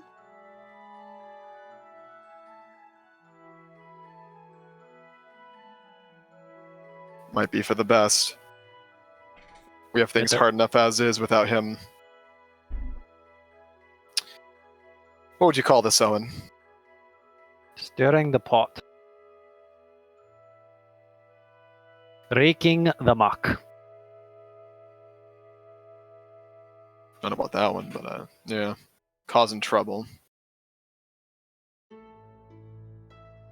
Alright, go see what I can figure out. Anyway. Think about what we're going to be telling the people of Hobarton as well. We don't have much time on that.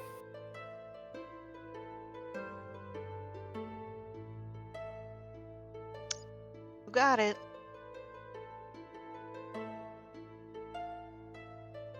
Walker looks to Amari next. You too. Mm-hmm.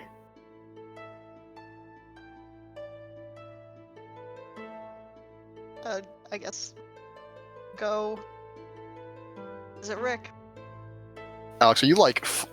Put your mic down. It was too far down. Oh my. Anyway, so you go to visit Rick. Mm-hmm. He is not with the horses.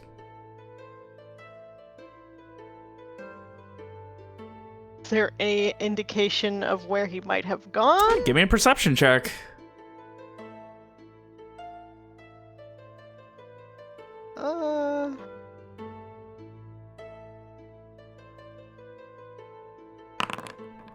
Nope. You look around and you don't see hide nor hair of him. Well, then I'm just gonna fucking sending him and be like, where'd you go? I was hoping we could have a wood. I was, at this point, he's like, look up and to your left. And from one of the guard post, towers, he is waving at you.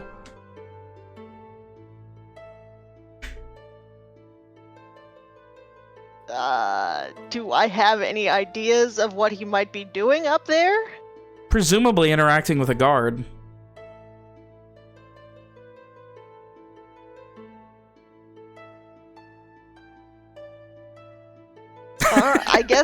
I guess I'll go ahead and use the second one then. Well, when you finished, how about you come down and find me so we can have a little chat? Okay? Alright, I'll be down a bit. I got a few more things I gotta do. Alright.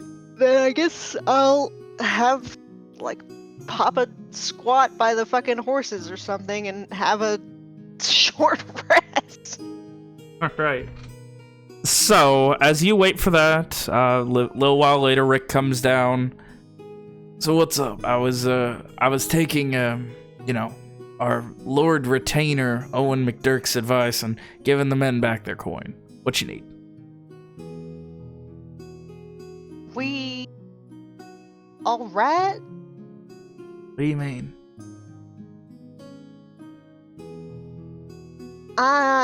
Well... I have been urged to... She tries to think of a way to put it, like, delicately.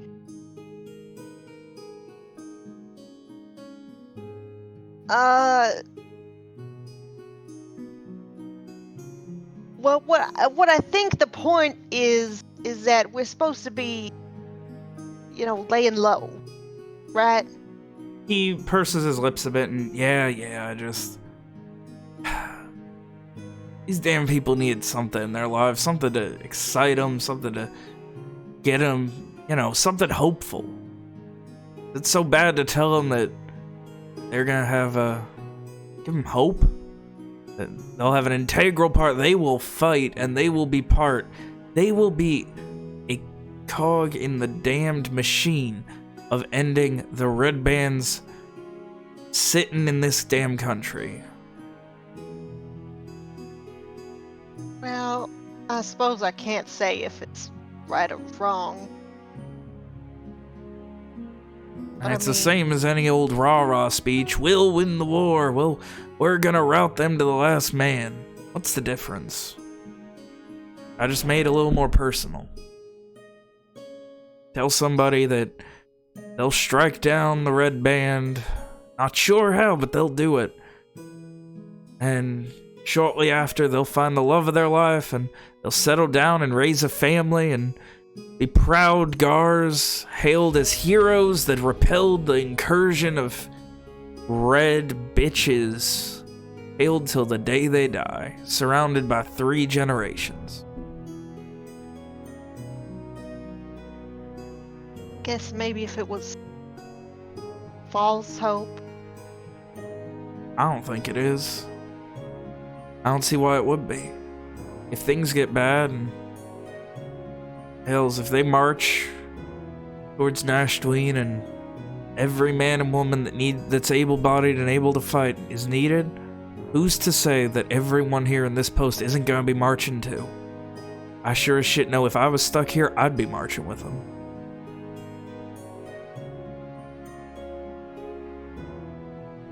Well, maybe it was the charged pod that was the issue.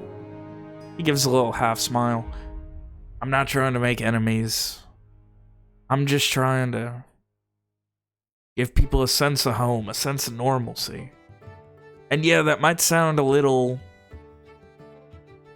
pretentious and scammy, I guess, but I doubt they've ever seen anyone who reads fortunes for free, so.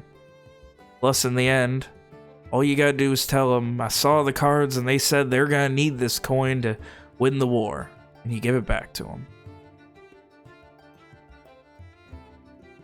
That you did, right? Why do you think I've been wandering around the fort for the past 20 minutes going upstairs? Not because my damn knees like it, I'll tell you that. Well, that was rhetorical, Rick. Who what? My what? Keep talking like that, you're gonna start sounding like your mom, Rom. She looks aghast. He puts his hands in his pockets and just starts chuckling as he walks off. Well, I don't know if that conversation actually went anywhere, but...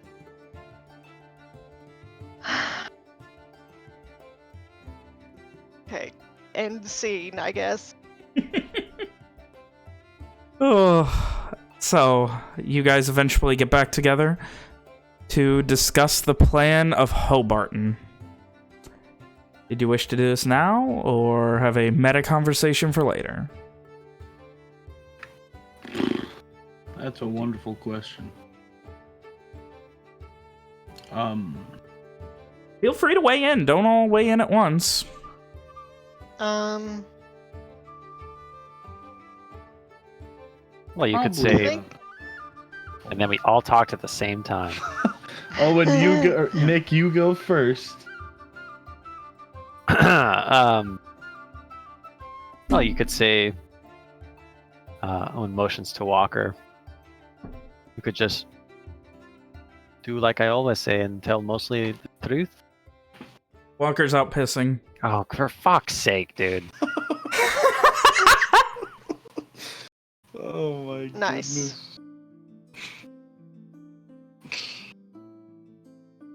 goodness. Owen looks to Rom and Evian and Amari, and he says, "Well, you could try and stick to the truth. You know, you're along with your friend, and he's looking for his family.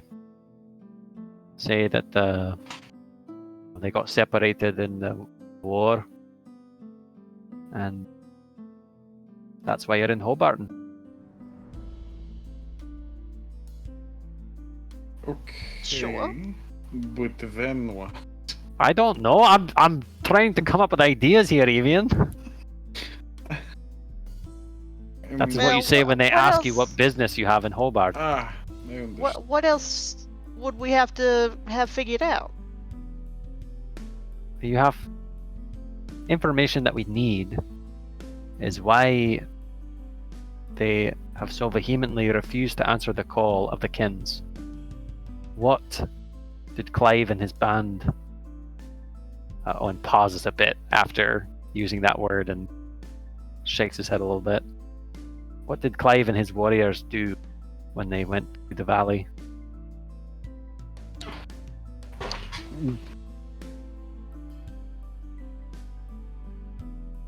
Well, we could maybe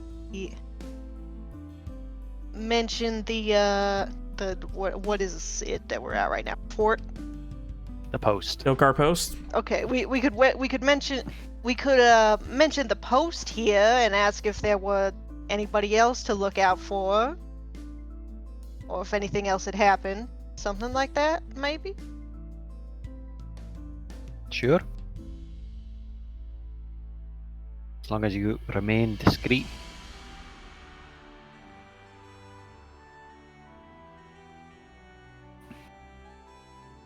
Maybe. I don't know what reason we could have to avoid those sorts of people unless we were like trouble. Which obviously we don't want to pretend to be. Well, you just tell them, if they ask, tell them that you do not wish to fight in the war. I think these people of all people would understand that. That seems reasonable. To have avoided them because we do not want to fight. Lest we get further separated.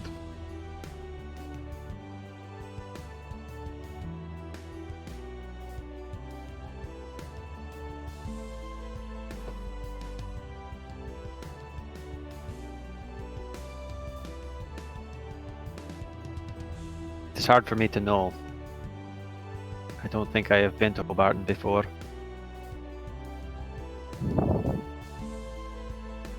I do not know what it will be like. Well, luckily me and Walker are both very smooth talkers, so... One chuckles. Well, you got me for that. I just don't always know exactly what to say. And sometimes when you're given a script, you don't even stick to that. Thank you. Thank you. I'm sorry, yes. Alex. I'm sorry. I had to do it. I mean, yes, I sometimes do get flustered and forget what I should have said. Precisely correct. The man that we met on the road. What'd I miss? God damn it, Ryan. Oh, it's Walker. It's Walker saying. That was Walker getting back from pissing outside. Yeah. Walker comes in zipping his pants. Jesus. You know, from pissing in the street.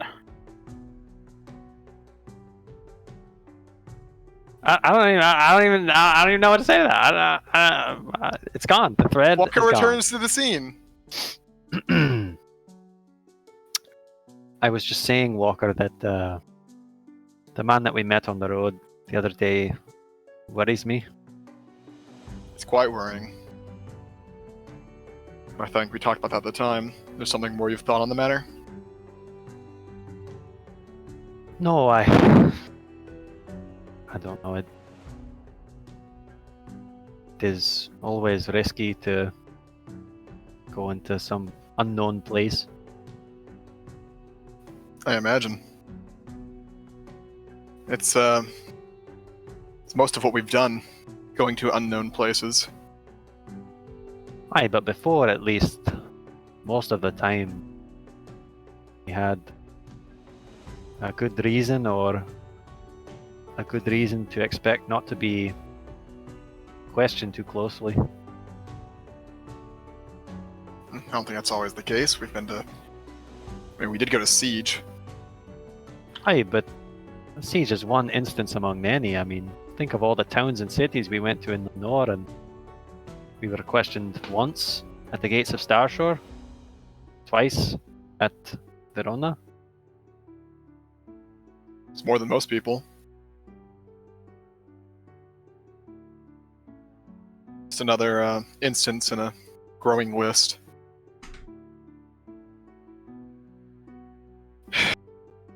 Have you thought on what we're saying? I've had some ideas. Go on. It's really annoying to me that I just fucking did a whole monologue and if you now want I to have give to the repeat quick myself. version for the sake of I actually heard it all, narrative so you can just say you And then Owen relates what just was discussed. Like, it could work. Telling truth is always easier.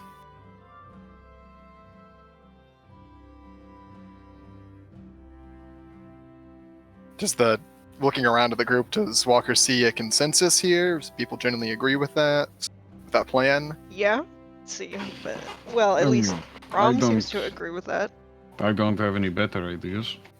So the idea is Walker and friends go to the valley to look for his family. Sure. Have you seen this boy? Which is this young but man. actually we're there to gather information on their war crimes. Bring Ishri with you to turn into your description of your little brother and be like, have you seen this boy? Half size. Ishri, do it now. Christ. Christ. God, that's a weird idea that Walker can describe someone to Ishri and she can just become it.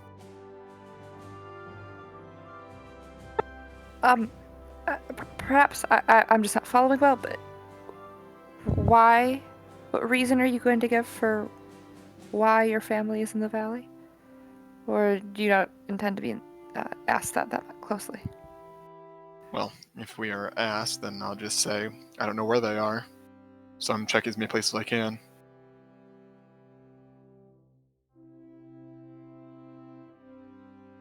Or could have heard that they were headed in this direction, maybe? That's lying. I suppose. Things become more convoluted the more you lie. At least that's what I've found. True enough. Closer you stick to the truth, the better. Agreed.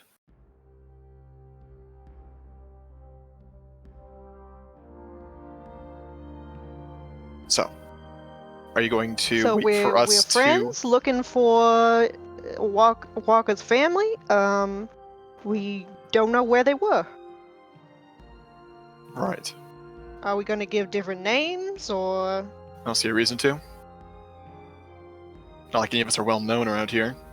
That is true. I mean, afterwards, if they find out that we were lying, we'll already be gone, so... Though, the question is...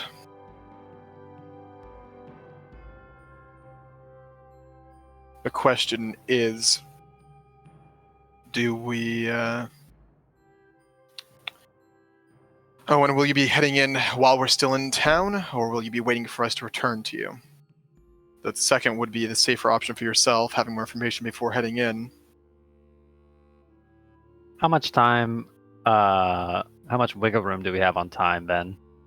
Because Owen needs to be back in Ashtuin. I believe I would need to double check the calendars, which I've already stared at for like 3 hours today when I was redoing some stuff. But I believe when I originally quoted to you, you had like, assuming you wanted to be back for the meeting of the Kins, I think you had like 2 or 3 days of assumed wiggle room. So if I recall the specifics, it was we don't know how long it's going to be until all the Kins show up, especially with fucking the Ark Morta Isles, and that it could be 2 or 3 weeks before everyone gets there. Though I might be misremembering. Yeah, I think under estimation you had a couple of days of wiggle room, but it may be more. Like that was just like assuming that everything goes well with them traveling. You would have a couple days of wiggle room. So to be safe, we don't have time for 2 days of extra travel to and from Hobarton. No, that was yeah, like you mean like waiting what do you mean? Like what Walker just proposed, or he asked, does Owen intend to enter Hobart or approach Hobarton while they're in the city, or wait until they return? So I'm trying to ascertain. Yeah, probably not. Like we don't have the time. Yeah, you'd probably have like a day's worth of play at that point to kind of organize, but a day's worth of getting ambushed on the road by fucking demon magic? Yeah. Yeah.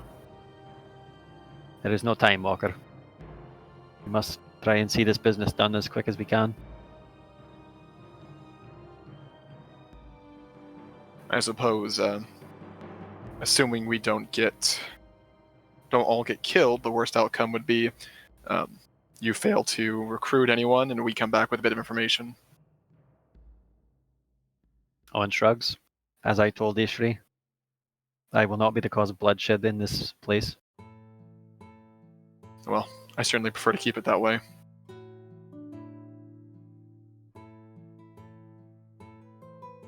I would like to know what Clive and his soldiers got up to.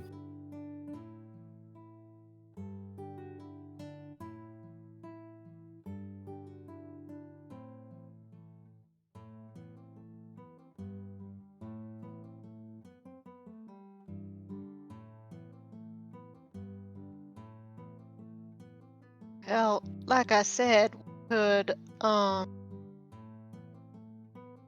mention the post here and just ask if there are any other authorities or if there had been, because we don't want to fight in the war. See if that gets us any.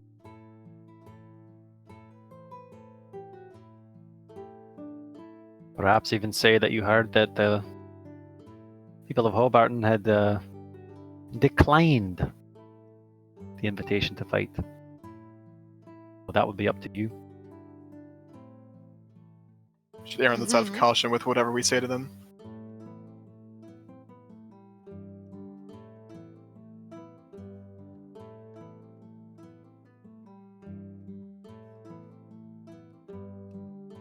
I will plan to approach the bridge. I imagine there will be people stationed there. What do you say? Half a day after you enter? Perhaps say maybe so. even the next morning. Next morning might be for the best. Very well.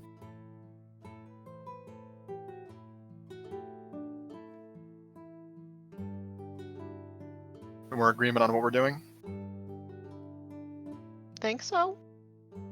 Yeah, I agree. Let's be off then. Alrighty. All right. So, as you guys begin to pack up your things proper, most of which is already done for you, getting your things ready, getting your party split in half, the ones who will be masquerading as people, heading off, leaving the gates of the Dokar post behind, and heading into the Rat Creek Valley. A plan in mind to figure out exactly what this is so that you can eventually return, hopefully victorious in your struggles, in your mission given by the Elder McDurk, back to Nashtween. One step at a time, you march towards a interesting victory. And with that, we go ahead and end tonight's session. Dun dun dun! Good job! Party splits. Those are fun. Oh, hey, I'm excited you know for what? next At least week. this time it was Amicable. amicable, It was consensual, voluntary the other voluntary. time. I mean, Consensual on half of party their split. It Oh. was not consensual the last time. All right, It guys. was- I said on, split from on us. half their turn. Christ. One last thing, just while everyone's here. Hive mind, everyone's a hive mind.